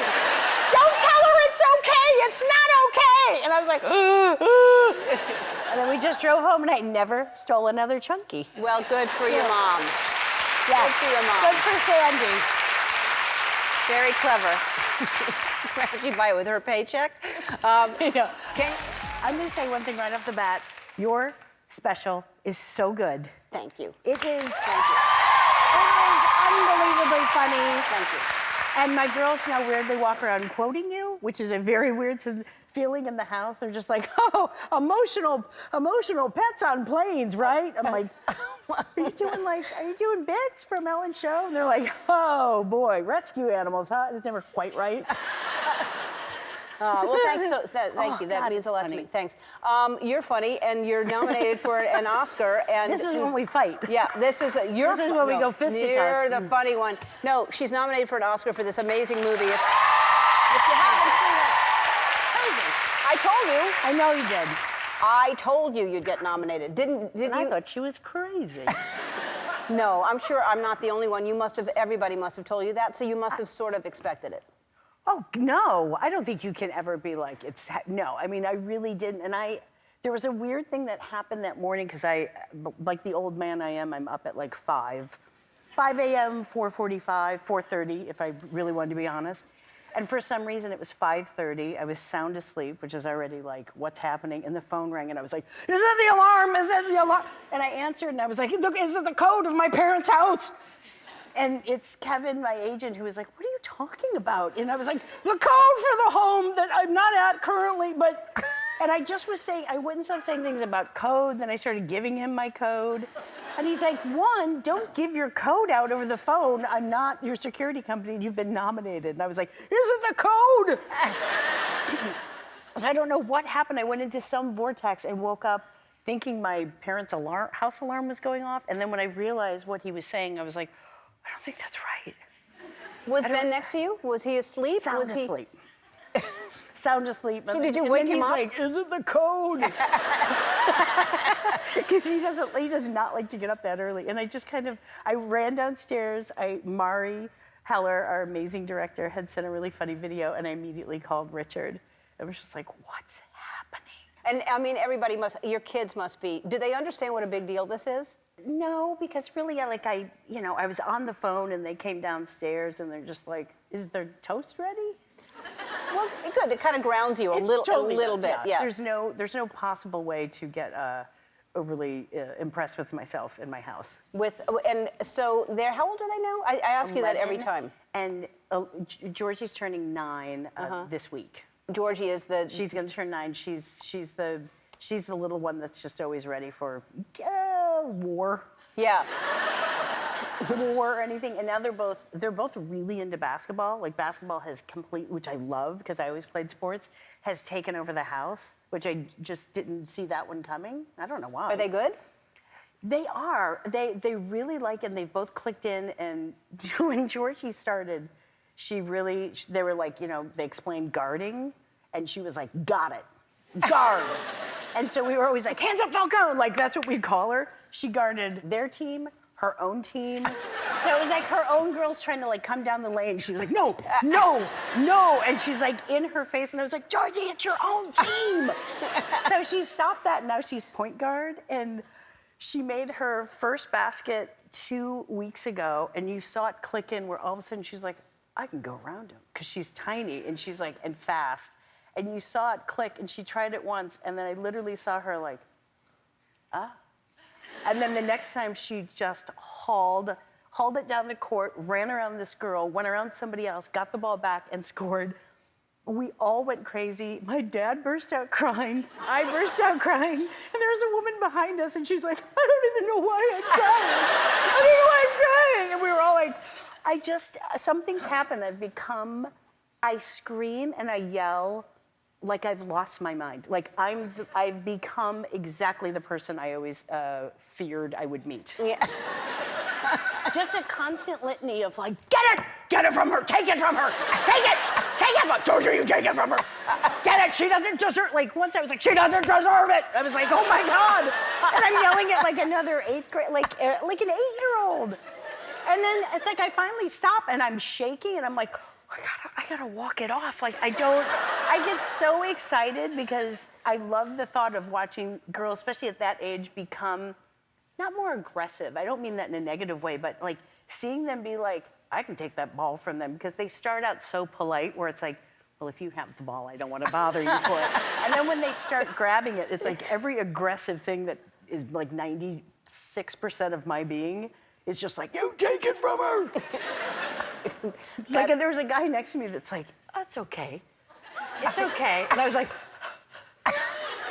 yeah. And then we were crying and cheering, and they'd lost like 36-4. And our entire team walked out like, that's how you do! That's how you do! Like crazy. And they're like, you lost. And we're like, oh, I don't know. I'm becoming a monster. That's hilarious. That should be your next role. That's a fantastic idea. All right, we're taking a break. We'll be back. That was a scene from Can You Ever Forgive Me? And now it's time to bring out your amazing co-star, who is also nominated for an Academy Award for the movie. Please welcome Richard E. Grant. Congratulations. Don't say anything crazy. Okay. Thank you very much. I'm such a fan of yours, and you're so amazing in this movie. Congratulations. Thank you. I mean, you've been much. working a long time. I have, because I'm very old. Yeah. I am. Well, it doesn't matter how old you are. You've done a lot of movies, and this is your first nomination, which is crazy. Yeah. Yeah. Absolutely extraordinary. I never thought I've never been nominated or awarded anything in my whole life. It's it's a majority of actors' life. 99% of us never have that happen. Right. So when it happens, it's a big deal, and I'm not cynical about it. I'm absolutely pumped. Yeah, you should be. That's Yeah. great. That's so great. Thank you. So you posted a video the morning of the nominations in front of your. So I mean, it got a lot of pickup. Yeah, I did. Normally on my Twitter feed, I'd get something, get about 400 likes or whatever, and this thing went 3.4 million people viral. So. Because it was your first apartment, is that right? Yeah, it was one of those that you can reach out and touch both walls with your hand like that. Right, I've been in one of those. You have? In San Francisco, I had something like that. Right, but you now own 74 houses, don't you? Yes, exactly. Yes. Yeah. 60. So I hope most people have seen it by now, but just in case, and they should see it if you haven't seen it, explain what the movie is about. It's a true story. It is. It's a true story. Lee Israel was a fairly successful writer in the 90s, 80s and 90s in New York City. Fell on hard times, was not selling books anymore, couldn't get hired. It was a challenging personality, could kind of not get along. And then so she starts forging these literary letters from Noel Coward and Dorothy Parker. And then we, an unlikely pair, we meet at a bar at Julius's. And take it away. And start sending the letters, and then we Yes. get caught. And we do get caught. The Yeah. FBI comes in, they get caught. His character sells me out. Yeah. But we've stayed friends in real life. So now, did y'all know each other before the movie? No, No, we we didn't. met- I mean, I knew who he was. I'd seen. I'd heard of her. Uh-huh. No, we met on a Friday in New York 2 years ago in January, and we read through all our scenes for a couple of hours, and then we started working on the Monday. And did you have chemistry right away? Because it's so great in this movie. Oh, thank you. No, it was very difficult. I hated her. Yeah. She's difficult to work yeah, with. she is. Very, Yeah. She never knows her lines either. Oh God. Yeah. No. When he leans in, I can't hear. It's the weirdest thing. No, we did. We like because it was nerve-wracking because you think, well, we're going to start shooting in 48 hours, Yeah. and we could have really not gotten along, and boy, that would have been super awkward. And I think right away we just kind of clicked, and it went on. And he was. I thought you were going to be such a First of all, I didn't know you were from Swaziland. Yeah. Even though you are British too, but like I thought he was going to be so proper and very serious. And so I was like, I'm also going to be proper and I guess very from Illinois. But I was like all prepared to be like, and hello to you. And it's like you were weird and funny and you were smelling things right away. Yeah, I like to smell things. Am I allowed to smell you? Yeah, sure. Yeah. He's like a bloodhound. Oh, thank you. Okay, I'll remember that always. But he'll smell something across the room and be like, oh, and then go over there, smell it. I'm wearing yours. Can you tell? Yes, I can. We both wear it all the time. But you smelled I knew we were friends forever because within the first hour you smelled all four walls of an elevator, and I thought, I like them. Okay. I need to hear more about this. We're going to take a break. I need to find out more about this. We'll be back. We're back with Melissa McCarthy and Richard E. Grant. Another thing that I need to know is this Barbra Streisand story. So you're a huge fan of hers, but it's not like you haven't met her before. Yeah, I met her in 1990 when I was doing a movie here called The Player. But when I was growing up in Swaziland, which is the smallest country in the Southern Hemisphere, I'd read that in 1972, when I was 14 years old, that she was having love life problems with Ryan O'Neill and she didn't like her fame. So I wrote her this letter saying, Dear Barbra Streisand, please come to Swaziland. We have a lovely house. Nobody will know who you are here. And you can come and stay with us for 2 weeks or however long you want. And then put a Shakespeare quote at the end of it to try and make it sound more grown up. Anyway, she never obviously got this letter. And I then drove up. I had a day off the other day, and I went up to Malibu and just beyond where she lives. And my wife said to me, why are we going here? We don't know anybody here. And I said, well, we're just going to park here. And she said, why are we here? And I said, well, that's Barbra Streisand's gate. She said, no, you're going to be arrested for this. You're insane. And so I got out, and I said, no, stay in the car. So I got out, pressed the buzzer, said, hello. And I said, well, I'm here, and I've been Oscar nominated. May I take a selfie outside the gate? And she said, hold on. So somebody came out, and it was a security person. I said, am I allowed to take a photograph outside the gate? Because, I've been a lifelong fan. I said, this letter 47 years ago. And he said, what company are you from? I said, not from a company. And he said, OK, you can take it because it's, it's a public area. We're no jurisdiction over this. So, but thanks for asking. So I did. I posted it with a copy of this letter on Twitter. And 24 hours later, I kid you not, I got a direct reply from the lady herself. And it undid me. I just crinkled up, and 47 years later, it was an unbelievable moment for me. That's amazing. I love that.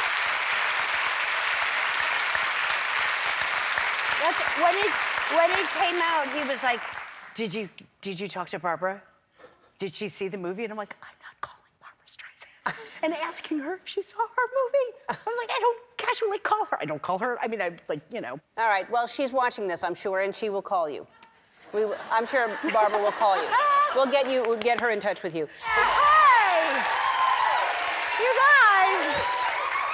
I'm not gonna like another audience ever again. You're the one. Thank you so much. I'm Melissa McCarthy, and I am very, very, very excited to be here.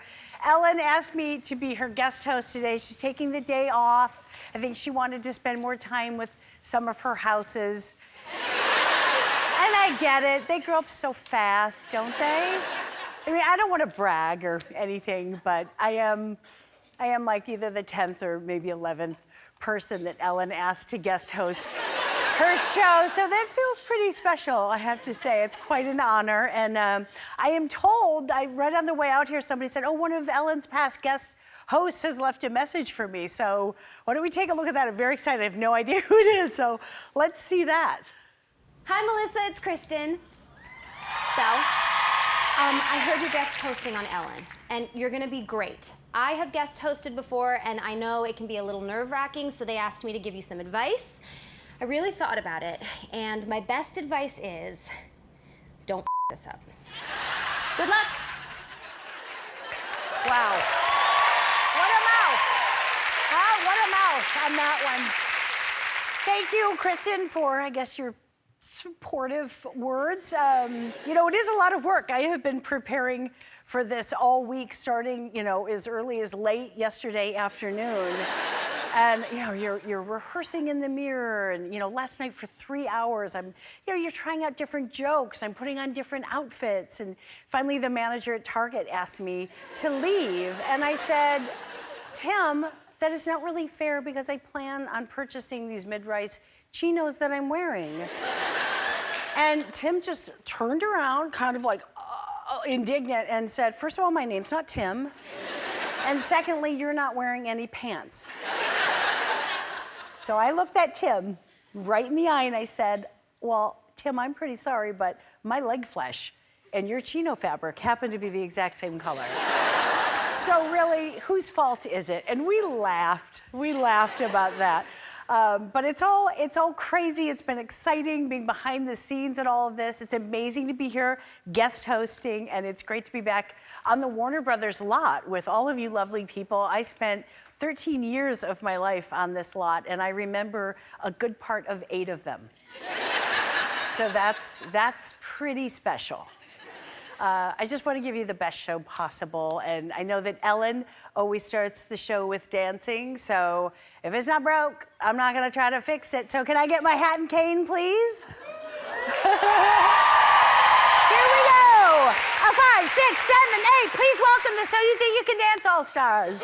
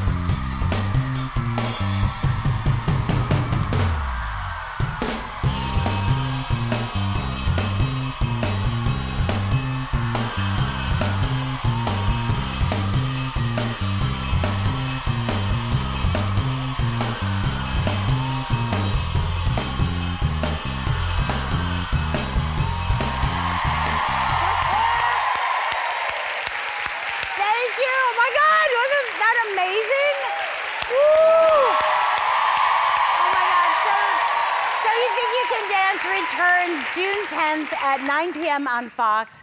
How is everybody doing? We're into the show. How's this side of the audience doing? Did you get your snacks? You did? Okay.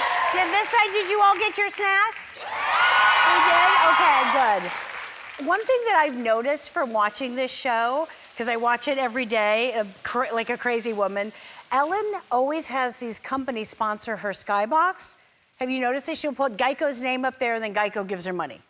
And then she'll put Bubbly's name on it up there, and then they give her a bunch of Bubbly. Well, I'm not nuts. I want to get in on some of this cash and prizes business. So I am unveiling today the Remax Skybox.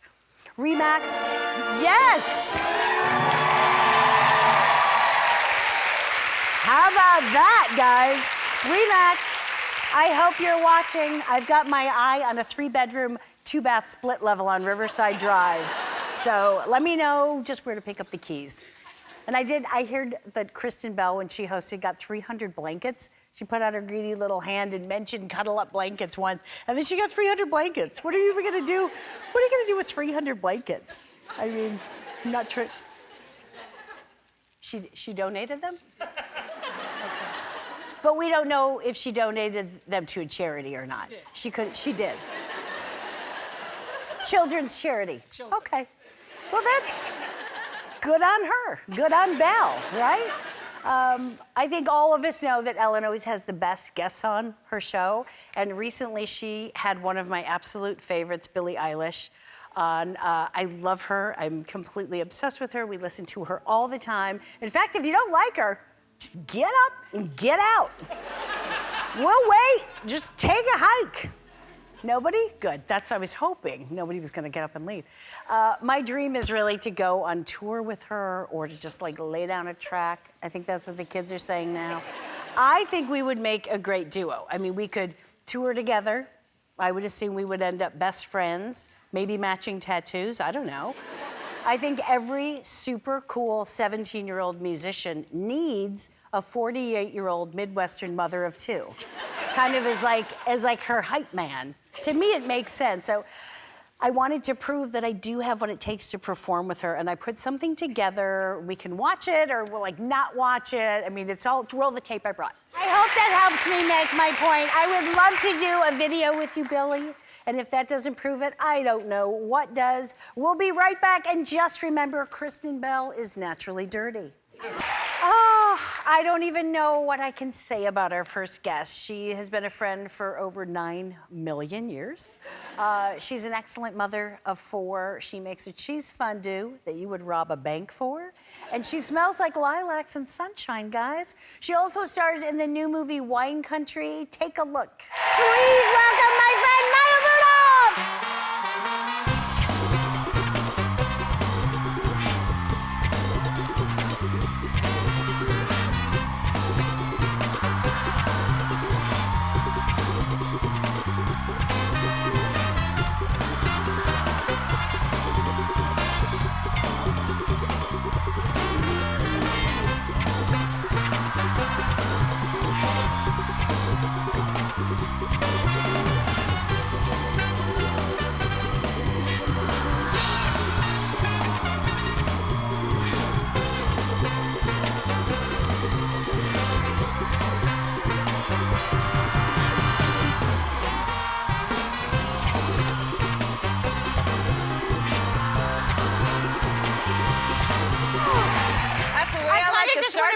Let's just start that up again, guys, and watch that intro again. That's the most That's my new thing. patented intro.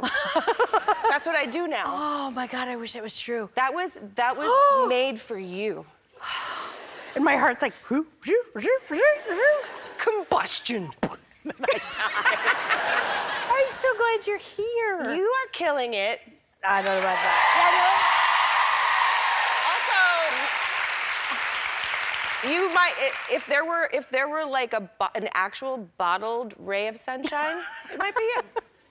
Well, funny you should say that. No, you should get now, on did that. you know when you knew you were coming on to talk about your wonderful movie that we'll talk about later that made me slightly almost pass out because I laughed so hard? That happens to you in real life. It does. When I laugh stars, and when she laughs it's too a hard, condition. she almost passes out. It is. I saw a doctor and I said, "What's the matter with me?" And they said, certain people, if they laugh so hard, their like esophagus does this. This and is a perfect stop, business for you. They stop your air. So sometimes when I'm really laughing hard, I'm like, and I have to like monitor, which doesn't help to have people like this. But were you hesitant to come on when I was hosting? No. No? I immediately like dropped everything scheduled and everything planned and ran here. Because it's nice to have it, because it's calming. It's nerve-wracking to do this. Well, you shouldn't be nervous, but I completely understand. I thought about that, and I was like, what should I do for my friend if she's nervous at all? And I thought, like, I can sing you, like, songs I sing to my kids when they're nervous. Yes. Do you want that? I want that desperately. Do you want me to hold you? Yes. Okay. I've been drinking. I get filthy when that liquor getting to me. I've been thinking. Do You got my eyes on my fatty daddy, I want you. I thought you felt something for a minute. I was like, oh! Now, do you really sing to your kids? You know what they like? They like that song "Beautiful Boy." That one really kills me. We used to sing to both girls. We'd go room to room, and it was like a continent, like 2 or 3, 4 songs. It was like a full set. Oh. And then we go into Vivi's room and sing there. And now Georgie, who's 9, just goes, "That's okay." And she's like, "Alexa, play George Winston." And she goes into her she like vampires it and goes back. She listens to George Winston all night, as most 9-year-olds do. She really knows like what she wants, and she plays this crazy thing, and then but I miss like the singing. But yeah, everybody's got like different needs now. Like, you just like, like I now put my pajamas on before we read because I know I'm gonna go, and then we go. I fall asleep. I know. So fast. I call it hot water bottling. Because that the kids if feel they like get a hot warm water next bottle. to you, I'm like, listen, we've got some things. Yeah. It's so delicious. Yeah, Ben just times it, and I go right out wherever I am. No one in my house ever sees me again. Like, she's been gone for weeks. How long do you think? Have we known each other 25 years? I'm trying. 20, 25, 172. Maybe almost 25. I mean, I was probably like 23, 24, 25 when we met. Maybe is that right? That's like 3 years ago. We you met. guys. Yeah. It's so hard to remember. And then our first thing together, we did stage work together, but our first like movie, first thing we really did together was Bridesmaids. Right. Which was like quite a thing to do. It was just thanks.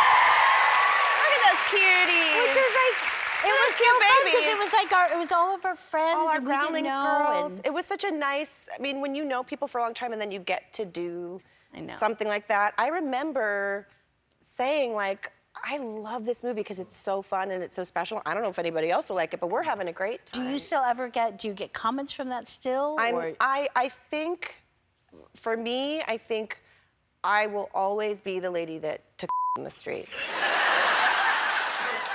And you might have molten lava coming out of you for the rest of your life. I still to this day, every once in a while, get a, "Did you really do that in that sink?" And I think, no, my dear. What? No, Why I would did they not. think that you could But thank duke on command? That's Well- humanly impossible if you do it over and over again. I know, it's like, it's not a one-take thing. And then I was like, wait, I'm getting into it too much. No, I'm explaining it. This is a very true story. I just went to Starbucks recently. This happens to me all the time. People are always like, "You're that lady that took a in the street." And then I was like, yeah, that's me. And then I was at Starbucks recently, and my Starbucks name, in case anybody wants to know, is Donna. Because no one spells Maya correctly, and then they pass it to the next person and they say, "Mia?" or "Moira?" I'm like, my name's not Moira. But I have to answer to it. So I just changed it to Donna. I love Donna. So I was waiting for them to say Donna, and then this guy just sheepishly handed me this cup, and I brought a picture of it because, do we have the picture of my Starbucks cup? Oh my God! Oh my God, dude!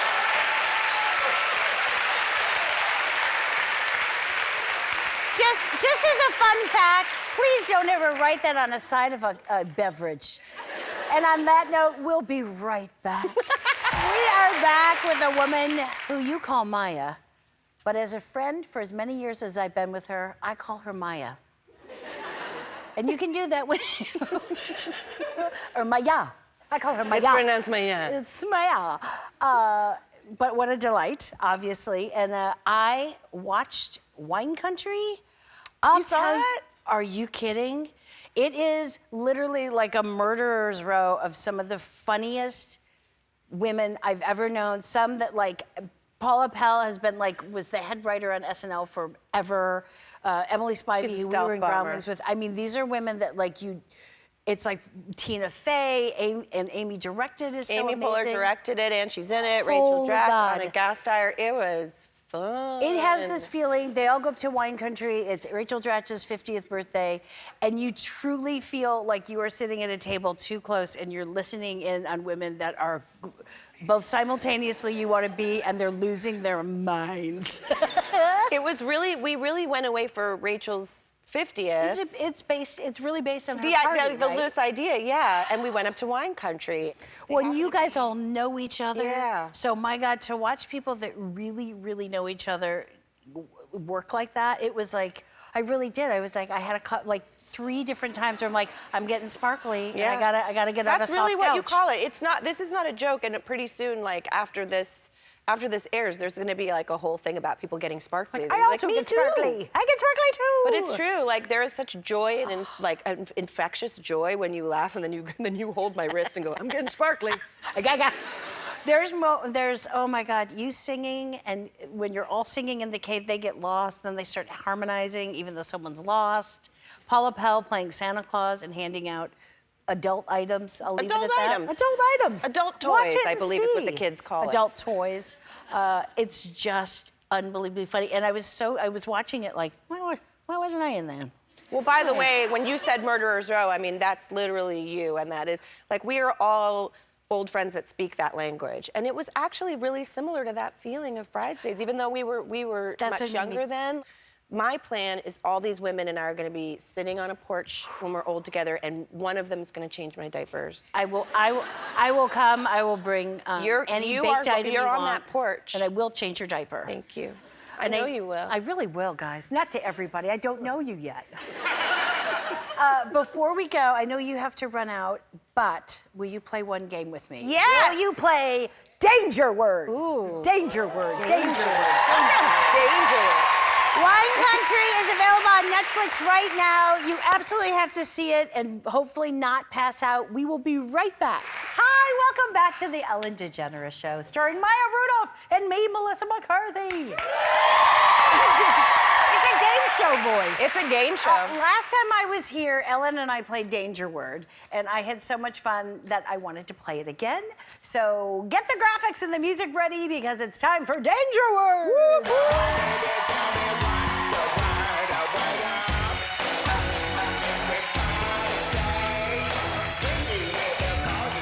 If you see your name on the screen, get down here. Oh my God, that's so cute.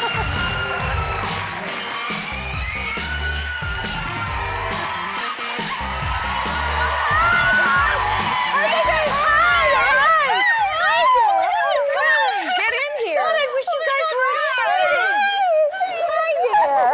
Are you guys excited? Which one? No, we have Claudia. Who's Claudia? Claudia, you're going to be playing with Maya. Come here, girl. Except I'm going to send you Winner over circle, there, girl. and this is Mariah. Okay. I need you to go over here. Okay. Go to your assigned colors. You'll go to yellow. You'll go to red. You're playing with me. We got this. It's all happening. Are you ready? Yes. Yes. Maya, you go first. No, yes. Okay.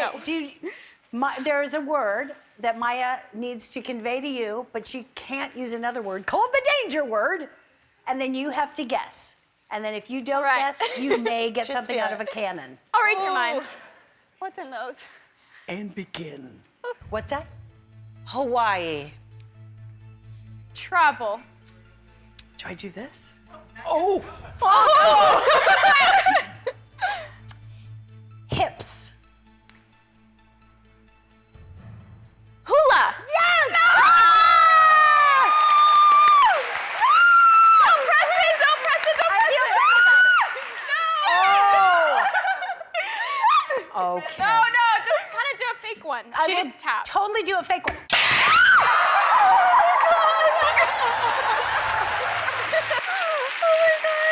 Okay, we're gonna move on. no. There's no hard feelings in Danger Word, just hard things hitting your face. Yay. Come on. Korean. What? Barbecue? Close. No. Really close. Oh, dang. Oh, dang. Close to the word or danger? That's not you, it's me. Oh, okay. Kanye. West? Chi. Chi? Put them together. I don't. Just so you know, it's a terrible clue. Yes, Terrible. Kanye. Kim. What? Are you serious? What? That's amazing. Wait, what?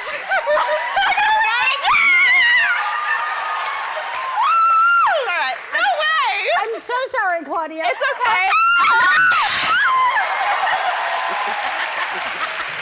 That's magic.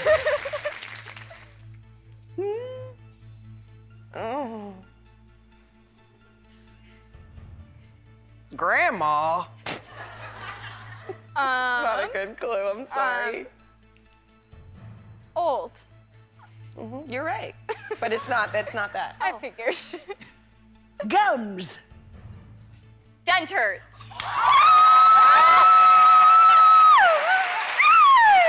Just That's push amazing. it. I'm just gonna get in there. No, you do it. So we won! We won! We did win. We did win. Might have been rigged. It's true. Might have been rigged. I just want to say you may be clairvoyant because I gave you just absolutely terrible clues in your magic. You were lovely to play with, but you did get 3 kaboozies in a row. Okay. Congratulations, you won a 65-inch TCL Roku TV. Yeah, you can watch it together. You're not going home empty-handed. You're also getting a TV, is what I just said. We'll be right back. When they asked me to host this show, I said, yes, of course, but there's one person that I'm absolutely dying to meet and interview, and my God, she's here today. She is like a part of our family, and she does not know it, so that might scare her a bit. My dad loves her, my kids love her. She's backstage, and they want to meet her. We call her Susical. She's a cast member on an incredible show called Life Below Zero, and she is a total badass. Take a look. From Kavik, Alaska, please welcome Sue Akins. Oh my God, I have 74,000 questions for you. We've got time for 75. 75, okay, go. We're both from right outside Chicago. I just found that out today. Yeah. Where are you from originally? I was born in Mount Prospect, Yep. Holy Family Hospital. Yes. I lived there till I was young, and between the late 60s, early 70s, Mom wanted to leave Dad. Divorce was happening, was not popular back then. So she gave me a paper bag and said, we're moving to Alaska. Now, moving there from Chicago, when you first got there, did you go to a big city? I mean, Alaska, yeah. That's really for relative. Alaska, You know, because- three igloos and a dog, and you've got a town, you know? Because Kavik is so, I mean, you are essentially completely isolated for most of the year. Kavik, to give you an idea, Kavik is 500 miles from the closest town, 100 miles from any road. I have my own runway, and that's how anybody gets in.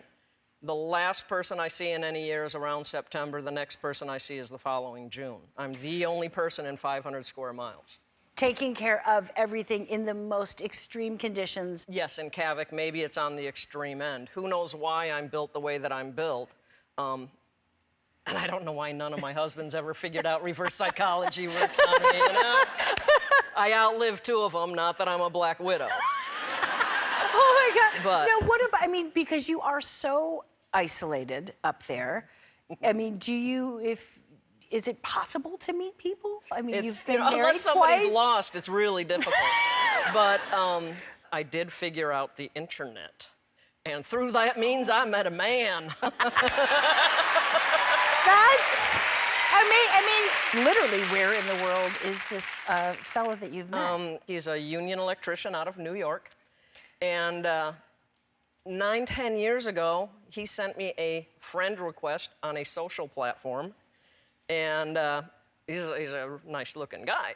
But I noticed he's married at that time, and you know, of course, I'm being so subtle. I'm like, you know, God doesn't give you somebody else's spouse, right? And he's like, no, we're just fans. So we became friends. In the 9 years, we started a book club. We became friendly. His marriage didn't last. About 1.5 years ago, I let him know that I was maybe interested in pursuing more. And he was like, I'm in New York, 4,000 miles away, you know, and I've got 9 years before I can retire. those were hurdles to him. And I'm like, this is great. It gives us, you know, number one, I'm a loner. I'm an emotional midget. I've got a lot of minefields I've got to traverse. But, and it gives us time to work on other aspects of the relationship. Yeah. Well. Good vacation planning And plus plus. Yeah. And plus plus. Now, I did hear, is it true that you might have to move? Well, they did something recently. They opened up the Arctic National Wildlife Refuge to commerce and drilling. And I am the only commercial place in that area. I took an old oil camp, turned it into a twisted bed and breakfast.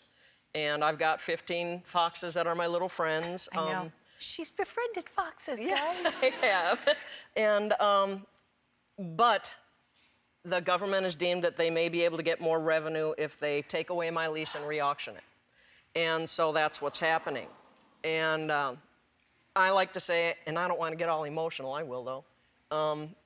I'm a guppy in a shark tank when it comes to the oil industry. I've spent 18 years building this. You're getting emotional too. I am too. I'm like, you can't leave, Sue can't leave Kavik. Well, I like to say I am Kavik, Kavik is me. And that's, you know, that's the beauty of the show that I'm on, Life Below Zero. When they asked me, how did they find me? I did a few other appearances. They discovered that I do this unique lifestyle. I'm really trying to be careful how I talk. I normally have about that much filter, and I say what I feel. I think that's pretty good. I think we could use a little more of that. Well, you gotta get real. Yeah. You gotta get real. Last season, I got to surprise an amazing mother and daughter with Ellen. It's one of my favorite things I've been able to do on the show. Take a look. Since your new movie is about a woman going back to college, we thought we would play a little game of beer pong. Get in there! Oh my God!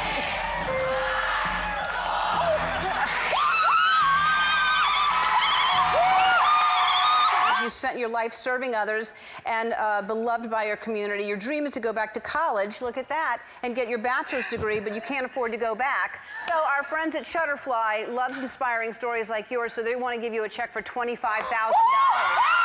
Life of the Party wants to give $25,000 more. And we want to give you another $25,000 for your education and everything that goes so you can focus on that. From Melissa and Ben. That is from...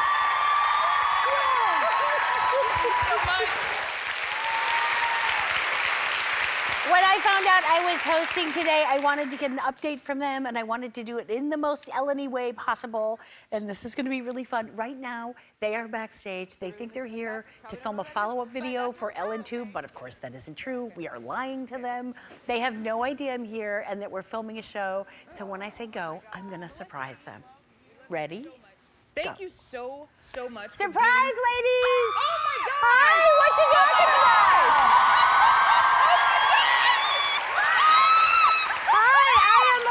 The Ellen Show right now, and you are actually my next guest. So get out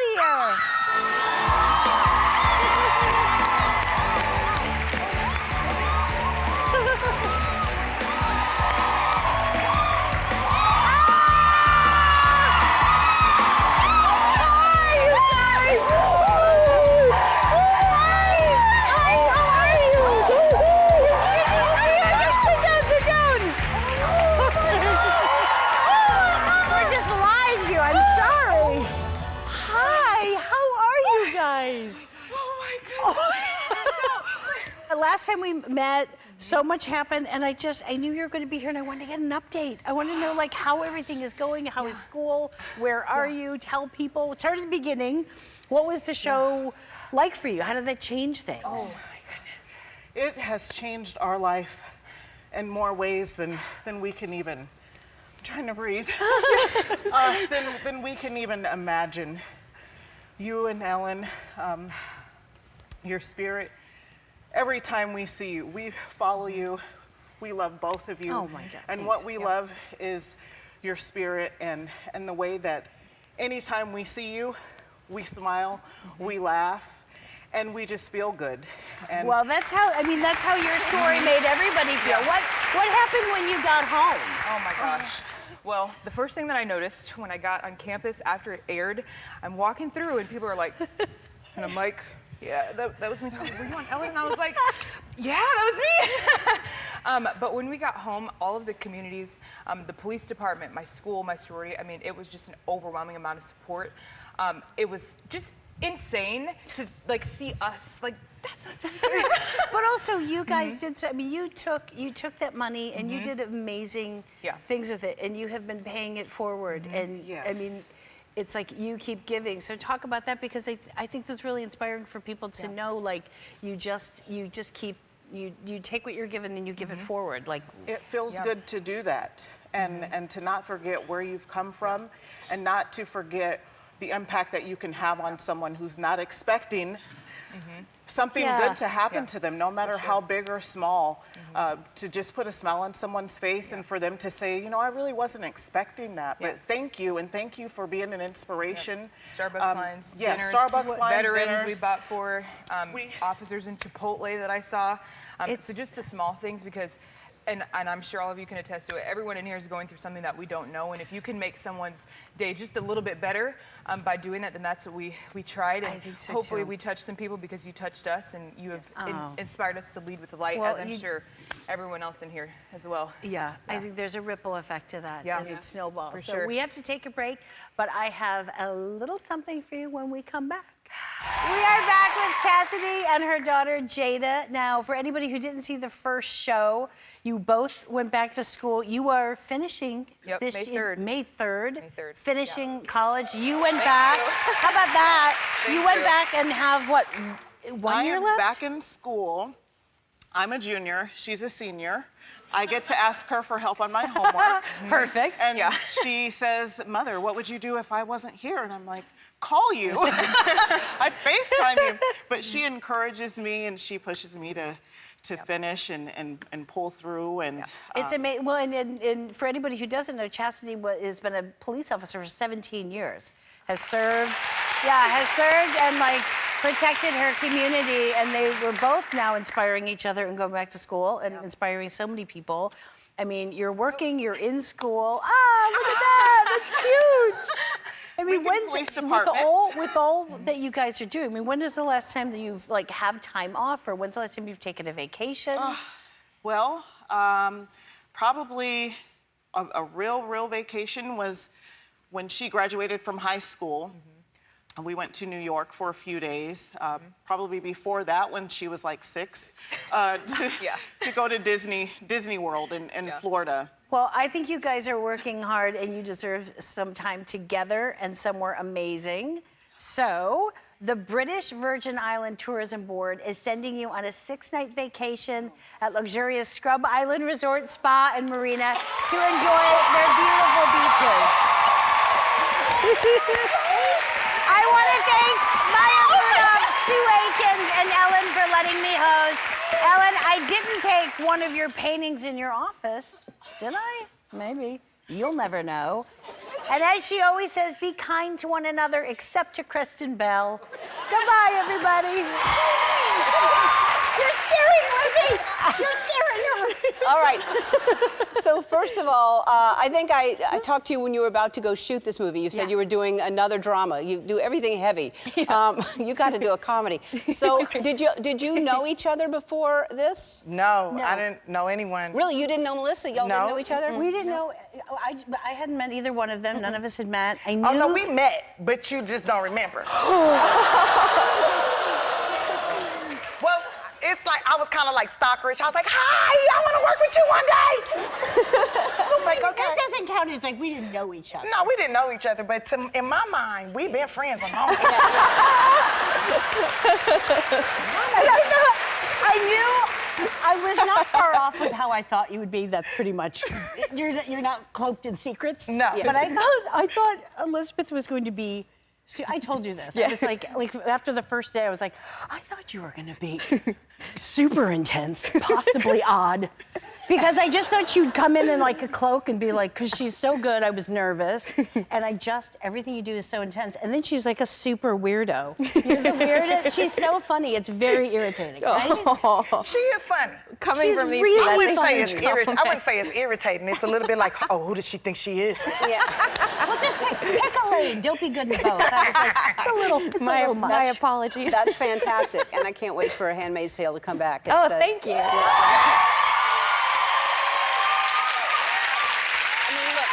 It's not that funny. Yeah, no. It's kind of, we're kind of living it right now, but I meant for the show to come back. Yeah. So Just Tiffany, normal. Tiffany is running for president, and you're encouraging her. That seems right. Yes. To have someone run that is like no agenda. No agenda. She's incapable of lying. I can't lie. She can't. It's a problem. When did this start? You decided you just said you're going to run for president. Now everybody's kind of taking you seriously? Well, you know, I started doing research on government, and I realized, wow, I mean, this is not that much different than my family life. I could run this country. I'm in. I would. You have my vote officially. Yeah. Thank you. Melissa's going to be hosting Little Big Shots this season. Yeah. So excited. Now, I don't know if you saw the monologue, but people wrote in because I haven't been hosting the show, thinking I'm pregnant. And I think we all went to that first. Yeah, of course. Is anybody else thinking like what that person? Now you hosted the show. Did you have fun? Oh, I had so much fun. Do you want to do it again? No, it's nerve-wracking. Really? Yeah, I don't see how. Like it's so easy for you. I loved doing it, but it was a lot going on. Yeah, I can imagine it'd be scary. Yeah. Not scary. It just was like there's so many things, and then I talk too much. So having to talk, which you can't tell, having to stay on a timeline, I was like, I just saw a lot of like, really nice people being like, shrink it down, wrap it up. I'm like, did your daughters like it? They were. Yeah, I showed it to my girls, and I was like, I hosted The Ellen Show, guys. That's kind of a big, we'll watch it, and then they put it on. They're like, when is Ellen coming out? When did she come out? I was like, I'm hosting it for her. And there seemed to be a blatant, they were angry that it was just me. They're like, she's never coming out? I'm like, well, that's why I'm hosting it for her. They're like, it's her show. It's her show. It seems like she should come out. So it wasn't. Maybe she's the one that wrote in. I don't know. Georgie also said she's probably pregnant. Yeah. She's the one who wrote in for that. Tiffany, you've been going to a lot of events. I see you everywhere. I saw you at dinner the other night at our friend's house at Ted and Cole's. But you go to a lot of red carpet events, and you appear to have a face that's your red carpet face. Do you know that? Oh, that's my favorite emoji.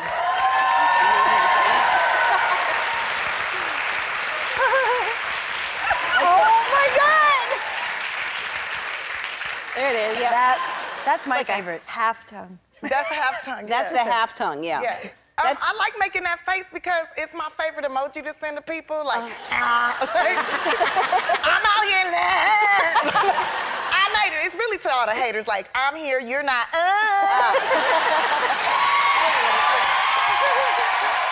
get it. All right, Andy's telling me I have to take a break because Melissa talked too long. We'll be back. It's not going to be a joke. All right, we're back with the stars of The Kitchen. The movie opens in August. You're here early to talk about it. We'll probably run this again because it's so wonderful anyway. What is it about? 1970s Hell's Kitchen, really, really rough area. And all three of us are either married to or involved with somebody running the Irish mafia. And our husbands or boyfriends get put away, and then we decide to take over. Wow, that's fantastic. Now, obviously, we know that you're a brilliant dramatic actress because you were nominated for an Oscar for your last performance. Elizabeth is. I think people think that funny people aren't able to be dramatic, but it does not surprise me at all that she would be brilliant in this. Was that a surprise to anybody? I was okay. No. I saw her in Girls Trip. So I wasn't surprised, I was impressed by her performance in the movie. Because that was real. I know. Because they was on my nerves that night. This one, I mean, we all know she can do both sides of the coin. But what a great cast. I can't wait to see all three of you. I gotta say, I love it because I look just like my grandma back in the day. I'm cute. I look like my Fantastic. grandma. I'm so happy that you're in that, a part of that. You did a lot of stunts. What was the hardest thing that you had to do? I would say I've done a lot of stunts, but I could not, for any amount of time or money, keep a purse on my shoulder. And in the 70s, God, I wish that was a joke. I am built somewhat like a Christmas tree.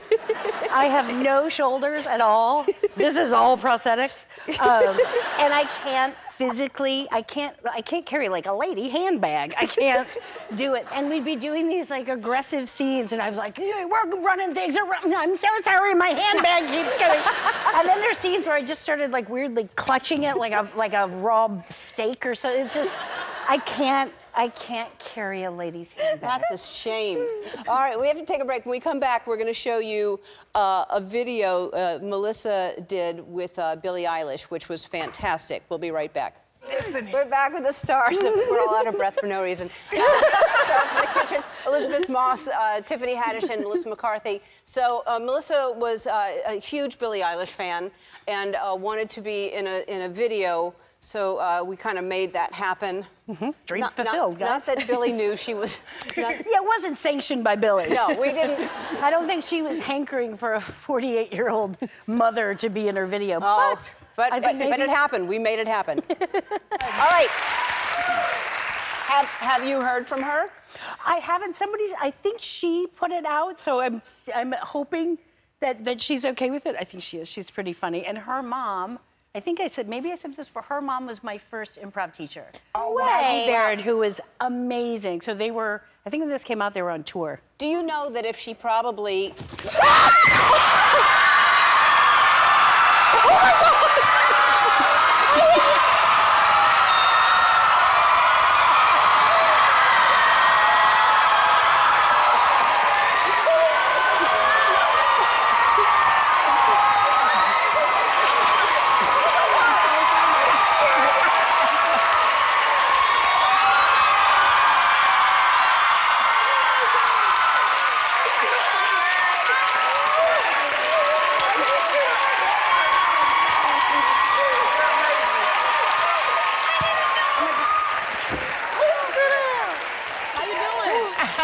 Oh my God, what if you knocked me out if I was like... Oh my God. Oh my. Holy cow. How long were you in there? Were you just hanging out in there? for a minute. For a long time. And she's going on tour, so she rushed to do this just as a favor to you. Oh my God. Is it okay? Were you happy with it? It's cute.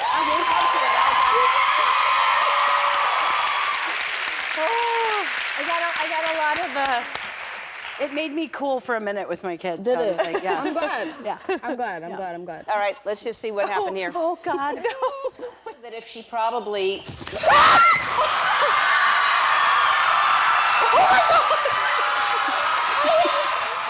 That was so fun to do. Oh my God. I'm still weirdly shaken. You're just not supposed to experience that. Really? I mean, it's delightful, but She also wanted to do it. She loves the scares I on the did. show. I pulled up. I was like, I had to avoid you because you actually got here at the same time I did. And so I had to pull my car into like my own private little spot. Oh my God. Was that why I couldn't go over there? Yeah, it was. Oh. It was. But she did this for you because she's got to take off. She's starting her tour tonight. So Where do you go? Where's first? To be honest with you, I really don't know what's first, but I'm gone for a month once again. So I'm excited. I'm actually. We're coming Are to you see doing you. any shows in LA? Yes, I'm at the Greek. I'm at the Shrine. I just bought tickets to I'm that. going. I'm coming. You bought tickets? I did. Where you buy them? yeah, you got to go. Get you She's in, though. awesome.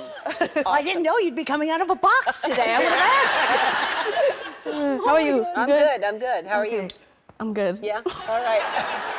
I'm good. All right. I got a cramped knee That was now. Oh no. My leg is all types of Stretch it cramps. out. I know. The Kitchen is in theaters August 9th. We'll be right back. Billie Eilish, everybody. Where's my wig? For God's sakes. I just heard that you go there. I'm at Wilshire Wig like at least once a month. I was just in there a week and a half ago. Really? Yes. What do you do there? What don't I do there? Yeah. This is all built around a wig. No, every time I start a movie, I start with a wig, and I want to know what she looks like, so I go to Wilshire Wig. Lena is there. That's who helped me last time. Is that her name? I think. It's Linya. Linya. Yeah. Yes. Like Kenya. She Like Kenya? finally. Oh, yeah. oh, that's Linya helpful. like Kenya. Okay, that's helpful. Okay. And I tried on like a million wigs, and then I find one. I'm like, oh, it's like this, but this color. And then I do a hybrid, and then we make one. Yeah. Well, that's a good idea because it really does change your personality when you put a wig on. It really does. Yeah. And that short curly one you had on, I'm a big fan. I would take that and just perm it and let it ride. I've permed this before. I mean, when I was like 16, I permed it. Did you do ever a perm? Did you do a perm? My Aunt Linda permed my hair, and I was very short around in the 4th grade, not like the giant I am now. And she really gave shot me, up. Yeah, I really Yeah. shot up, guys. The camera messes with it, but I'm 7'2". She gave me a short, I wanted like, I don't know, because I have poker straight Marsha Brady hair, and I wanted something different, and I got it because I had a short, tight, curly perm, and I was a little round, and so then this went round, and there's just a lot of pictures of me in like terry cloth shorts, like, it's, Do you have a picture? You don't have a picture? Not on me. Yeah. Thank God. You don't carry it? I wish I did. How weird would I'm that told be? I have mine. They keep mine handy. This is my perm Of your picture. perm? Yeah. Oh! Yeah. It's kind of like that wig. It's wonderful. Yeah. Yeah. Oh. And look how happy I was with it, too. The regret is on my face immediately. And I love that 45-degree angle that you had going on there. Yeah. Ooh, Thanks a lot. I love Thanks. it. So, 20 times you've been on this show. 20 seems great. Oh, wait. I want to commemorate. Here. Oh, a bag. It's a. What? Don't be. It's, What? It's the finest of China. That's Oh, for your wow. 20th. That's the gift for 20. That's so nice. And it may not be China, Is but this it's you? from China. Yes. So 20 times, besides this, obviously, because you put it on a mug, what is your, I have a favorite time that you've been on, but what is yours? I would have to say, I mean, I think the last time I was on is, to me, what I like to consider my first heart attack. Uh-huh. When Billie Eilish came out of that thing, and I watched it back, because I just kind of was like, I don't think I looked as crazy as I felt, because I was so panicked, because I was like, I'm going out. I'm going out.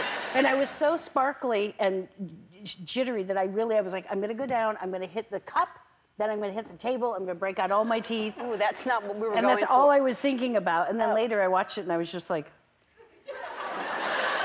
so I guess that's how I panic. Yeah, it was one of my favorite things that we've ever done. Billie Eilish, and Billie Eilish is like, you're a huge fan of hers. She loves you, and she was about to go on tour, and she came here just to scare Melissa. And like crawled under the stage. Crawled under the stage to get, and was in that box for so long, waiting for the cue. This is Billie Eilish scaring Melissa.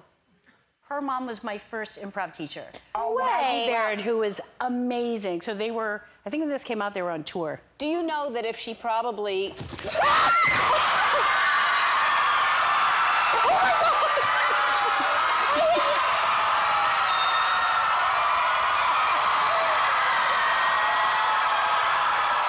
We got those two also. We got Elizabeth. Yeah, everybody was like, yeah.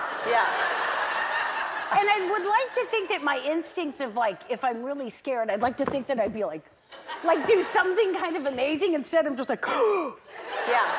Like I just shut it down. Yeah. I shut it down and I did nothing. That's what most people do. Most people, there are a few people that pull their, and they look like they're gonna punch somebody. And I always worry that that's going to happen, that our poor little guy that's in there, that he's going to get punched one day. So we pay him extra. Yeah, well, I don't mean poor like he's a little guy. I just mean. Oh, God. Poor guy. Just poor guy. He's Just not poor a little huge guy. guy. He's in a box. He's got to be little. We're not going to put a It's getting giant guy worse. in there. Corey is a normal-sized man.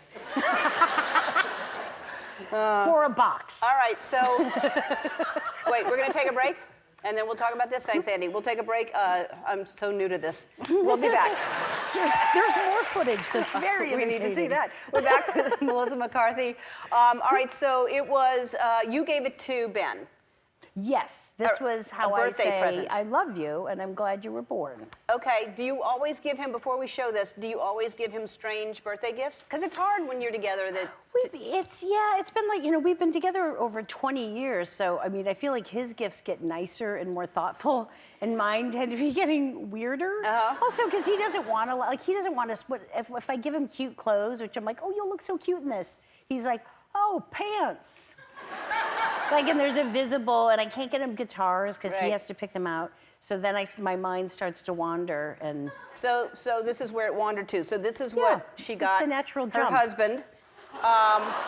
So they painted a portrait. You gave him a picture of the two of you, and someone made both of you. And I said, what about sad clowns?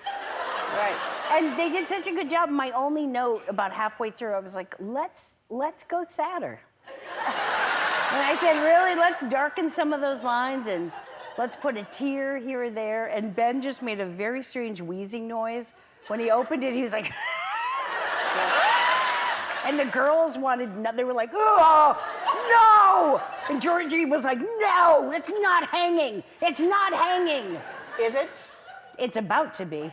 Yeah.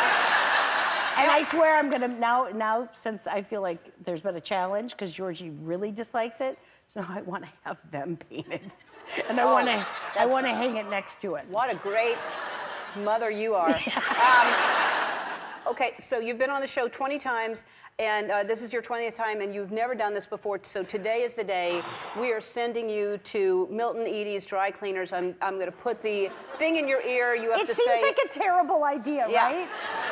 It's going to be so good. So it is going to be Ellen in your ear. You're going to go to the dry cleaners right now. You have to say and do everything I tell you to do. Okay. Deal. All right. We're going to send you up. Before we go to break, I want to give you a gift, and then you'll head over to the dry cleaners. But I got something to hang in your home. George is going to love it. Oh my God! Thank you. But I'm happy. I'm a happy clown. That's a happy clown. We'll be back. Well, I have sent Melissa McCarthy to a dry cleaners called Milton Edie's. It's right here in Burbank, and we set up hidden cameras. Melissa is wearing an earpiece, and she has to say and do whatever I tell her to do. All right, we'll help you on station too. Okay. Oh boy. Oh boy, oh boy. Oh boy. Oh boy, oh boy, oh boy, oh boy, oh boy. How are you today? I'm having a day. I'm having a day. Okay. I'm having a day. Okay, let me just tell you what happened. Okay, let me just tell you what happened. I had a headache this morning. I had a headache this morning. So I take 2 Tylenols. So I popped 2 Tylenol. But they're 2 Tylenol PMs. But they're Tylenol PM. Yeah, not just regular Tylenol. Yeah. Yeah. You're like super Yeah. tired. Okay. Yeah. So then I drink green tea to try to wake up. So then I drink green tea to try to wake up. Guess what? It's not. It's sleepy time tea. Did it help? No, it's sleepy time tea. I'm struggling. I'm struggling. I'm up. I'm seriously I'm up. up. Anyway, listen, I drive by here and I see these inspiring quotes on your sign. I drive by here and I see these inspiring quotes on your sign. Do you take suggestions? Do you take suggestions? Suggestions? Yeah. I have a few pitches. I have a few. Give a man a press shirt, he'll have a clean clothes for a day. Teach a man to press a shirt, we'll hire him. Give a man a clean shirt and he'll press it for a day. Teach a man to press a shirt and we'll hire him. Ah, laughed really hard.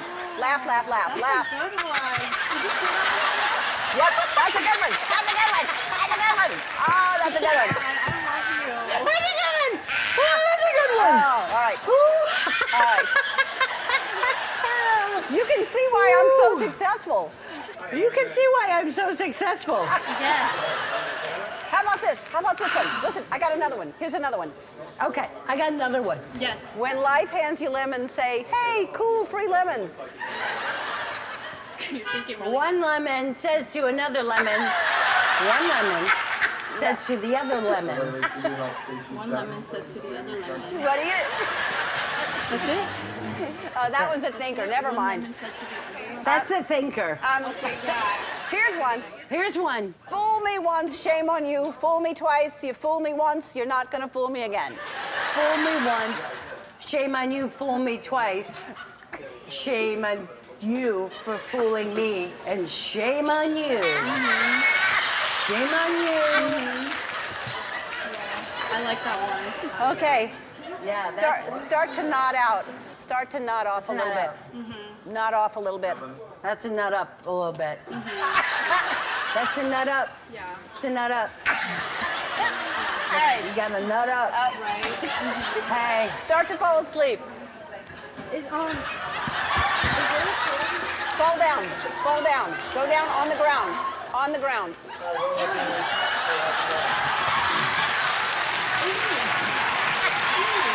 Are you okay? Wake up! Are you okay? Wake up and yell, Emilio Estevez! Just yell, Emilio Estevez! Why don't you sit Yell, down? Emilio Estevez. Thank you for your hospitality. Thank you. That was, this is a great place. Thank you. Do you know who likes this place? Do you know who likes this place? What's up? Do you know who likes this place? Do you know who Alexa plays? Ellen DeGeneres. Ellen DeGeneres. She plays Ellen DeGeneres And sometimes. she's been telling me what to say this whole time. She's been telling me what to say the whole time. There's cameras everywhere. There's cameras everywhere. Are you serious? Yeah.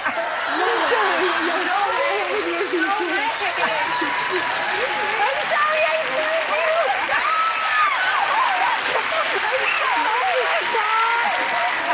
It's Ellen's fault. It's Ellen's fault. Say shame. Oh, thanks, Melissa. Hi, guys. Wow. Really nice. The last time you were here, we sent you to the dry cleaners. It's your dry cleaners, by the way. Yeah, it is. Milton Eady's. But remember I was saying, is this a good idea? Because this is actually where I go. Right. And you thought it was extra funny? Yes. Go down on the ground. On the ground. So I was telling her what to say, and I told her to faint, and everyone freaked out there because she fainted, supposedly. They called 911. So now you must have, when you heard that they were calling 911. Well, also what I heard right before 911 is like, Amy Schumer's gone down. Amy Schumer's on the ground. And I was like, hey! She called me Amy Schumer, which was to me my favorite part. What a compliment. But she called me Amy Schumer like 4 or 5 times. Right. And then Amy Schumer's on the ground. Yeah. And then 911. So they were rushing to get Amy Schumer. Yeah, and people were not liking it. And I remember out of the corner of my eyes, somebody with their child just was like, no. And they pulled their little son back from me, because like, that lady's crazy. Yeah. And then I just was in there recently, and someone walked behind me that worked there and said, try to keep it upright this time. I was like, and I just yelled, I'm like, it's Ellen's fault! Yeah, good for you. Yeah, and nobody seemed to hear that. No. They were like, Ellen can do no wrong. They love you there. They all flinched when I came in. But we've never had something go so wrong where 911 was called. So it was a highlight for us. But then you were sweet. You had her in, and we gave her money. Gave her money. Yeah. We gave her money so that she just could. When I want to be mad at go you. see Amy Schumer in concert. She'll be like, we like her so much better. No, she actually did say she knew it was you, but she just kept calling you Amy Schumer, even though she knew it was you. Your children are always I'm interested in everything that they do. The 10-year-old now just turned 10. So explain what you got her for a birthday present. Well, as your typical 10-year-old, I got her a Hong Kong harness which is, I like everything. You're like, what? It's what you use, it's a stunt harness, which is what like you wear if you're being like jerked up or if you're in a fight scene or if you're, say there's an explosion in a movie, it like pulls you back and there's 9 like huge guys literally being like, hurrah! And that's all she really wanted, which was kind of like, I love stunts so much, so I got her a baby stunt vest. Boy, that woman does not like that I got her a stunt vest. There's just one girl out there like, no thanks. So her birthday party getting really judged that way. Yeah. So at her birthday party, we're going to like a parkour gym that my stunt woman Lucy Romberg runs, and I'm having riggers come because every time she comes, she's on set all the time with me, and she's always like, "Can you hold me and take me up?" Which I don't. I'm not that bad of a mom. And she always just wants to do stunts and flip around and do what I'm doing. So we're gonna have guys just like safely and lovingly jerk her up to the ceiling. Oh. Yeah. And she literally was like, yes! Because she wants to be a stunt person. She's like, now I've got 3 jobs. Because Georgie, she's like, now I'm a chiropractor, an actor, and a stunt woman. She's really clinging to all 3, so I'm like, great, do it. But is she playing also violin, or that's somebody else? No, that's her too. That's her. She's also playing violin. Is it good? Because when you're learning. Yes. Sometimes I just check, I'm like, are you on the string or are you on the wood? Because she's just learning, but just the fact that she practices it, but there are times where just the dogs are like, oh. It's not an easy instrument to learn. No, that wouldn't be fun to hear all the time. No. I'm like, do you want to practice every day? She's like, I think I've got it with like once a week. Yes. I'm pretty sure that's how it works. And you're like, good, good. Maybe I shouldn't push for more. Your parents are, hi parents, oh, your yeah, parents are in the audience today. Hi, hi Mike and Sandy. Now, my mom's like, you lied. Because I just want to talk to y'all because I just learned this. I did not know growing up that you rescued cats. I love all animals, but I love cats. And I heard that at one point there were something like 30 cats living at your house. Probably more than 30. Like, I remember getting up to like 33, 34. Mm-hmm. Not the house, in the barn. Yeah. Okay, they weren't in. Thank you. They were outside. That only makes us like half as crazy. But thank you for clarifying. But people would just dump them off and you would rescue the cats. Yeah. Yeah. Well, and we did this, my mom would often go on the back porch and this was the call and we all did it, which only now seems weird. Like growing up, I was like, it's how you call 30 cats. But you'd go out with this huge, we'd have 2 big pitchers of like all this food and we did like dry milk and water and bread, all this crazy stuff. And you'd literally stand outside and go, and you'd do that like 4 times. And that's when's the last time you've heard that? Yeah. And they'd all come, and my mom was like, because they don't know each other, or they're feral, or they're scared. So my mom always took a really long time. She'd go around and, what you're doing, while they were eating was our time to like, pet them and get them familiar. So my mom would pet them and talk to each one of them and give them all names and go around the whole circle. And she did that one night and stood up, and she'd been blocking her light, like with her own head. And when she stood up, she was like, that one's a skunk. And she had just been like, it's a good girl, you're a good girl.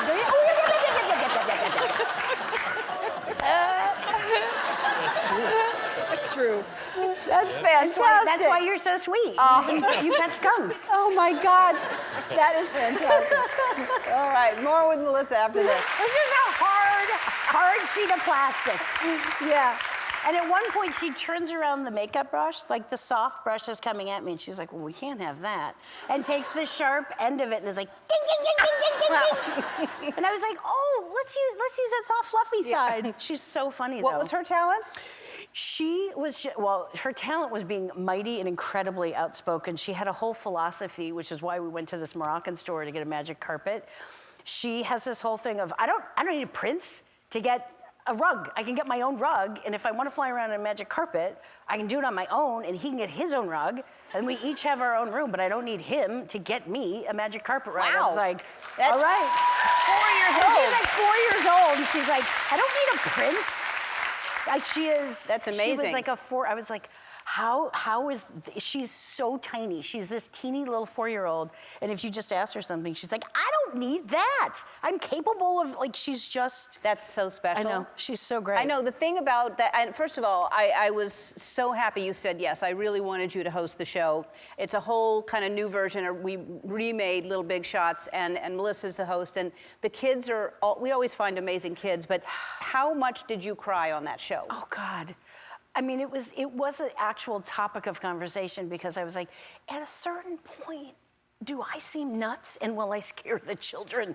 But then I'd look around, like everybody in the audience is crying, and then people would come into like, you know, oh, your sweater looks weird, and Dawn's crying, who does my wardrobe, like everybody's crying, and then we'd be laughing. It's like, there's really something incredibly powerful about these kids that just are exactly who they are. Somehow they haven't been shamed out of anything. They've got really something to say.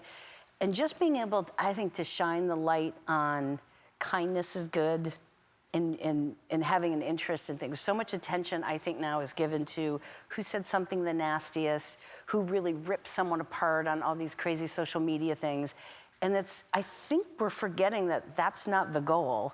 And you just see kid after kid coming in, and they're completely selfless, and they're funny, and they're crazy, and they're really talented, and it's like, it's quite a reminder. Like the adults, not only the kids, were like, we gotta do better. Like it's really, yeah, but I cried a lot. It's like a sea of tears. Y'all are gonna love the show. You're gonna love the show, and there's so many special kids doing it in so many different areas of everything. I mean, really amazing. And right now you're doing Little Mermaid. Yeah. A live action Little. Yeah, what just starting. I play Ursula, the sea witch. It is so fun. It's we're just in rehearsals, and it's there you go. It's been an absolute blast. Like stepping into the world of Rob Marshall is, it's like a fever dream. Like I just went to London for a week, and I'm like, I don't get to go to dance camp for a week. And like all day, he's like, do you want to slide down this 40-foot clamshell? I'm like, yes, of course I do. What are you, crazy? So it's just been, it's been wildly creative. That's fantastic. Yeah. Can't wait to see it. All right, we have to take a break. We're going to play a game after this. Oh. We're back with Melissa McCarthy, and since you're the new host of Little Big Shots, it gave us an idea for a game called Little Big Slingshots.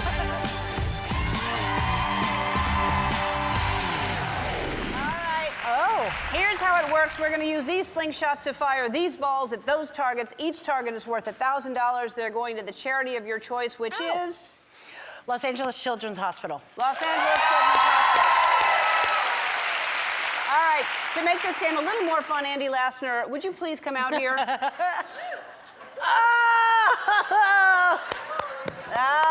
then. Yes. Oh my Nope. God. Yep. That's a little and then the arms up so that we can see those targets there. That's a little wide. That's what he said. Put a target on him. We need one more target. Okay. Come on, you play hockey. You're good with this. Not this. All right, let's see how much we can get. How much time on the clock? 1 minute. 1 minute. Ready? Set. Go.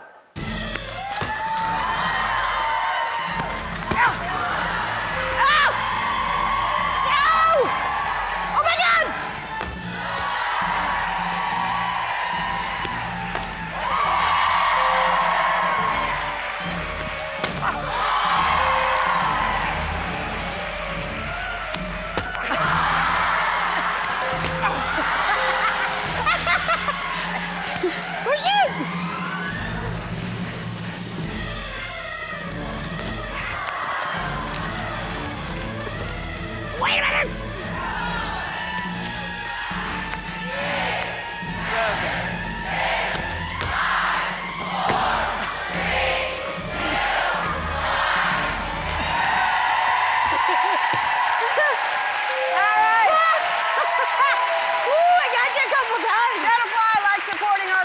Like Los Angeles Children's Hospital, we're going to round it up to 10. Oh my God! Oh my God!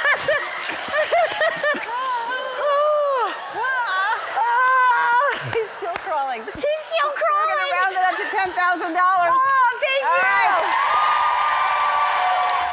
next guests are one of the funniest couples around. Please welcome my friends Melissa McCarthy and Ben Falcone. Hi. Nothing. Yeah, this is great. This is normal. Totally normal to have Mary on a mop and Andy in the garden. That's my. Hi, Melissa and Ben. Hi. Hi. Did she keep you out there? Just permanently? We're not allowed inside. We're social distancing. How do I get a Mary mop? That's really all I care about. You know what? We should start selling those and raise money for charities because you're the first request, but clearly people will want that. Let's talk about the fact that you somehow managed to, I don't know where you are right now in the house or maybe you're outside, but is that where you keep the painting I gave you? We're in the master bedroom. Just an altar to you. Yeah, we're outside, and we just thought, where will we keep her? Yeah, we like to keep you close at all times. So we move you around. Whatever room we're in, we like to give you a place of honor. My mom and I have done, I think it's to date, 46 puzzles. So whichever room we're doing a puzzle in, we just kind of bring you with us. Sometimes I think sometimes I think she gets a little judgy back there, but then other times you're real supportive. Mm-hmm. Quarantine. Wow. Yeah. Yep. That's it's so funny because I remember when we gave that to you as a joke because you like clowns, but I said, please you don't have to take that, but you wanted it. I remember you were like, you don't have to take that. You don't have to take that. And I was like, over my dead body, this is coming to my home. And then look at how useful. It scares me. All clowns do. It's not you particularly that scare me, but all clowns scare me. So I think that is what gives her such joy. So I guess thank you for enabling her. Well, my pleasure. My pleasure. Now I see that it's later in the afternoon for us while we're talking, and you're drinking a beer. How many have you had, Ben? I've had this. This is number 2, so I've had 1.3. Okay, and Melissa? This is 2. This is number 2. So it's 1. Oh, okay, got it. Does that make sense? 74. Okay. Okay. The fact that you can keep count still means it's okay. Now, because there's a lot of drinking going on in the Instagram posts, and I want to know when you decide what you're going to drink that day. I have been known to get up and, it's sort of you get the kids ready for their online school and then try to clean something, maybe try to work out. And then after, if there's a workout, if I manage a workout, then I'm like, I'm close. We've got to be close because once you get into the 10s, you're close to the 11s. And once you're in the 11s, you're home free. Then it's essentially 10:45. Oh, no. I look like a real creeper in the background there. Yeah. Next time we're going to do that, but then put your portrait behind me and just keep it going. She should have been with us. Oh, no. Well, when you stack them together like that, it looks troubling. Yeah. That should have been behind you so that there'd be Ben, Melissa, and then my painting behind you. Hey, Ben, so do you find that the alcohol helps get rid of any type of ailment you might have? And I ask you that because Melissa says you're a hypochondriac. Do you think you are? I do. I do think I am. I have a lot of blood pressure cuffs, as I believe you know. Like above 10, like double more digits. than 10. And I'm sorry. scared. Wait, stop. Why do you have multiple blood pressure cuffs? Because he thinks the first 7 are lying, and then he'll go to 8, 9, What 10. if I get an incorrect reading? Then I need a secondary opinion.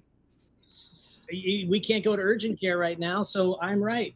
I've been right this was way before the quarantine. This has been where I've been at for years. Business as usual. Yeah. All right. So do you feel, well, this must really frighten you then. I mean, I think anybody who has any kind of fear of being sick, then the pandemic comes along, that's like your worst nightmare. Yeah. Yeah, but in a lot of ways, I've been girding myself for this mentally. Because I already, every time my hands touch anything, I'm like, these are gross now. Don't trust these. These have awesome, ugly, weird things on them all the time. And I regularly refer to my children as don't touch that with your dirty, dirty fingers. And it turns out I'm not right the whole time. Yeah, he feels vindicated. We're now all living in the fashion that Ben has been asking to like live our daily lives at for like years. So this is now we're all making sense. I see. Sounds like hell. Melissa, it sounds like hell, Andy? It's so much better having your voice muffled through glass. Yeah, I know.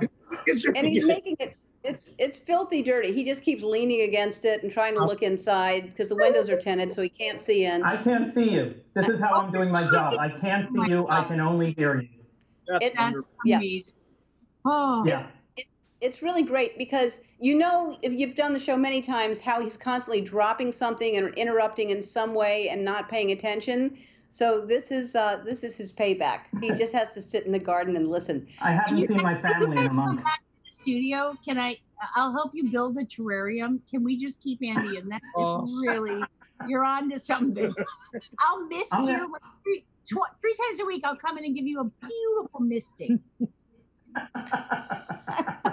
That's a good idea. We need to figure out how to mist him. I mean, I've accidentally turned the sprinklers on, but that's already happened. That was an accident.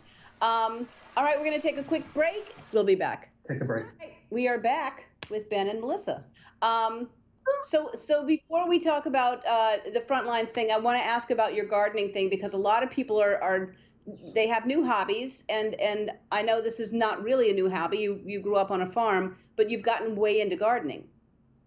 It's just like I have, and I've always loved like tinkering in the yard, and I grew up on a farm, and we had a massive garden there, but there's so much time that we have, and also it's the first time that I'm like, oh my God, we can't get a tomato.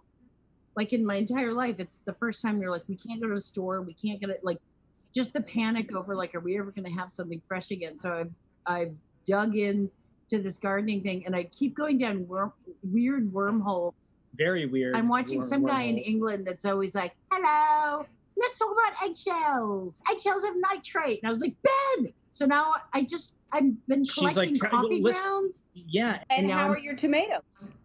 I'll tell you, the tomatoes, the plants are looking really good, but now I'm down a real squirrely wormhole with, all my strawberries are like the healthiest. But they're plants. dying. They're not dying. They're healthy plants with no fruit. And then that's me putting the vinegar and eggshell. Yeah, that's her putting her solution into the plants. Guys, I'm gonna have tomatoes the size of my head. Wow, well, that's very impressive. I like that. I'm about to start a garden myself, and now I'm gonna pick your brain. And I'm gonna skip the British guy, and I'm gonna go right to you because I understand you. You should do an area out here to make a garden. Coffee grounds. That's really all I've gotten. pH balance. All right. Andy just had a good idea. If I start the garden out there, he actually can tend to it while he's out there. Yeah. Great. I'll send you like 1,000 eggshells, Andy. It'll be great. Okay. I'm on it. We're going to do that. I want to talk about the amazing work you're doing with Frontline Foods. Let's talk about this amazing organization that you work with. We're just, part of, there's over 600 volunteers now with Frontline Foods, and it is just, we were doing it kind of grassroots with Octavia Spencer and Joel McHale and other people here, but then all of a sudden we realized Frontline Foods was doing it all across the country. It's 100% donations go right to, and it's a win-win twofold thing. The donations go to restaurants to try to keep their lights on, try to keep their staffs coming home with a paycheck, and then they feed the ER rooms and the janitors and everyone that's on the front line. Because it really is. It's incredible what these nurses and doctors are doing right now and how hard they're working and how long they're working. And then to be able to help the restaurants, and it's fantastic. And we're going to talk to Sydney, who is the nurse that started this whole thing, a little later in the show. But we're going to take a break, and we're going to talk about Melissa's dream that she had, because everyone's having strange dreams during this. So we'll talk about the dream? After the break. After the break. We'll be back. We are back with Melissa. And Melissa posted a dream about Mark Wahlberg. And explain what was happening in the dream. And then, Ben, how do you feel about it? Okay. Well, it was one of, sometimes you can have a dream where you're like, you wake up in the morning, you're like, oh my God, I think I've been having the dream for like 6 hours. And it never kind of left, like it wasn't, we weren't like, and we were spies. And it was like, no, we were just in our house. My family was my family. Kids were kids. My mom was here because she kind of got trapped in quarantine with us in LA.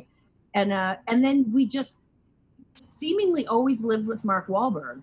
So he was there and I'd be like, do you want a sandwich or a bagel? And he'd just kind of like putter around the house. And it wasn't anything that was like, oh my God. And then something crazy happened. It was just like, we live with, who, by the way, we don't know. Well, we don't know him. We don't know at him. all.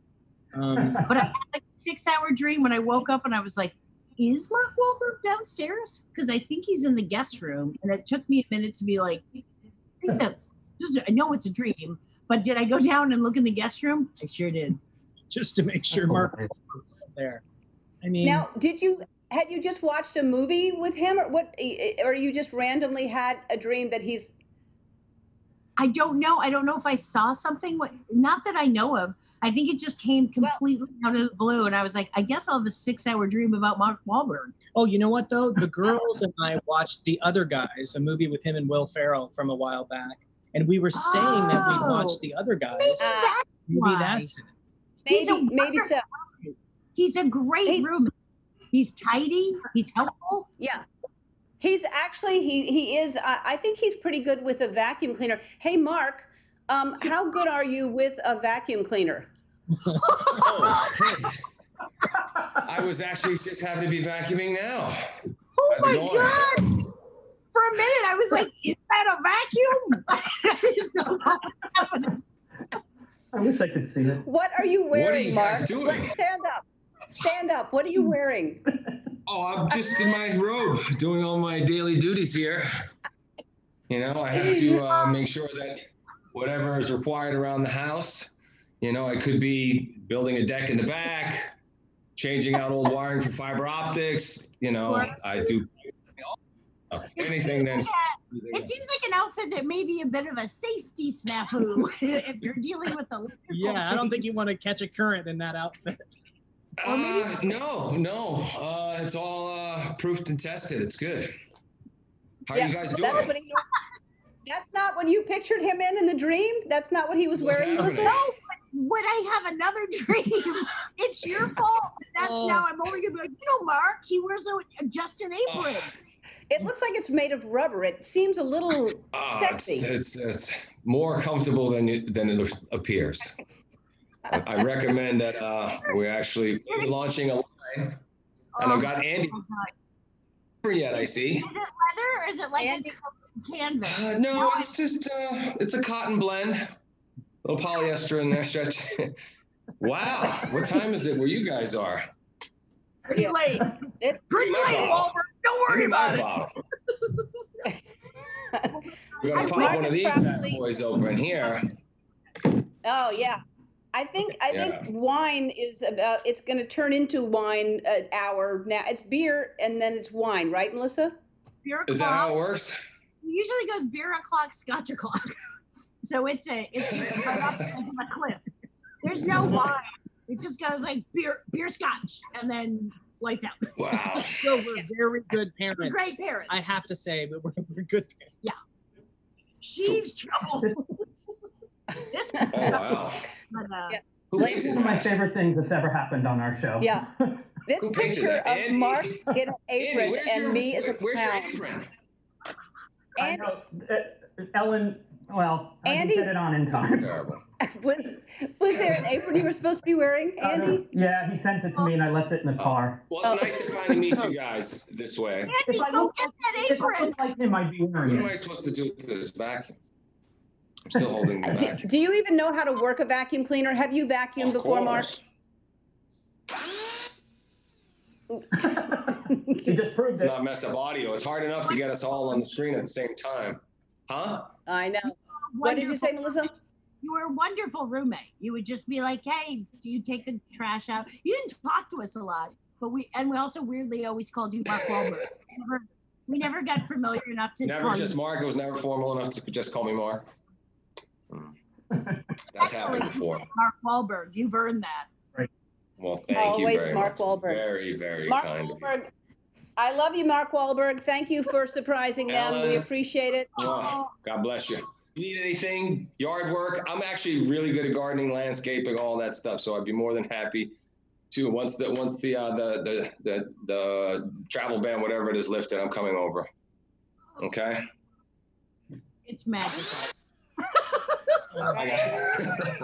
That was hilarious. Thank you, Mark. How was that, Melissa? Oh my God. I couldn't process at first what I was seeing. I literally was like, I just saw like muscles. And then I was like, what's happening? And then, oh my God. That apron was everything that I didn't want it to be. Yep. It was quite something. All right, we're going to take a break, and we're going to talk to, it goes from Mark Wahlberg in an apron to a nurse who has started an amazing organization. What a show. We'll be back. All right, we are back with Melissa and Ben. You told us about this incredible organization you've been working with called Frontline Foods, and I really wanted to meet this nurse who started the whole thing. So from San Francisco, California, please welcome Sydney Gressel. Oh my God, you guys. Hi, Sydney. Hi. So I am so happy to meet you and to be able to say to a nurse, thank you so much for everything you're doing. You're a pediatric emergency nurse, and I cannot even imagine how exhausted you must be and how exhausted all of you must be, the hours that you're working. So thank you for what you're doing. And thanks for creating Frontline Foods. Tell everybody how you had this idea. How did you start this? Well, I just want to thank you all first, because this is such an incredible honor to be here. Ellen, being on your show is a dream that I have had for years. And Melissa and Ben, this is our second Zoom call this week. I'm so touched by your involvement with our project. And I just really can't thank you guys enough for giving us this platform and this opportunity to talk about the work we're doing with Frontline Foods. So thank you, seriously. So in mid-March, I was texting with a friend of mine named Frank, and he asked me, how can I help? And at that time, I think I was doing like a 16-hour shift that day, and our hospital was mounting, this big response to the COVID crisis. And so I suggested that he could sponsor a pizza party for our team at the hospital as a morale boost. And then that simple idea has blossomed into this much bigger thing. Wow, just that it's simple. It's like you said, well, this is a good idea, and now I start this, and you've raised, I think they said 3.7 million. And yeah. So how many people have you served so far? Well, so now Frontline Foods is a national nonprofit. We are up and running in 46 cities throughout the country. We have an army of organizers, all volunteers, including the few here that are on our show. Melissa and Ben have joined us as organizers as well. And so there's about 600 of us, and we have served over 160,000 meals in over 250 hospitals throughout the country. I believe we've partnered with over 500 restaurants, and we have many more sort of onboarding. So this has just become a huge, huge success so far. And like I said, we're just getting started, so. That's incredible. That's amazing what an idea turns into something that you must be so proud of yourself that you came up with this and that it's so successful. So what can people that are watching right now, what can they do? What do you need? How can we help? Well, thank you for asking. So I guess I would have maybe a two-part answer to that question. Part one is check out our website, frontlinefoods.org. On there, you can learn about the good work that we're doing, and you have the opportunity to donate any amount of money. It is a tax-deductible donation, $5, $50, $5,000, whatever you're motivated to contribute. And you can choose if you want to donate on a local level to a particular city, or if you want to donate nationally. And our national funds are being distributed to underserved areas, places that are getting hit really hard with COVID cases and have less infrastructure, less resource in place. So we really want to support some of those communities. And then part two is I could really use your support. My colleagues throughout the country really are just asking that everybody please be patient and continue with the stay home. The quarantine is so supportive. It is literally saving thousands and thousands of lives in the US right now. It's very challenging. I get it. I've got 2 little kids at home myself, and I know this is such a sacrifice that we are making, but we're doing it for each other. So if we could just get the message out to stick with it, to be patient, it is working, and we just have to stay the course. Yep. I agree with you.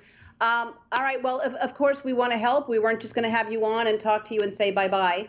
Shutterfly is an amazing partner of ours, and thanks to them, we have been able to help the healthcare workers and their communities around the country. And today, they're going to donate $25,000 to Frontline Foods. That's amazing. That's so Thank great. you. You guys. Thank you, Shutterfly. Thank you. Thank you, Shutterfly. Thank you, Ellen. Thank you, Melissa. Thank you, Ben. Thank you, Octavia. Thank you. Wow. Thank you, guys. Thank you, Joel. So many people have come together to make this a success. I can't thank you guys enough. Well, we can't thank you enough, and hopefully everybody will go to our website to find out how they can donate as well, because even when you say that, you know, the hardest hit areas, it really is. You think about not just helping the healthcare workers, but helping the restaurants in those hardest hit areas, that it really is a win-win for everybody. So it was a great idea, and it's a great organization. So go to our website to see how you can help. We'll be right back. Thank you so much. Our first guest is one of our favorites. Please welcome Melissa McCarthy. Hi, guys. Hi. Hi, Melissa. So good to see you. Tell everybody where you are. I am in Australia, so I'm in tomorrow. You are in tomorrow. What time tomorrow is it? It's Friday, what is it, 9, like 9:45 a.m. Great. Friday. How will Friday be for us? Horrific. Good. Unless Andy keeps eating Santa's balls, and then it's gonna be dicey. I'm sorry, it was not Santa's balls, it was Yum Nut, not Santa's balls. I think we can't say that. That's a different holiday treat, sorry. Right. It sure is. Maybe those are served down under. Oh, it's like the joke that just keeps giving. Yes, it is. Hey, so Australia, it's very, very shut down there. Quarantine is very strict there, right? It is a real thing. Like we first of all, I was like, they're never going to let us in, and then it worked out because we came down here to shoot a show, and we got off of the plane to an empty airport, which is very surreal. Like, they're doing an incredible job here. It's like full military. No one else is really there. It's like one plane at a time. We're in masks. We're in these shields. You have to give all your paperwork.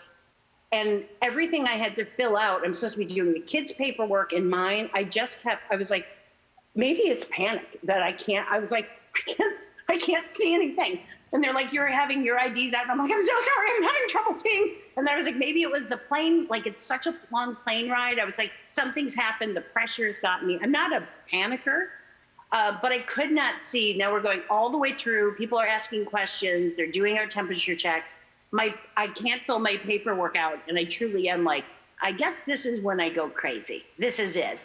And then we're 20 minutes into all of this stuff of me just like, and then somebody goes, pardon me, ma'am, and then pulls off, there was a protective frosted shield over my face shield that I didn't know was supposed to come off.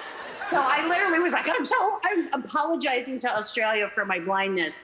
And then somebody's like, hey, dingbat, right. You still have a feeling in your face. I was like, cool. Well, at least you're not going crazy, and we know that now. Where are you in Sydney? No, we're in Byron Bay, which is like a beautiful little, I think it's like 8 hours north of Sydney. Yes, that's supposed to be, I've never been to Byron Bay. It's supposed to be beautiful. But tell me what kinds of things, because I know there are so many animals and insects and reptiles that can kill you. Everything that can kill you lives there. Everything and every version of everything. It's like the flies are literally like this big, and people, if like one lands on you, somebody nicely will just smack like the bejesus out of you. There's also water dragons that can be like 3 and 4 feet long that nobody seems to mind. Nobody from here seems to mind. They're this long. We were in a restaurant. It was like an outdoor covered thing. And just one comes right at the table going under the table. So I go back over the chair yelling. I'm trying to get out of there. Like, it's a dragon coming at me. And everyone there just looked at me like, what's this crazy lady doing? I'm like, does anyone? They're like, yeah, it's a dragon. Yeah. My point is it's a dragon. Right. And nobody minded. That is crazy. Spiders are like this. Yeah, no, I know. I've heard about all the stuff that. Have you seen like the kangaroos and koalas and stuff? Wallabies we see. I haven't seen kangaroos yet. We're gonna try to go to like a place that rescues them and rehabilitates them, but I haven't seen them yet. I am slightly terrified of the big ones because like those big red ones that are like just yoked. They look like they just work out all day. Yeah. I'm a little afraid that I'm going to be the one that they're like, boom, like I don't like you. But I'm hoping that doesn't happen. I also now, here's something fun. Oh, it's just my EpiPen I carry. Because something bit me here and 92% of my body blew up in a way that I didn't know was possible. And now I just, pretty cool. I carry an EpiPen because nobody knows. They're like, could be anything. So many things could have done this year. My lip was out here, my eye was like this, and I was like scratching like a hound dog. And they're like, could be one of 1,000 things. I'm like, great. Wow. You didn't feel it bite you? Like, were you sleeping, or when did something get you? It got me during the night, and I woke up and I was like, I'm going to say something wrong. And I was like, and my lip was about 4 times the size, so I kept trying to say, I think something's wrong, but it just came out like, and then when he called me, we like turned the light on, I was like, does something look different? He was like, oh God. But I think, and this isn't just him, it's publicly known, he's a hypochondriac. I believe, in all honesty, his first response was like, get away from me, because what if it's contagious? That's a loving husband. There is nothing worse, though. I mean, obviously, I haven't had that kind of thing, but there's nothing worse than waking up in the morning and being bit, especially in your face, and knowing something was crawling on your face while you were sleeping at night. That is the worst feeling when you go, oh my God, something was actually on my face while I was sleeping. What's going on at night? And then here, it's like, it could be, it's like somebody else at work was like, oh, I woke up once with a huntsman spider on my stomach. And she goes, it was almost the size of a dinner plate. And I was like, okay. Wow. You guys are awesome. Yeah, I would sleep in a wetsuit there if I hey, we have to take a break, and we're going to talk about your new movie and everything everything you want to talk about. Anything you want. Because we just love listening to you. I love you. We'll take a break. We'll be back. I'll wait right here. Back with Melissa McCarthy. That's from Superintelligence, a new movie, which, oh my God. Tell us, we'll tell everybody what it's about first. It is about an AI, artificial intelligence, takes over, becomes aware, and finds Carol, who I play Carol Peters, who is the most average of all average people, and decides to watch her for 3 days to see if humankind is worth saving. Because on paper, we're not great to the environment, we're fighting each other, and the AI is considering maybe just wipe a clean slate. So he chooses to follow me, and I decided the one thing that I really care about if I have 3 days left is to find like my love that got away, played by Bobby Cannavale, who's great. And how many times did you have to jump on that beanbag chair? How many takes? That thing, I defy someone to get up on it once. It was, I don't know how you're supposed to sit in it. So I just kept trying those were actual attempts that I just kept failing at terribly. Hilarious. It was hilarious. And for the movie, you launched a campaign, 20 Days of Kindness, which I love. Tell everybody what that is. Yeah. Well, we thought, it's a funny time in the world, and kind of promoting this movie that is so about kindness matters, and people are worth saving, and that love wins. And we thought if we're going to be all getting back together in our virtual way, like let's shine the light on some really great causes. So we did 20 daysofkindness.com, which is a kindness hub that we have. There's 20 different charities. We're giving $20,000 to each charity, and just there's so many people still doing amazing things that they don't get the same. They're not as flashy as the negative stuff, and we just wanted to kind of shine that light on them, because I think it's a good reminder to be like, people are still doing good things. The majority of people are good and kind. They're just not as loud. So we thought, let's give them a microphone. So true, so true. We have to take a break, but real quick, I heard that Ben has a crush on somebody. He really does. He really, he's fallen pretty hard for Harry Styles. Well, like, it's on a loop. Who hasn't? I mean, I think everyone is in love with Harry Styles. But sometimes I'm like, I'm just waiting for him to be like, you could just cut your hair a little shorter. Like, I'm waiting. Get a few tattoos. As if me cutting my hair would be like, I'm a dead ringer for Harry Styles. What are you talking about? I would just look more tragic. Oh, God. Oh, God. And speaking of a good guy who does a lot of good things, we want to help you raise some money for your cause after this. We'll be right back. We are back with Melissa McCarthy. All right, so what is the charity that we want to highlight today? Today's charity is Feeding America. Wonderful. An amazing organization that they're just constantly, tirelessly helping people. It's an incredible group. I agree, and now more than ever, everyone should donate to Feeding America. We have so many people, because of this situation we're in, that need help right now. All right, we want to give you a chance to earn some money. It's a special edition. It's a Drawer Dash Down Under. All right, here's how it works. I am going to ask you to run and bring back something that starts with M, for instance. And you have 10 seconds or less to come back. And Shutterfly will give you $2,000 to Feeding America for each item, okay? Okay. The first item is, bring me something you didn't know existed until you got to Australia. Oh, I know where.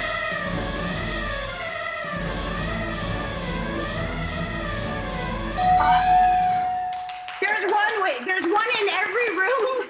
It's a gigantic red can, and literally they're like, don't let this out of your sight, so when something's about to kill you, you can spray it. In every room. Wow. Okay. That's in every room. All right, bring me something Ben brought with him that you wish he did not.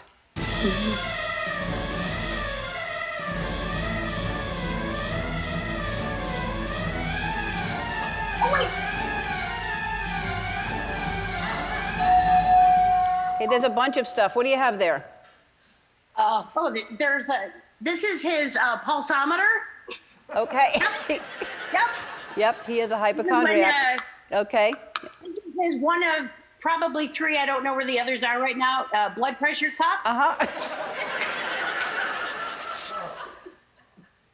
This started out for his plantar fasciitis, which he doesn't have. And then later, he got bit again at night by something and then swore that he had gout. So started wearing it for gout. It doesn't do anything for gout, nor does he have gout. And also, this is all what to do in case you have gout. This was next to his bed.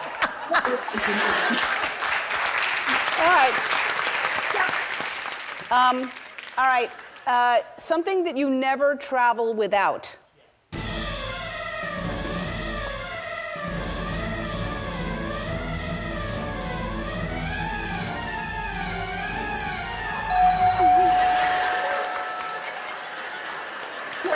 Oh, wait, and this.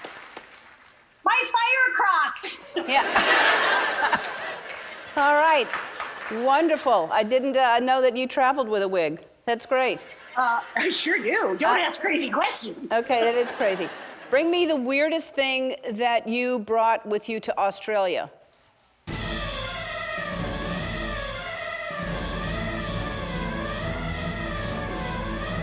Oh,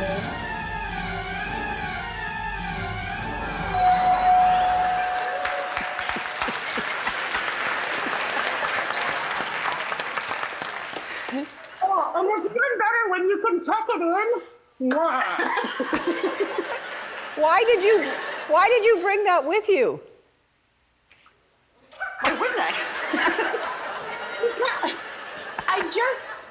I saw it before I left and I was like, oh my God, that's amazing. I may have 2 of them with me, but I was afraid I left the other one. But you never know. This is come in handy. I put it on, I scare people. Well, now I understand. Hey, that's $10,000, but Cheddarfly cares about supporting charities like Feeding America. They're going to round it up to $20,000. Super Intelligence is out on HBO Max Thanksgiving Day. We love you, Melissa. Thank you. See you soon. Thank you so much for that. Stay safe, and we'll see you soon. Okay, I hope so. All right, we'll be right back. Our first guests are 2 of our favorites. They star together in the new movie Thunder Force. Please welcome my friends, Melissa McCarthy and Octavia Spencer. Hi, guys. So a lot of people don't know this, but you're really best friends in real life. How long have y'all known each other? Ooh, what? 25 years? What'd you say? I said more than 20. Well, yeah.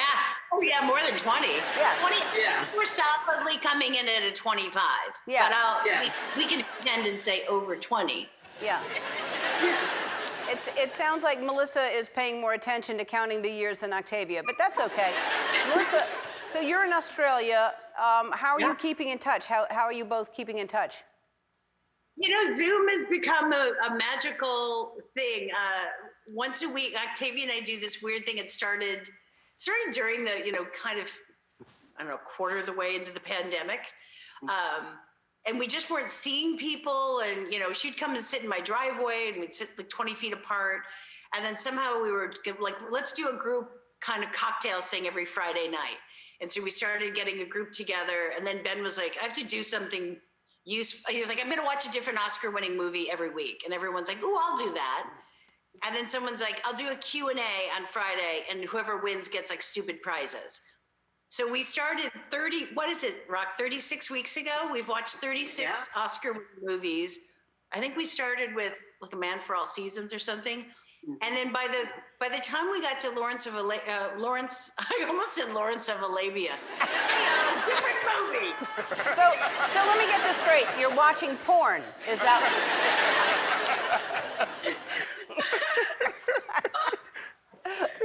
the end of it's like, so we've watched 36 weeks of porn. It's very original. Lawrence of Arabia, different movie. And somebody dressed up in full costume, and it's a bunch of like writers, actors, and producers. And it was the most pathetic thing because one by one you saw people like, oh, you're gonna show up in costume? Okay, and one by one people were like, I'll be right back. And they would come back with like, and it's all just, it's like, a paper towel hat. We're making it out of like socks and like old bras. And now we all dress up every week. Sometimes it's inanimate objects from the movie. Sometimes it's characters. And it's just frankly gotten out of hand. It's pretty elaborate. You guys always do the best job. You and, yeah. You men are always good. I'm always on the tail end. Really? Well, it's pretty great. Like someone built a full Sherman tank out of cardboard that like operated. Wow. So I just also learned this morning. I knew that y'all were friends, but that before y'all were famous, you tried to get on The Price is Right, both of you together? Yes. Wow. Still trying. Well, and also we had like the rest of us, like Octavia just wanted to go. She loved it. And we were all like, she's bizarrely lucky. Like she's the one that like walks through a casino and like touches a thing and like touches a slot machine and like it tips over and like she's covered in gold bullion. Like she's just this super lucky, like her karma's not shockingly wonderful. So we all met up at 5 and I was like, for sure, we were giving like fake sad stories of like, I was like, I was a farm girl from a tough city, and they were like, keep it moving. Like, they just didn't want anything to do with us. But I did have a puppy. I may have been at a bar the night before on Melrose Avenue called the Snake Pit, and some real jerk was trying to sell a puppy in a bad way, and he wanted $62.50, which I had $3.11. So everyone in the bar chipped in money to get this puppy away from this guy. So somehow at 12:30 at night on Melrose Avenue, I was like, well, let's go home, Phil. And I just walked home with this puppy. So I brought it to The Price is Right. Early. We had to be there very early. And be there at like 5 a.m. I don't know if you gave that dog a better life. I mean, what did you do with it at The Price is Right? Eventually a friend came. I had to stand in line for a couple hours with it, and I didn't have I did not expect the night before to be adopting a puppy. So I had like old vintage scarves around its neck. I was like, ooh, this is not a good idea. This is like a choking mechanism. So I had to just keep holding this wiggly puppy, and eventually a friend came and was like, okay, I'll take it for you while you go inside. Well, I think that's a wonderful story that you took the puppy away from somebody who was selling it in a bad way, especially at midnight. So, all right, we have to take a break. We're going to talk about your new movie when we come back, and now think of more porn names, because that's a good one. That really is. There's many we can think of. We'll be right back. We are back with Melissa McCarthy and Octavia Spencer. You're best friends in real life. You play best friends and superheroes in Thunder Force. Tell everybody about the movie. Melissa, will you do it? So we play Octavia. We've been trying to do something. We haven't done something together in it seems like a million years. And Ben wrote this movie called Thunder Force, and it is about two people that have grown up together, became best friends as children, really, and then they kind of drift apart. And then Octavia's this brilliant geneticist. I drive a forklift and kind of drink beer, so it seemed on brand for me. And we get back together as adults, thinking we're going to go to this class reunion. And she has developed. We live in a world of miscreants and super villains. And Octavia's character's parents were actually killed by the miscreants when she was little. And her whole kind of life's drive has been to come up with technology to fight back. And she's done it, and she's about to make herself into a superhero, and I accidentally inject myself with it. And you're both doing your own stunts. So how was that something you chose to do? You didn't want stunt people? Well, I'll say this. Melissa does a lot of her own stunts. Where Melissa is fearless, I am fearful. And don't like a harness. Well, she loves a harness. I love a harness. I'm like, swing me around, throw me against walls. And Octavia was in the harness but hadn't been lifted yet. And she was like, ooh, ooh, ooh, ooh, ooh, ooh, ooh, ooh. I'm like, you're not off the ground yet. You're still sitting on the ground. We're going to play a game to see how well you know each other. It's called Best Friends Facts. That's a great theme song. All right. I thought you said it's called Best Friends Bats. And I'm intrigued.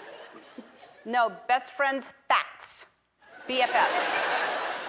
We need another pair of best friends for you to play against, and we have two in our virtual audience. Where are Amanda Jane and Shanita? There they are. Hello, you two. Hi. Oh, are we really on? Yeah. You're really on. Where do you live, and what do you do, and how long have you been friends? Oh my goodness. We're in Inglewood, California. We've been best friends for almost 8 years. We're in Inglewood right now, and we co-own Sip and Sonder coffee house that we're sitting in right now, and my heart is beating very fast. Yes, what she said. Everything. Right. Wait. What's the name of your coffee shop? It's called Sip and Sonder. It's in Inglewood, California. That is fantastic. And what made you want to open a coffee shop? Yeah, I mean, we were working together at the same law firm, and I told Amanda Jane we had like these passions, and I told her I was passionate about coffee and coffee shops, and I would have to always go outside of my community to go to them. And then I wanted a space that felt like me. Yeah, and I shared with Shanita my passion for community engagement, community building, and we realized that we really wanted a space where we could have community and culture kind of connect, and that coffee was the perfect conduit for that. So Then Sippin' Sonder was born. What a great story. Oh my God. All right, you two. Well, we're going to play a game. We're going to ask a question, and you write your answers down as quickly as possible. You'll get a point for every time your answer matches your best friend's. The first question is from Melissa and Octavia. Okay? Who is more competitive? This is just for Melissa and Octavia. I love you all three so much. You're all awesome. Thank you so much. All right, let's see. Hold them up. All right. Wow. I'm surprised. The fact that Octavia is more competitive than Melissa, because I have seen her on a dance floor, and Melissa is competitive. She's worse. Wow. She's worse than her. Wow. Yes. Melissa chest bumped Jennifer Lopez on a dance floor. I think I remember watching that. I did. Yeah. I did it lovingly, but it was too aggressive. Yeah, it was great. I loved You it. can trust me. I know. We'll trust them. All right, Amanda Jane and Shanita, who's more likely to get up on a table and dance? Oh. All right, let's see it. Oh, wow. Really? Oh, yeah. We would both be on the table. We would be on the table together. All right. All right, so I'll give you a half a point for that. Octavia and Melissa, this question is for you. Is this game set up as a surprise for Amanda Jane and Shanita? Let's see the answer. Wait.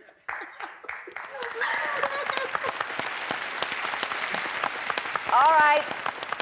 Since it's a setup for them, what are we going to give them?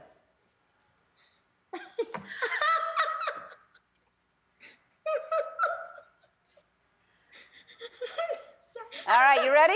Ready? You're getting $25,000 from Thunder Force.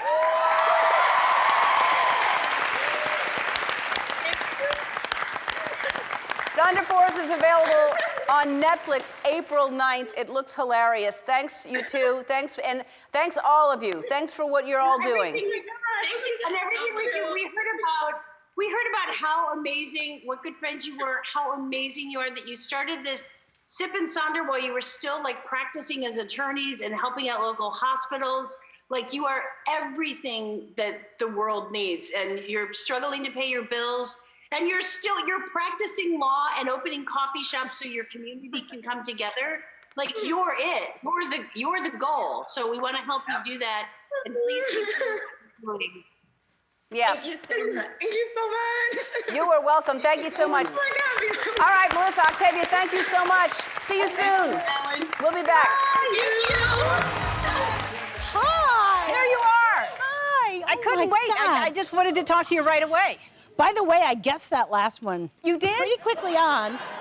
And also I thought, oh, how lovely. I've taken my children on their ride. So there's that. Yeah. You guessed it early on. I did, which I found troubling. Yeah. I wasn't like, wow. I was like, ooh, that came too easy to me. It's a little troubling. Really? I mean, not to keep digging at that, but I've been on that ride. I wasn't like, oh, excuse me. For her, it was. Oh, okay. Yeah, for her, it each his was. own. It is so good to see you. I know. You have been in Australia. The last time I talked to you, you were stuck in Australia. You were shooting Nine Perfect Strangers. We went there, and it was so beautiful. And we were supposed to come back to LA, and we were like, oh, we could stay in Byron Bay. When like we were out in the country and surrounded by cows, and we just stayed out. It's such beautiful country, dangerous, wildly dangerous. Yes. I don't know if you know Australia, but it's trying to kill you. Everything there can kill you.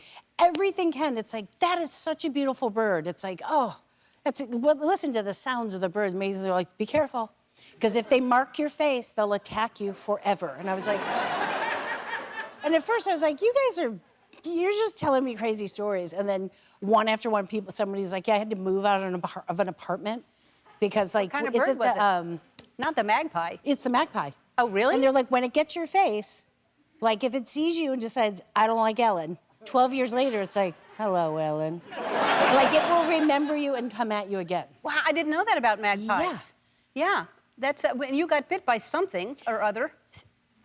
Nobody could tell me, and no one seemed alarmed by it. My entire body, I had huge, crazy hives. My eyes swelled shut, and I was like twitching because it had like hit my nervous system. And they're like, "Yeah, so there she is. That's attractive." Wait, why were your hands wrapped so you couldn't itch? So I couldn't itch, and there was all ice packs because I was itching so badly, and I started twitching with my nerves. Did you have a bite somewhere, or just your body did that? We never found it, and the doctor was just kind of like, yeah, something got you. And I was like, and literally at the time, my eyes were swollen shut. The only thing I loved, my top lip was gorgeous. It literally was like 3 times the size, and I'm like, if I could just find whatever little bug it was and just gently rub it on. Yeah. Everything else was a train wreck, and like they seemed okay with it. They're like, yeah, we'll get you an EpiPen. It's fine. Wow. Like, they were so calm, and I was like, all right, well, I'm bedridden. They're like, yeah. Yeah, that's Australia. You made it out. Just like, suck it up. Yeah, I'm glad you're back, though. Hey, we have to take a break. More with Melissa after this. We're back with the lovely Melissa McCarthy. And so after being in Australia for a year, which you didn't plan on being there a year, but obviously someone was taking care of your dogs. But what happened when you came? I mean, they must have gone crazy without you. It was so weird because we tried every way to work it to take our dogs with us. I mean, they're like, yeah, they were not happy for a while. But you can't, and I get it, it's an island. They're like, we just can't have the threat. Unless you're moving there, you don't want to bring your animals there. So my cousin Jenna stayed with them, and I came home after a year, and I was almost nervous because it had been so long. And Harper, who's the bigger one, he's pretty. I can give him that, but he just kept going, he sounds like a dinosaur. It's very jarring. We know that he's happy, but like if other people hear it, they're like, holy crap, like look at him.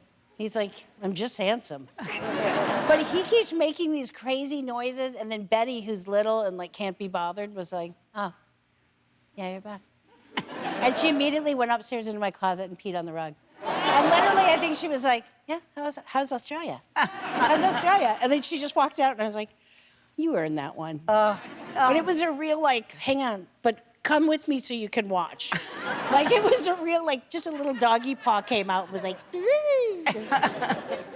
but come on. Yeah, that's so sweet. He's part And I was asking you during the commercial break, your tattoos are for a movie you're doing. They're henna? Ben wrote this show for Netflix called God's Favorite Idiot. And but look at how neat they are. I'm like, it's so much cooler than I'll ever be. Like when I'm like, getting a coffee, I'm like, oh yeah, I'll use my tattooed fingers to get a card out. But they're gonna wear off in like 6 days, and then I'm gonna be bummed. But it's these little stickers you put on, and it's like, come on, it's an ice cream cone and a dinosaur, guys. Look at that. Oh, you have one on your neck too? Yeah. And how do your girls like that? Do your daughters like that you have tattoos? They love it. I've always let them, since they were really tiny, I always just let them draw, like, they can use Sharpies and just draw. Like I used to do art all up and down their arms when they were like 18 months, which I found funny. But they would literally look, it'd be like ride or die or like just crazy stuff. So I'm always like, you can do whatever you want. So I've given them like henna pens so they can do whatever. Vivi's really artistic and Georgie's really into anime. So I'm like, maybe not on your face because it takes a week or so. But I'm like, then again, it's been a rough couple of years. Draw on your face. Whatever you want to do. How are they doing? Because Georgie is the one that used to have the theories about someone breaking into the house, right? Yeah, it's less about that. She's not so robber obsessed now, but she's super into anime, and she's always like, so if I had the power to kill someone, I would do it through my cloak. And I'm like, all right, okay, and she's taking Japanese lessons. She's like so into anime. She'll just Like she'll go upstairs and we're about to go to school and she just comes down and there's like a full band of yellow. And she's like, I'm ready for school. And there's like elf ears. I'm like, yeah, all right. You can. I think they're always waiting for me to be like, wait a minute. And instead I'm just like, yeah, you want a neck tat? I think I just am always like, do a little more. And is Ben the same with you as you with them? Yeah, he's just always like, oh, that's great. Like sometimes, like Georgie they stayed in Australia a few more weeks, and then she called me and we were FaceTiming. She's like, my hair's blue. And I was like, oh, cool. And she was like, oh. I think she thought she wanted me to be like, this is outrageous. I'm like, great, we can shave half of it off. That's my theory. If I just keep being like, do more, they'll get so bored with it that they'll... Yeah.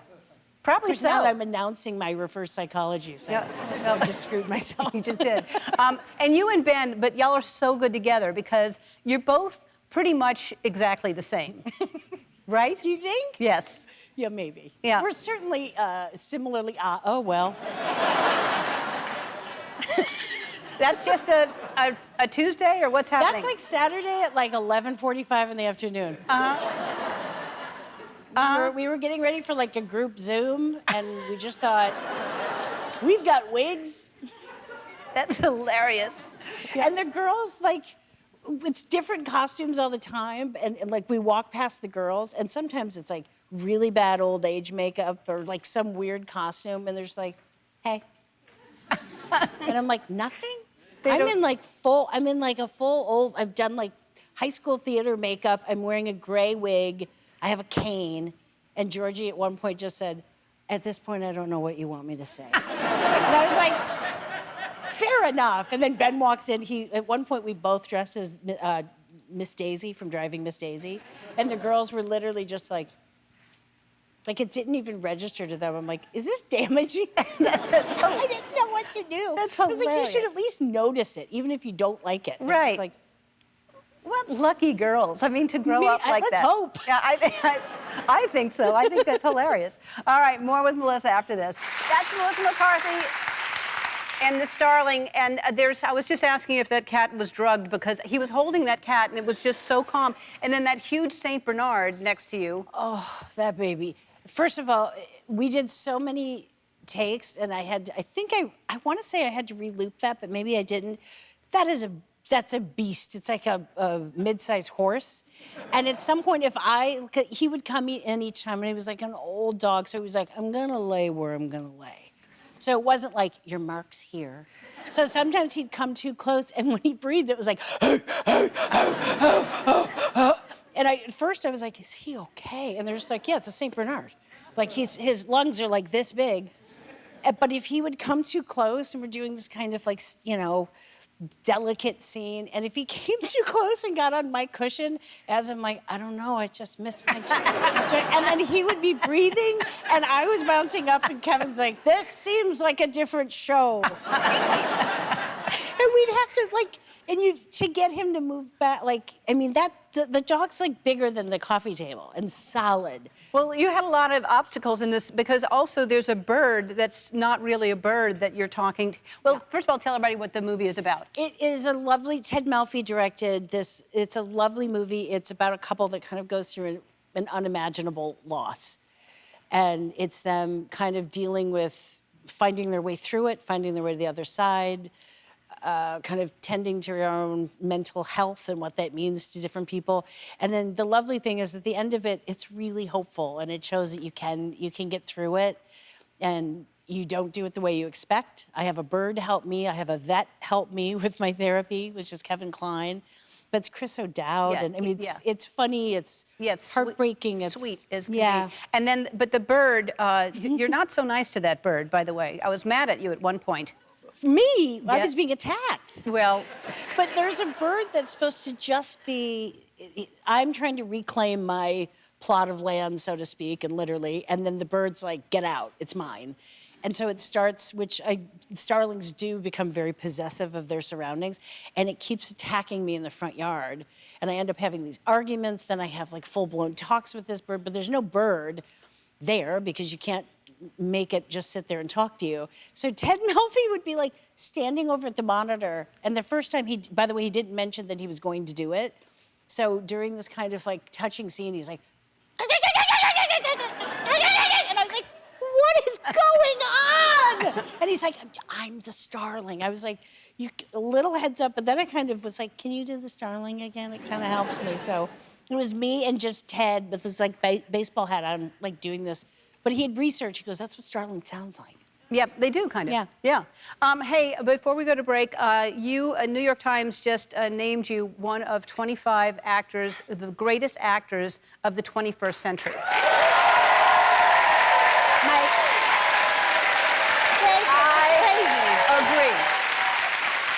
I agree. I think what most people don't know is that if you look closely, my dad wrote that.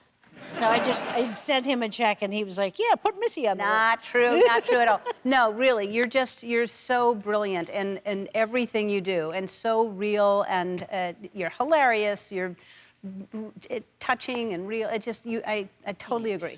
Yeah. We're going to take a break. We're going to play a game. The Starling is out on Netflix now, and we'll come back with a game. We're back with Melissa McCarthy. It is time to play one of our favorite games here. It's called 5-Second Rule. Twitch will read a category, and you will have 5 seconds to name 3 of those things and in 5 seconds. And then we hit this to stop the... Oh. All right? Yep. I shall go first to show you how difficult it is. Okay, Ellen, name 3 things that can kill you in Australia. A bird, a snake, a fly. All accurate. All accurate. Yeah. Melissa. Yes. Name 3 things that are fun to say with an Australian accent.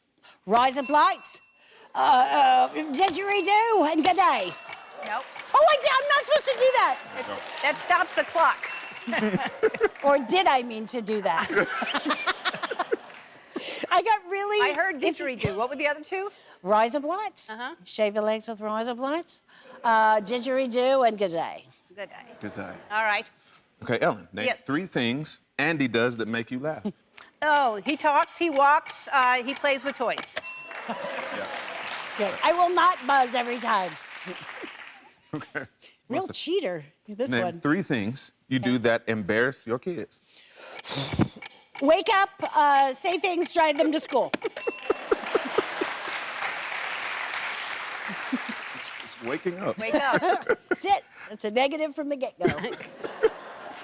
Ellen, show us 3 different dance moves. Oh, whoa, whoa, Oh, each one had a sound. Oh, of course. They're audible dance. And then, Yeah, Melissa. Yes. Show us 3 more dance moves. Oh, this.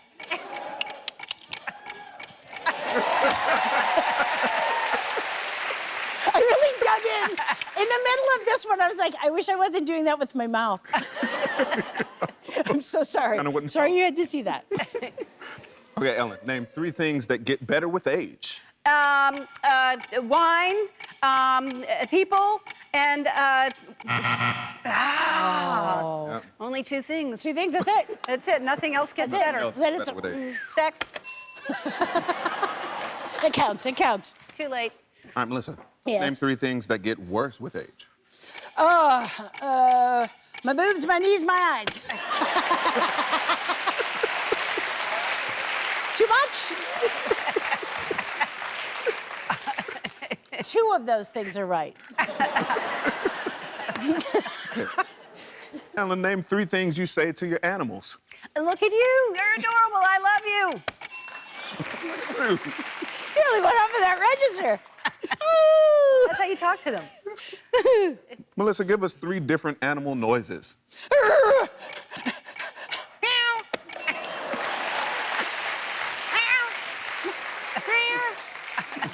What was the second one again? What was that? Harper, my dog, the big one, likes to come about this close to you and just breathe deep and heavy directly into your mouth. All right, Ellen, tell us 3 lies you've told your mom growing up. I'll be home soon. No, I'm not drunk. I didn't really lie that much. Okay. Melissa, tell us 3 lies you've told your kids. Oh, I've never done that. Look on the positive side. Oh, God, I couldn't even come up with them. I'm like, there were so many to scroll through. Just kidding. I've never lied to you. I like it. Look at the positive side. I was looking for that one. Look at the positive. Things will turn out great.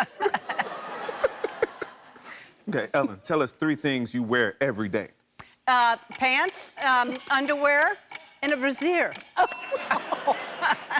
do that after the brassiere. Brassiere. We should really, let's all just start using brassiere again. It's a better word than bra. Yeah. Bra. Melissa, tell us 3 things you never leave home without. Birkenstocks, a mask, and a sunny disposition. Oh, it's even worse when it was like, shut up. And what? My sunny disposition. And then it was like, wah. It did not like that last one. Oh.